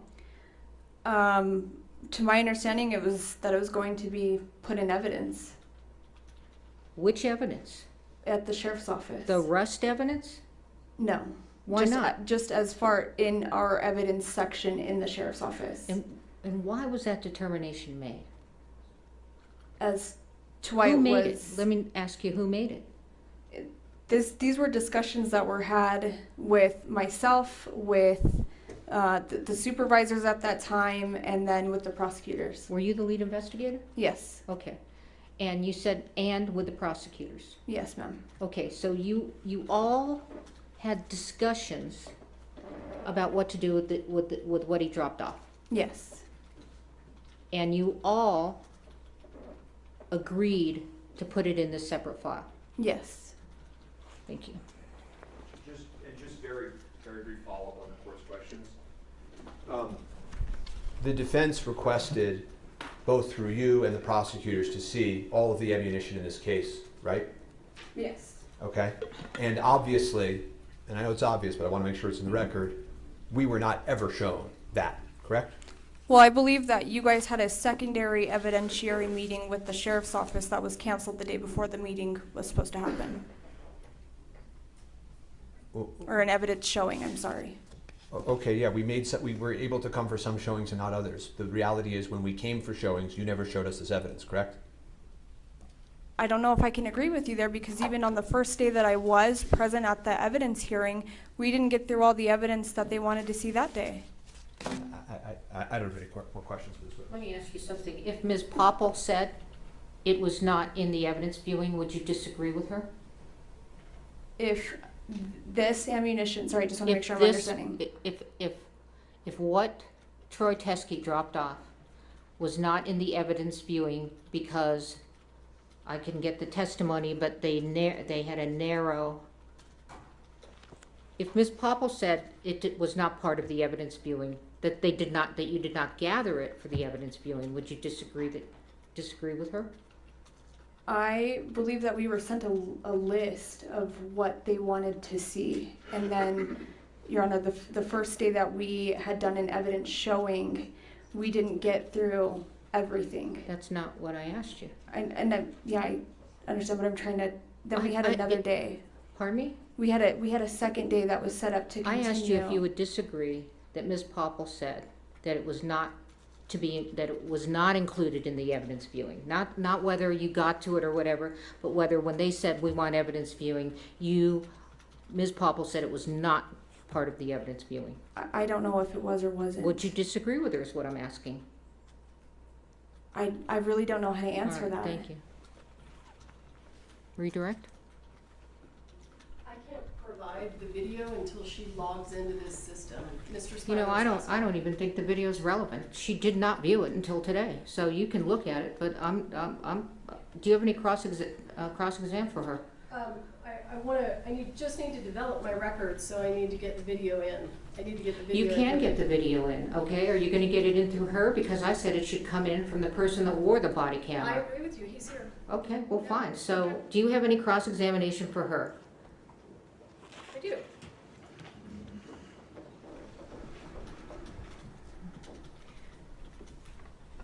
Corporal, as you sit here today, do you have any reason to believe that the ammunition that was provided by Mr. Teskey came from the set of Rust?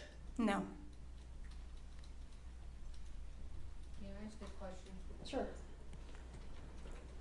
When you say that there were discussions and the decision was made by all of you to put that ammo in a separate file, right? Is that correct? You said that? Yes, ma'am.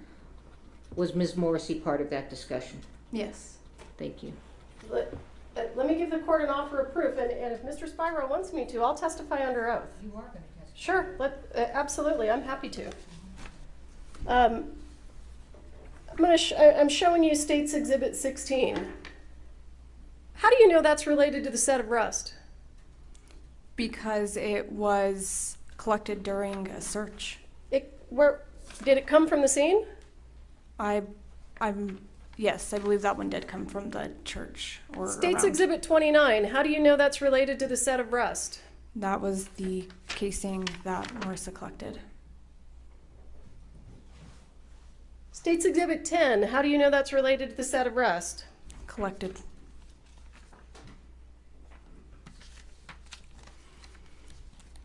All of these photographs and all of the items that are in evidence,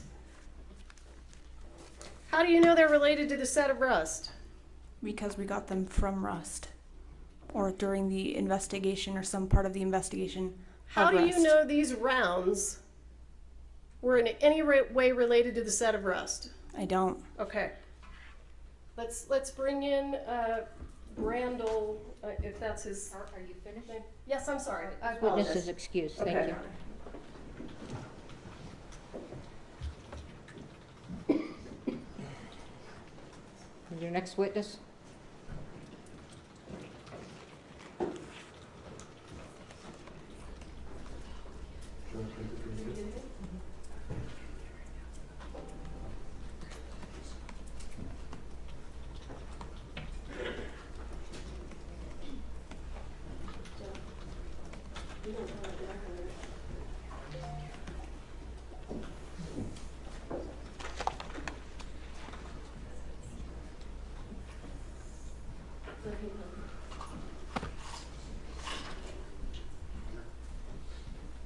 Basic Judge, and raise your right hand.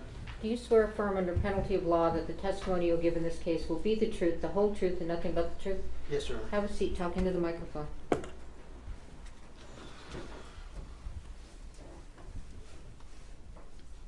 State your name, sir. It's Lieutenant Brian Brandle How are you currently employed? at the Santa Fe County Sheriff's Office. And do you know why you're here to testify today? Yes, Were you present when a gentleman by the name of Troy Teskey brought ammunition into the sheriff's department? yes, I was. And at the time, were you running your body-worn camera? Yes, I did. And has that now been provided to me? Yes, Now, just so that we're clear, when you ran your body-worn camera, how did you preserve that video? it is uploaded into a WatchGuard cloud. And when you upload them to a WatchGuard cloud, do you link them to a case number? Yes, they can be linked to a case number. Was this video linked to a case number? I don't recall. I'd have to look at the video, but I believe so. Okay, and we have the video. I'm trying to. It's transferring over there? Okay, great.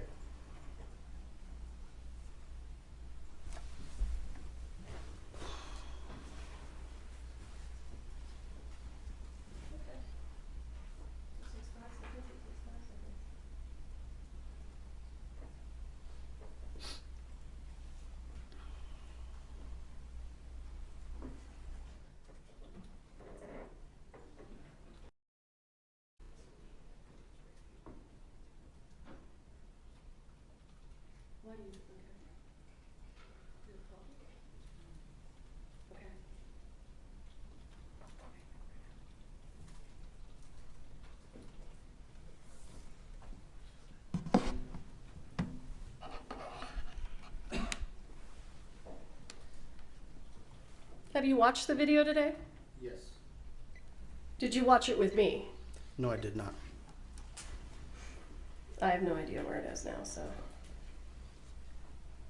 Well, you're gonna have to mark it before we publish it. Do you want me to put it on a flash drive for the court and No, mark I it want that you way? to move it into evidence. Sure, I'm working on pulling it up. Yeah, sure.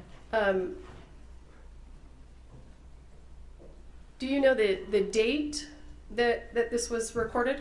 I believe it was March 6th, 2024. Would this be State's Exhibit 2? I don't know. I think it is. I'm going to show you what I'm going to mark as State's Exhibit 2.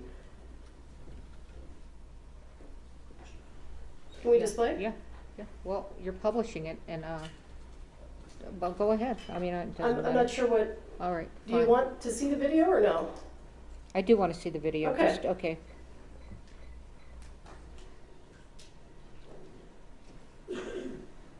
Does that look familiar to you? Yes. What are we looking at?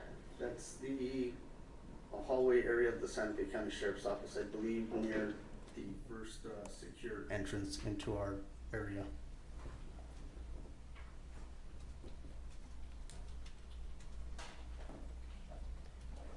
Is there a reason that we don't have volume? It does have a pre-record that's just audio, and at the time when I initiate the activation, then it has audio. And to be correct, I was in the hallway headed towards that area. No. where it's Why secure. don't we have audio? Does it take 30 seconds for the audio to come on? It's when I activate it. So I believe it is set to a 30-second pre-video, and then once I activate the camera, the audio will It kick comes on. on. Okay. Yes.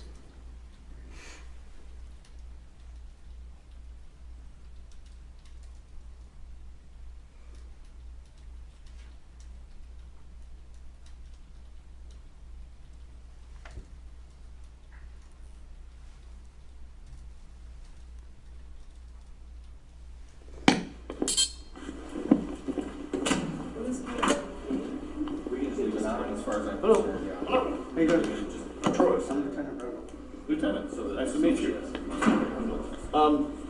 I've got some evidence. You need to do this out here? Because I should probably write out something to go with this, like a chain of custody statement. Well, we would have a chain of custody there. So yeah, come with me and we'll.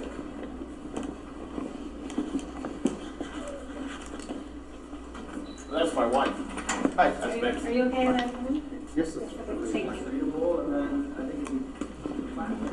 Where was Marissa? Went back to her area? There you is. Hello. Dude, stay. Thank you very much. Thank you. Just so we have like a chain of custody. Huh? Where are we going? Wherever you want to go to get the evidence. You can go to the interview room, it's fine. Sure, I could fill out a statement or something, witness statement. When I'm a witness, I'm called here as a witness to the Russ trial. And I live in Arizona, so it's a long way. Right. And I wanted to. I When I got to the trial, they said, at the last minute, they said, okay, I don't want you to testify. No, I'm supposed to bring some evidence. And then they didn't want the evidence. Okay. Well, I don't want to walk around with this evidence forever. That's fair. What do you guys do for that? Yeah, I don't care what you do with it, I just don't want to have it. That's okay. And they're 45 cartridges, like. They're from the set? No. Okay. No. You want to know the details? Could you hear what the gentleman said? Yes. Was he asked if they were from the set? Yes. What was his response? No. Or do you want me to Well, write it down? let me start with, what is your name, sir? Troy. Well, that's a great start. Troy what? Troy Teskey. Can you spell that for me? T-E-S-K-E. I've got all kinds of identification. You should see it on And were you getting called by? Retired police officer. By and the defense. Defense, okay. Yeah, but they didn't end up using it. Okay. Here's my police ID. And then I'm also a judge. You need to see that. Sorry. Move on. Okay, so they were gonna have you bring 45 rounds? Yeah, and at the last minute, They talked to the her, defense. him on the phone years ago. They said that they're gonna have somebody pick it up from Arizona, which they never did. Okay, so he brought it out here just in case. Becky, this is my story. Okay, but get it out of here. I don't want it anymore. Sir, do you recall this conversation? Yes, I do. Do you know when Mr. Teskey is talking about being called as a witness in the Gutierrez trial, do you recall which side he was being called by? I only learned that when he identified that. What Speaking side? now, on the defense side. And when he said that he brought ammunition, but they didn't want to use it, was he referring to the prosecution or the defense? Objection. Is there any basis to know that? Well, if he doesn't, I'm assuming he'll tell me. I believe it's the defense. Anyway, yeah. All right, I want to go. They told me to, the defense attorney said, hey, why don't you bring those rounds? And I thought, and 2 times, Hancock and then Morrissey. Hancock first said way back on November 5th, and November 5th of 2021, which was a week after the shooting. Seth Kenny called me, you know Seth? Everybody seems to know Seth here. But Seth, he was a friend of mine. And Seth Kenny called me from Hancock's office. She was a detective at the time. And he said, you're on the record? I want to know what's going on with you. Because I have these rounds from, it's the same batch. They came from Joe Swanson. Okay. You know him too? Yeah, I know of him. Everybody. I've awesome. dealt with this case a lot. Okay, well, that's perfect. The other perfect person to what's your first name? Marissa. Marissa? Oh. Yeah, I apologize. I'm the crime scene technician. All right. Well, I better jot that down. But I have some good notes on it. So when my big concern was having these. They said, "Oh, okay." I said, "I have these rounds. I have a batch, a whole bunch of rounds." Okay. Or a bunch, and then they. And I said, "Well, you probably don't want me to send you the whole batch. You want me to just pull something out and send you a picture." So I took a picture with my phone, sent it to Seth, and he was in the office with Hancock. They looked at it, and Seth said, yep, this is evidence from the accidental shooting. And when you say they're from the same batch of live rounds? Yes. Okay. It's if you know the case, Thel Reed had a whole bunch of live rounds. Yes.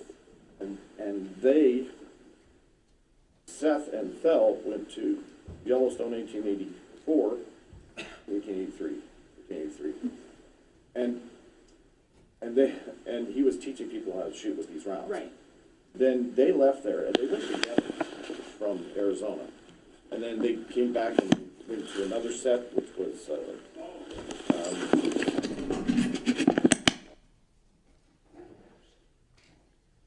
Sir, why does your video end there? Because I walked out of the interview and was attempting to, or I did contact Detective Hancock to see who this individual was and why he was there turning in evidence, like he called it. Okay.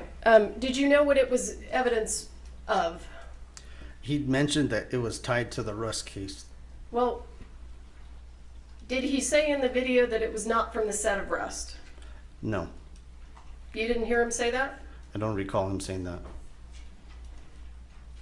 Yeah, I stopped it and I asked you what he said. Do you Oh, I'm remember sorry. giving that testimony? Yes, I'm Okay. sorry, yes. So the gentleman said on the video it was not from the set of Rust. Yes, Okay. And you called Corporal Hancock, right? correct. And do you recall the conversation you had with her? Yes, I asked her, an individual is here, gave her the name. I said, he claims that he has evidence. How do you want me to proceed turning it in and documenting it? Or if she was available to come over and interview him. And at that time, you guys were still involved in the Hannah Reed case. So she was unavailable and she asked that it be documented and she would have to do further investigation onto it and interviews. Okay. I'll pass the witness. I don't know if you have any questions.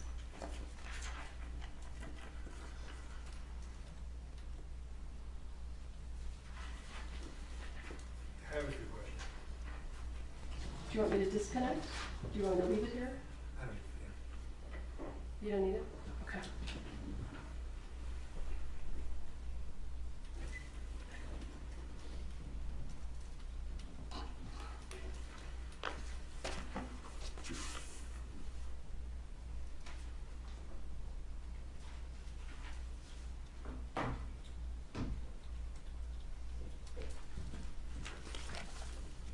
Good afternoon, sir. Good afternoon. The witness that was in the precinct told you he was a retired police officer, correct? Yes. He offered to make a statement multiple times, correct? Yes. Told you he was a witness multiple times, correct? He did mention that. Yeah. Told you he had evidence multiple times? He did call it evidence, yes, but we had to confirm that it is in fact evidence, which is why I relayed to Detective Hancock that she needed to conduct an interview with him. And what did Detective Hancock say on the phone? Tell me everything about that conversation. They were still at the trial and that she would follow up with him and the evidence as well. And that would have really messed up the trial, right? If they had taken that evidence and vouchered it and let anybody know, right? I'm sorry, rephrase that? That would have messed up the trial, right? I don't believe it was used in the trial because it was never collected on our investigation.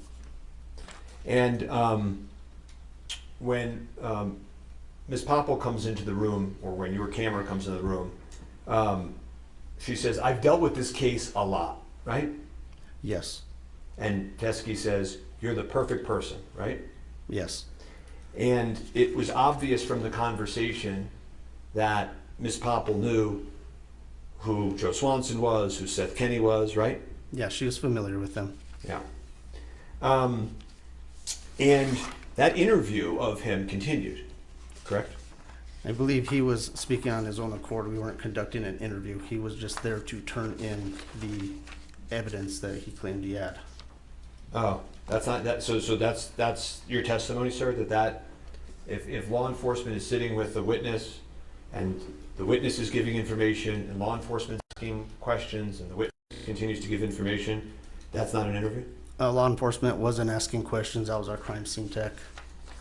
No, not a single question was asked in that entire body cam? I don't believe that I asked a question pertaining to the case other than believing it was evidence that was already part of the Hannah Reed case, and there was already a chain of custody until after he began disclosing where the evidence came from.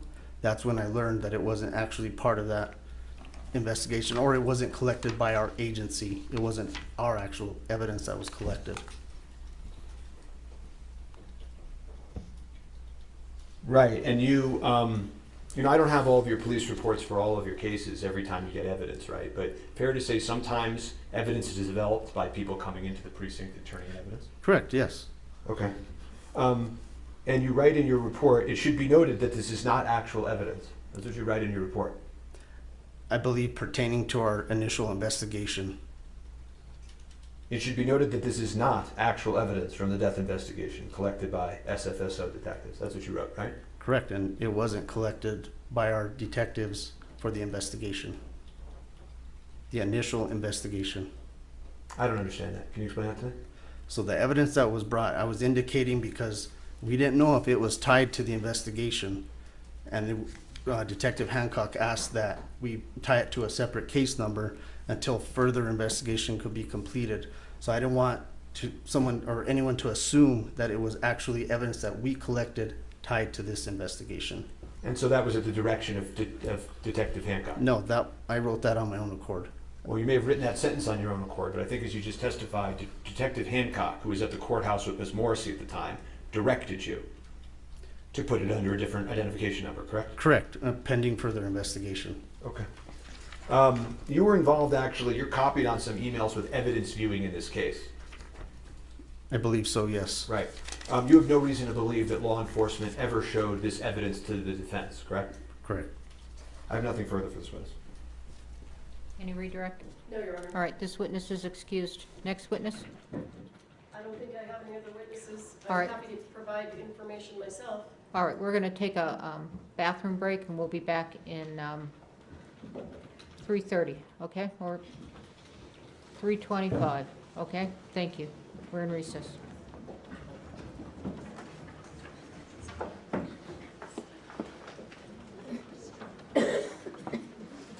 And can you just make sure that Ms. Morrissey's sequestered during the break? I'm gonna stay right here. I'm gonna go ahead.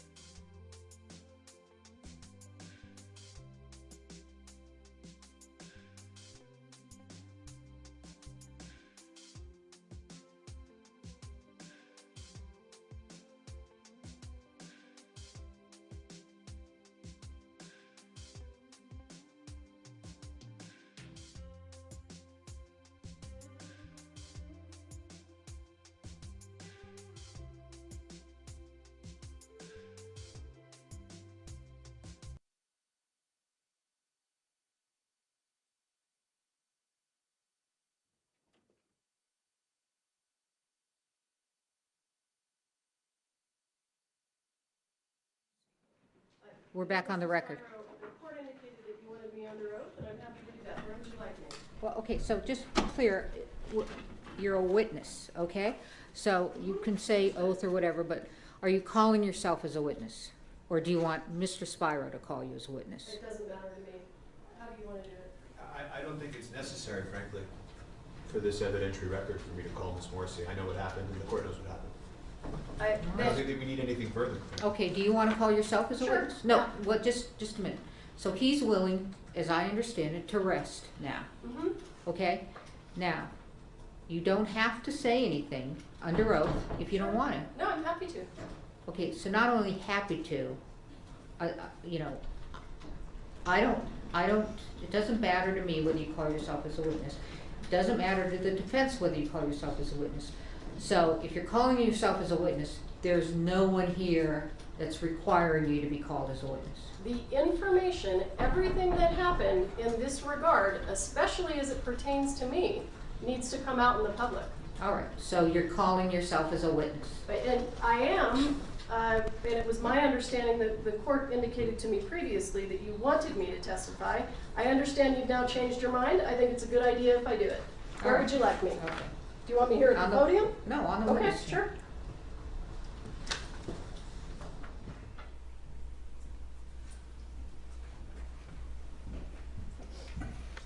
All right, Ms. Morrissey voluntarily calling herself as a witness without any requirement by the court to do so, or Mr. Spiro asking her to. Please raise your right hand. Do you swear affirm the penalty of law that the testimony you give in this case will be the truth, the whole truth, and nothing but the truth? I do. All right, go ahead. During my investigation of this case and my review of the evidence in this case, I came to understand that there was a large batch of live ammunition that was in the possession of Thel Reed, Hannah Gutierrez's father. I also understood from all of the evidence and testimony that a portion of that batch of ammunition that belonged to Thel Reed was taken by Thel Reed and Seth Kinney to the 1883 cowboy training camp. When that was over, leftover ammunition was taken back to PDQ props. Seth Kinney took some of the ammunition from that container that he had brought back from Texas and turned it into the sheriff's department. And it appeared to me that he did it to try to exonerate himself. They took it from Mr. Kinney and they tagged it into evidence under the Rust case. Law enforcement then executed a search warrant at PDQ Props and they took the entire container. And I will say that I do agree, as I recall, although I don't have it in front of me, I do agree that the search warrant didn't really require law enforcement to take everything, but it was my understanding that Mr. Kinney gave them everything so that they would have it and could tag it into evidence. Portions of that ammunition were then sent to the FBI for testing so that they could be compared to the live rounds that were found on the set of Rust. The FBI testing demonstrated that the live rounds that were taken from PDQ Props that were originally in Texas did not match the live rounds on the set of Rust. And that's testimony that we heard during the Gutierrez trial. So what ended up happening was Mr. Bowles, Ms. Gutierrez's lawyer, put Mr. Teskey on a witness list and was intending to call him as a witness to the Gutierrez trial. I conducted a pretrial interview of Mr. Teskey, and I want to back up. I did at this point have some understanding that Mr. Teskey had had contact with law enforcement regarding these rounds that he still had in Arizona. So these are rounds that never left Arizona. They were always in the possession of Thel Reed and Troy Teskey. They never went to Texas. They never came to New Mexico. That's what all of the evidence indicated. So I understood that Detective Hancock had communication with Mr. Teskey about trying to get those rounds, and Detective Hancock was unable to get those rounds from Mr. Teskey. I did not find that particularly concerning because those rounds had never left Arizona. The filming of Rust was in the state of New Mexico. And the rounds that were taken from PDQ went from Arizona to Texas to Albuquerque. So ammunition that is in the state of Arizona that has never left Arizona did not strike me that it had significant evidentiary value. Then, and I will say, I believe I actually saw a photo of it. At that point in time, I was able to look at the ammunition myself, and it was visibly dissimilar than the rounds from the set of Rust. We then cut to November of 2023. Mr. Bowles has put Mr. Teskey on a witness list for the Hannah Gutierrez case. We conducted a pretrial interview with Mr. Teskey on November 2nd of 2023.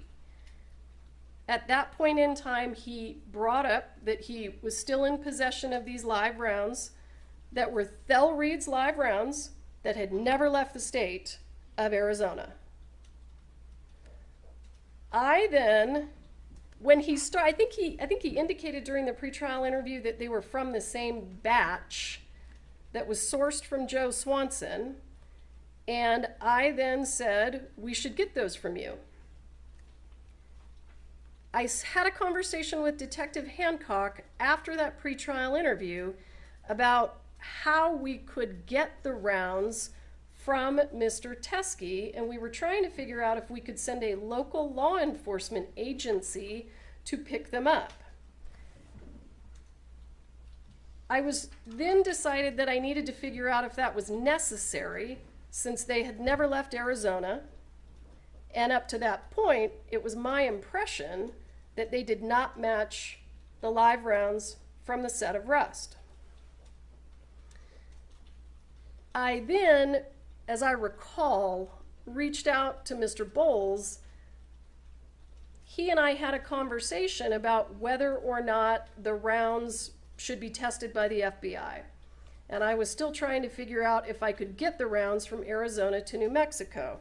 So I asked Mr. Bowles to please send me a photograph of the rounds from Troy Teskey so that I could see with my eyes whether they were even remotely similar. If they were similar, I could go through the steps of obtaining the ammunition, connecting probably with local law enforcement, having a local law enforcement agency go to Mr. Teskey's residence and collect them. I didn't want to do that if they didn't look anything like the rounds from the set of Rust, because all six rounds from the set of Rust are identical to each other. So when I had this conversation with Mr. Bowles, he provided me the photograph that I showed this morning, and this is it was my understanding that this was a photograph from Troy Teskey.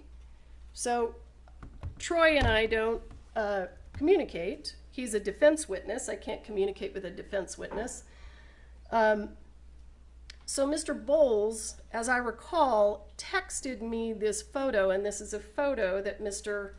Teskey took at my request so that I could determine whether this ammunition was related in any way to the set of Rust, because it never left the state of Arizona. So if it never left the state of Arizona, the only way that it is relevant to the rust investigation is if it has any similarity to the live rounds that were found on the set of rust, because we were at that point trying to figure out the source of the live rounds. When I received this photograph from Mr. Bowles, I could immediately tell that these are very dissimilar from the live rounds that were found on the set of rust.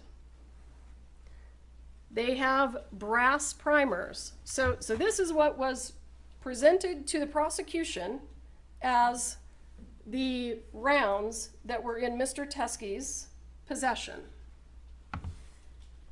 They have brass primers and not silver primers. One of them, the one on the left, appears to be a Starline brass casing, but they have truncated cone projectiles. We had seen ammunition that looked exactly like this, not exactly, but very, very similar.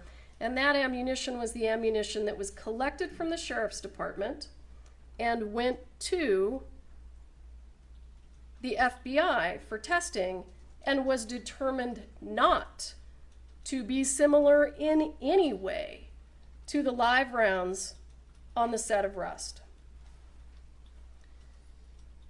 So when I saw this photograph, I could see that it was not at all similar to the live rounds on the set of rust. And I decided not to take any steps to collect this ammunition because it was in Arizona, had never come to New Mexico, and didn't match the live rounds on the set of rust. So what ends up happening is Mr. Teskey is called to New Mexico by Mr. Bowles to testify at the Gutierrez trial. And you can hear on the video that the court heard Mr. Teskey say, the defense attorney, that's not me, asked him to bring samples of that ammunition. According to Mr. Teskey, he brought the samples of the ammunition, showed them to the defense attorney, and the defense attorney said, I don't want those. I'm not going to use those. And by the way, I'm not going to call you as a witness. So Mr. Teskey sat in court during the trial, and then at some point contacted the deputies downstairs and said, I have this ammunition. So he tried to give it to the defense attorney, who's the person who asked him to bring it. The defense attorney said no. And he then tried to get a hold of Detective Hancock, who was not available because she was with me. So then he ends up going to the sheriff's department and he leaves the ammunition at the sheriff's department. I was contacted, I don't think it was the same day, but I'm not 100% sure. It's possible that it was, by Detective Hancock, and she indicated that Troy Teskey had dropped off ammunition at the sheriff's department. Because I had already asked for a photograph of it, I believed that that ammunition was going to look like the photograph that Mr. Bowles had sent me. Corporal Hancock indicated that she was going to tag them into evidence and she was going to create what she called a doc report. And I said, great, do that. I was not aware at that point in time that a doc report would not have the same case number as rust. I was not aware at that point in time that it would not be linked to the rust case number. I understood that he had dropped off ammunition that I believed to not look similar to the ammunition from the set of rust. And I had no idea that it wasn't going to have the same case number. I want to show the court, though, when Mr. Teskey showed up to testify with the ammunition that Mr. Bowles told him to bring to the state of New Mexico, he was not called as a witness, and Mr. Bowles said, "I'm not taking that ammunition from you." That's why. Because these are photographs from Hannah Gutierrez's cell phone extraction, and they show spot-on match for the live rounds found on the set of Rust. This is clearly the reason that Mr. Bowles said, "You and your ammunition better get out of here," because it would not have hurt the case, the state's case against Hannah Gutierrez. It would have been the best evidence I could have hoped for. These look exactly like the ammunition, the actual ammunition that we have in evidence, and they do look like the 3 rounds that are in that envelope. So when Mr. Teskey couldn't get Mr. Bowles to take them because they were the best evidence against his client, he took them over to the sheriff's department. And when he dropped them at the sheriff's department, I was told that there was going to be a report. There was a report. I assumed they looked like these.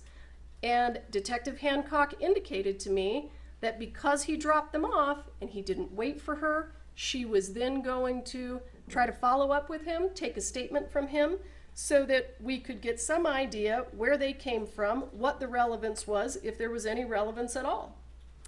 And he never returned her phone calls. And that's all of the information that I can give the court, but I'm happy to answer any questions.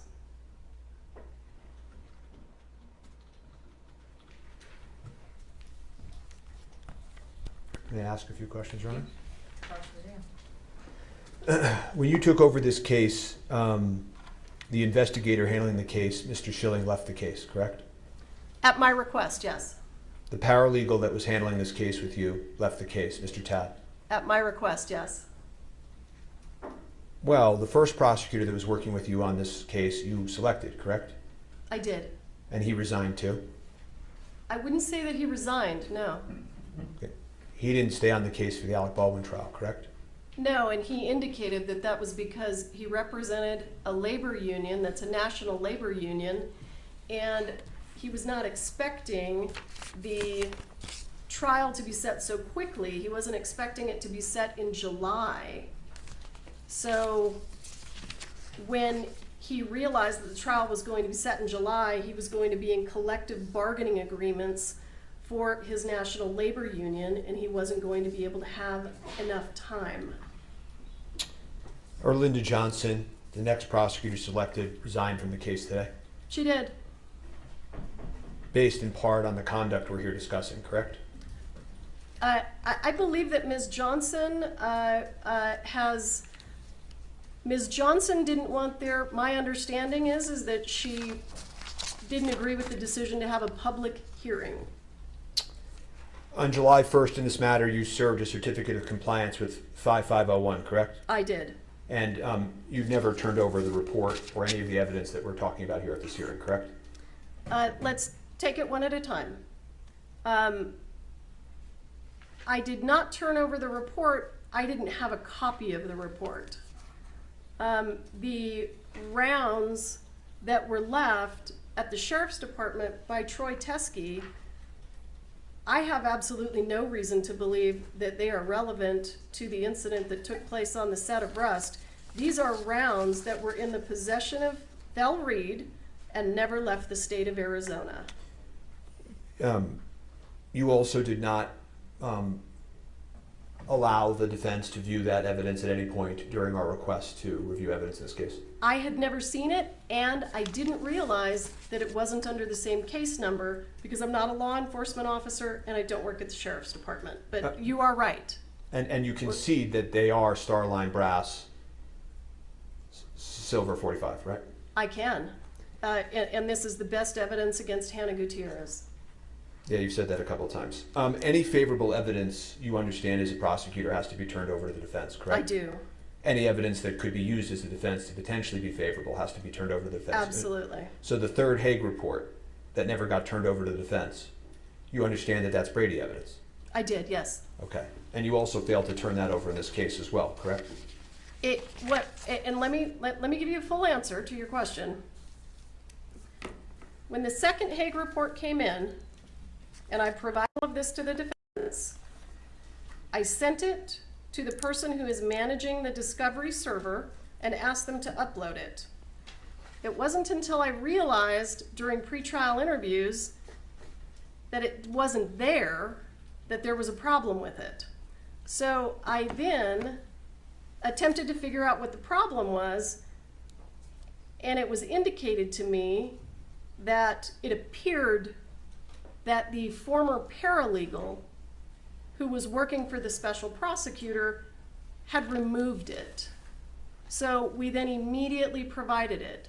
Then during the pretrial interview of Mr. Hague, it was brought to my attention that the defense did not have the August 31st report that indicated that the gun functioned fine, perfectly fine, and that was provided immediately. I went back, I checked my email, I could see that I received it from Mr. Hague and failed to forward it on to be uploaded, and I provided it as soon as I was aware that you did not have it.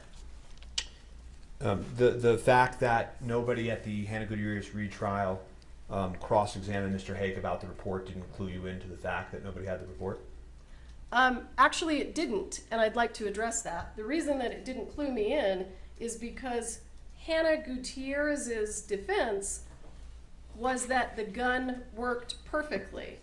The defense in Hannah Gutierrez was never interested in any evidence that there was an issue with the gun, because if there was an issue with the gun, it damaged her case. So what you could see, if you watched the trial or saw any of the transcripts, the defense actually brought in their own expert to say that the gun worked perfectly. So they had no interest in that information. And actually, you elicited testimony from Mr. Hague at that trial that was inconsistent, at least partially inconsistent, as the court's aware, with his third report, correct? Tell me what you're referring to, and I'll answer your question. Well, there was a whole hearing about this where you saw this, and you saw me go back and forth with Mr. Hague for 25 minutes. So I don't.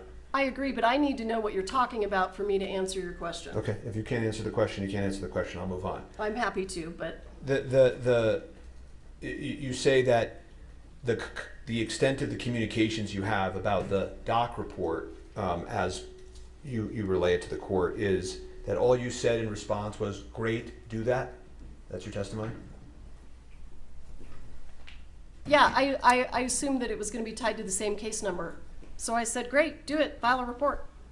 No follow-up questions? No, because I had a picture of the ammunition that didn't match the ammunition from the set of rust. No concerns in your mind when you got the case file and you turned it over to us and it wasn't included? Absolutely not. There's a terabyte of discovery. I didn't know whether this 2-page police report had been provided. And in addition to that, I had no reason to believe, and still have no reason to believe, that those rounds have anything to do with these cases. As I asked you about Mr. Hague yesterday when Ms. Popple testified, you would agree with me that her testimony under oath was false? What part of her testimony was false, and I'll answer. That she said that these rounds don't look anything like the rounds on the set when you elicited that testimony. I agree with you, and I didn't realize that there were rounds that looked like that. It's okay. In any event, when the court, and you never tested those rounds either, correct? Any of the rounds that came from Mr. Teskey? No, because they came in just a few months ago. And the court asked you actually one question that I want to address, which is, the court said to you, well, what's interesting to me, to be quite honest, is that yesterday you didn't even want to do a written reply. You wanted to just give an oral response. And what you said to the court was, I never saw these, I've never seen these, and I never saw the report. I have absolutely never seen these until this morning. Do you remember saying that to the court? With regard to the 3 Starline brass, with regard to the 3 cartridges that appear, Well, I never saw them until today. Well, but you said also, I never saw the report, right? I never did. Right, but don't you think, given your duty of candor to this court, that that's awfully misleading to not tell the court at that point that you knew about this when it occurred long ago? That I knew about what? You knew that Mr. Teskey had turned in this evidence, that you knew that the report would have existed because you just told this court that the doc report was okayed by you. Sure. Don't you think it was misleading to this court to not just say at that point, you know, just so you know, I know about this, I knew about this then, I was involved? I did not intend to mislead the court. My understanding of what was dropped off at the sheriff's department is on this computer screen, and it looks absolutely nothing like the live rounds from the set of Rust. The truth of this matter is, you don't like Mr. Baldwin very much, do you? You know, that is absolutely untrue. I actually really appreciate Mr. Baldwin's movies. I really appreciated the acting that he did on Saturday Night Live, and I really appreciate his politics. You told one of the witnesses who disagreed with you during an interview that you thought Mr. Baldwin was a cocksucker. I do not recall saying that. I know that that was something that Mr. Baldwin would say on the set of Rust. I don't recall saying that. Do you deny that under oath? Without having more information, I can tell you that I do not recall ever saying that. And if I did say it, I invite you to point it out to me. You called him an arrogant prick to another witness. To who? To what witness? I'm asking you, did you call him an arrogant prick during a witness interview? I don't believe I did. I don't recall. Do you deny that? Without knowing what you're talking about?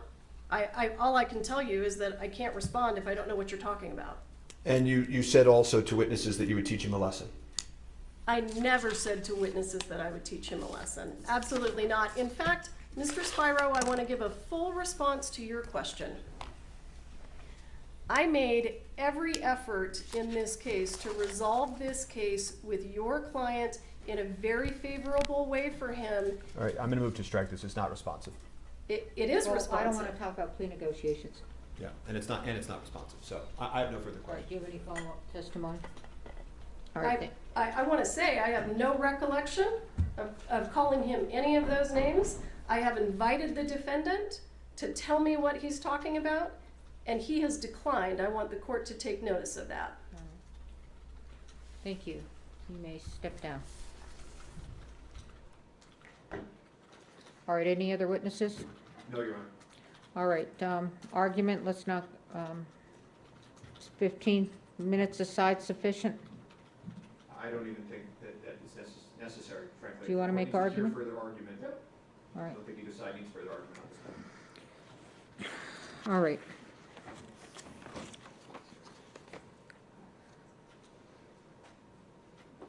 So, dismissal with prejudice is a very extreme sanction. And case law is very clear that because it's very extreme, I have to go through every single element, and I have to make a very good record as to why I'm seeing what I'm seeing. So, in order to establish a Brady violation, the defendant must show that the prosecution suppressed evidence, the evidence was favorable to the accused, and the evidence was material to the defense. So let's go through the elements. Suppression of evidence. The definition of suppression of elements, this is Case versus Hatch, is while the first element requires proof that the prosecution suppressed or withheld the evidence in question, it does not require a finding of bad faith or any other culpable state of mind on the part of the prosecutor. This prong is satisfied. The Santa Fe County Sheriff's Office and the prosecution failed to disclose the supplemental report to defense and provide defense an opportunity to inspect the rounds collected into evidence that Mr. Teskey gave. Is the evidence favorable to the accused? The second Brady element is whether the suppressed evidence was favorable to the accused, either as impeachment or exculpatory evidence. This prong is satisfied. The suppressed evidence is favorable to the accused. It is impeachment evidence, has even been offered in this trial as impeachment evidence, and is potentially exculpatory to the defense. Critically, the exculpatory value cannot be analyzed at such a late juncture because of the nondisclosure. Is the evidence material? While post-trial discovery of evidence under Brady requires a reasonable probability that the result of the proceeding would have been different, discovery of evidence during trial requires an evaluation of whether the late tender has impeded the effective use of evidence in such a way that it impacts the fundamental fairness of the proceedings, and that is State versus Fuente Castro. This evidence is material. The late discovery of this evidence during trial has impeded the effective use of evidence in such a way that it has impacted the fundamental fairness of the proceedings. The defense is not in a position to test the state's theory as to the source of the live rounds that killed Ms. Hutchins. I'm also going to take a look at Harper, State versus Harper. The assessment of sanctions depends upon the extent of the government's culpability, weighed against the amount of prejudice to the state. Quoting Chenard. Let's go through culpability. Our case law generally provides that the refusal to comply with a district court's discovery order only rises to the level of exclusion or dismissal where the state's conduct is especially culpable, such as where evidence is unilaterally withheld by the state in bad faith, or all access to the evidence is precluded by state intransience. The state is highly culpable for its failure to provide this discovery to the defendant. The state unilaterally withheld a supplemental report.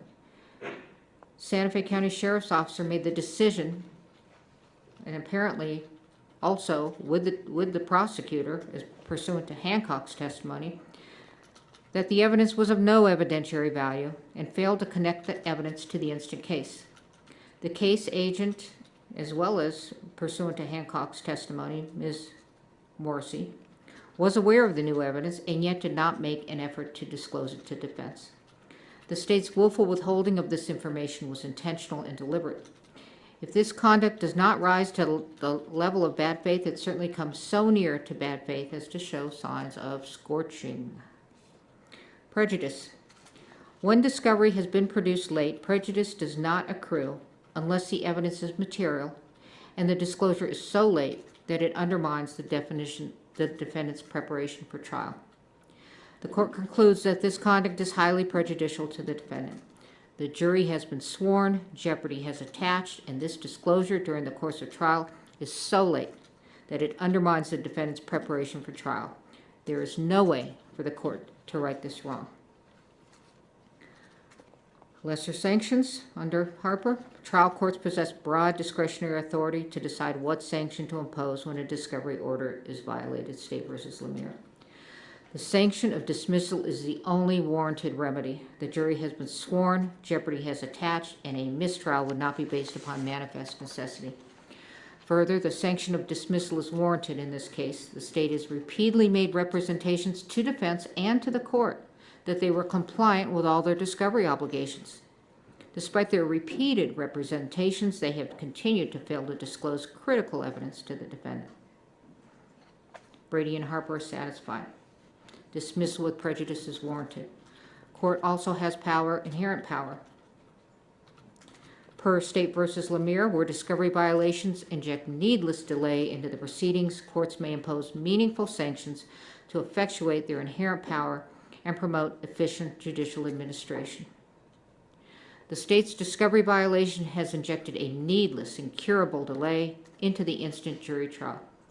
Dismissal with prejudice is warranted to ensure the integrity of the judicial system and the efficient administration of justice. Your motion to dismiss with prejudice is granted.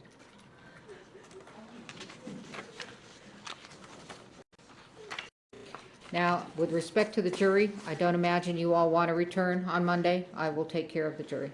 Thank you, Ron. We are in recess.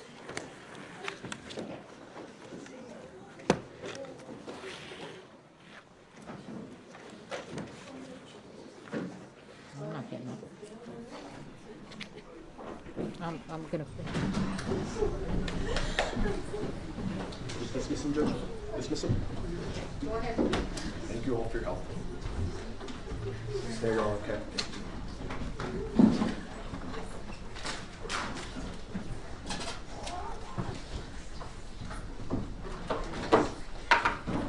Okay, we're reset. Get out of the courtroom.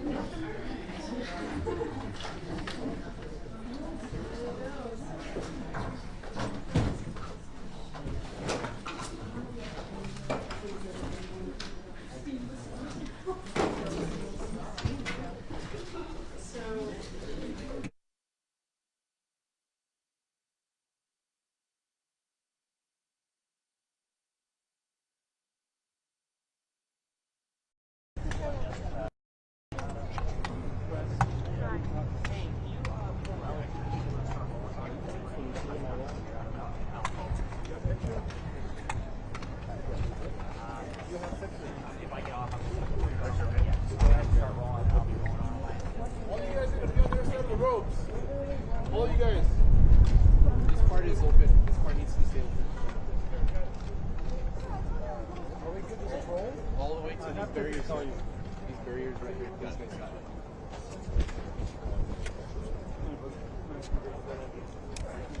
Tiffany, can you call them? Yes, I'm having trouble.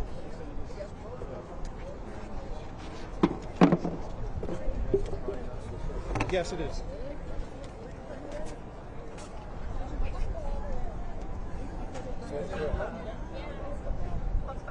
Yeah, this is their own. Yeah, there's one ahead.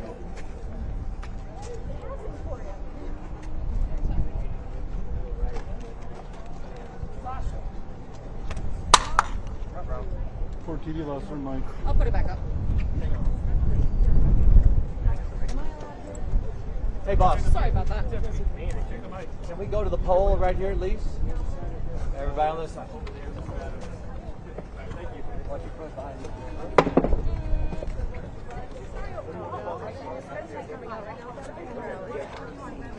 I'm on the stream.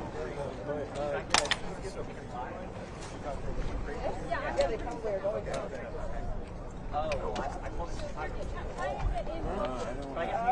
My bad.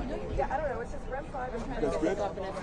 I can't get your mic up, Swift. We're all behind this thing. We are behind this. You cannot set up. We're just setting up our microphone. That's it. And I'm getting out of the way. Wait. It's going to be fine. But people cannot be behind. This is Swift, the most. your mic. I need your other mic. Beth, if you encourage them to come here, it'll be the most organized. I mean, I guarantee. Microphones here.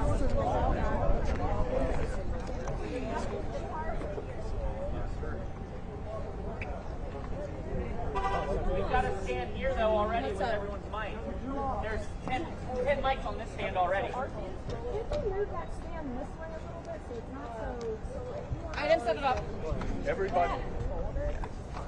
Swift. The mic is going to stay where it is. Stay there. Or do you want to come here? Here we go.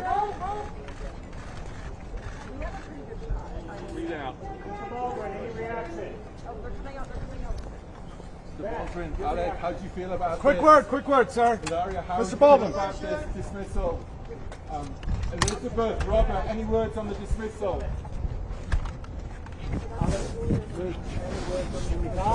Mr. Baldwin, a quick word, please.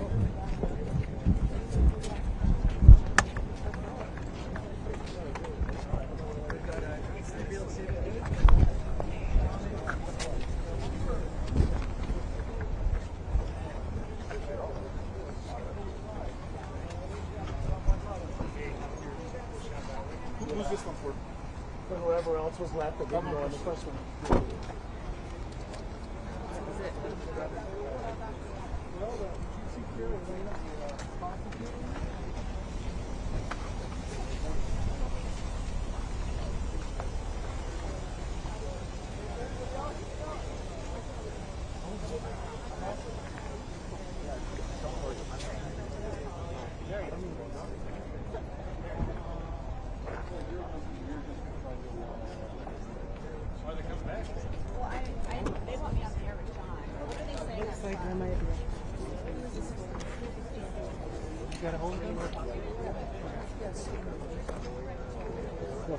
Defense attorney coming out? I don't know. He wasn't in the group. Thanks. Excuse me, I'm just going to squeeze in again. Sorry.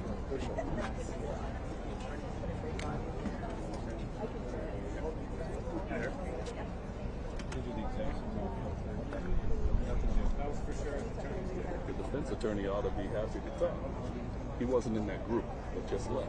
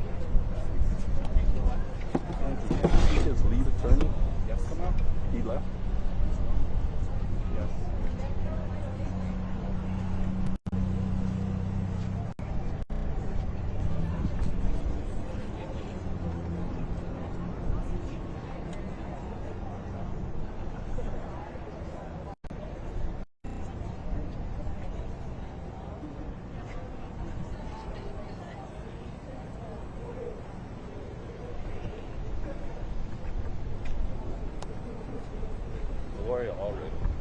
She won't avoid the mic.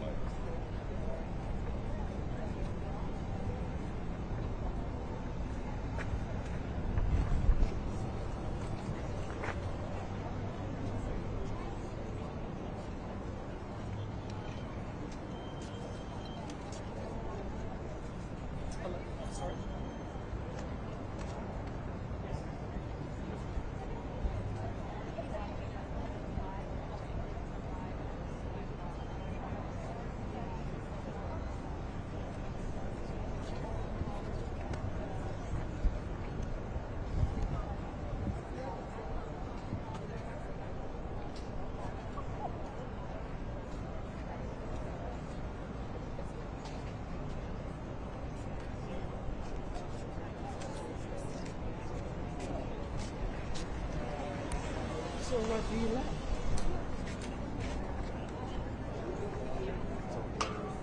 Kate, you got a mic? Why do you like it?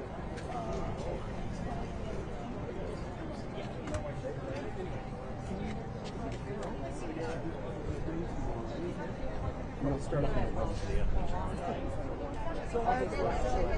end. Just to give you an idea of the media circus that we keep telling you about.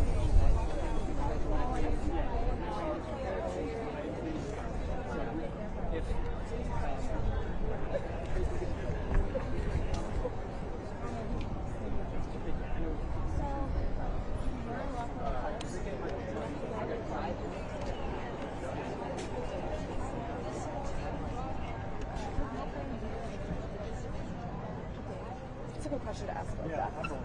Yeah.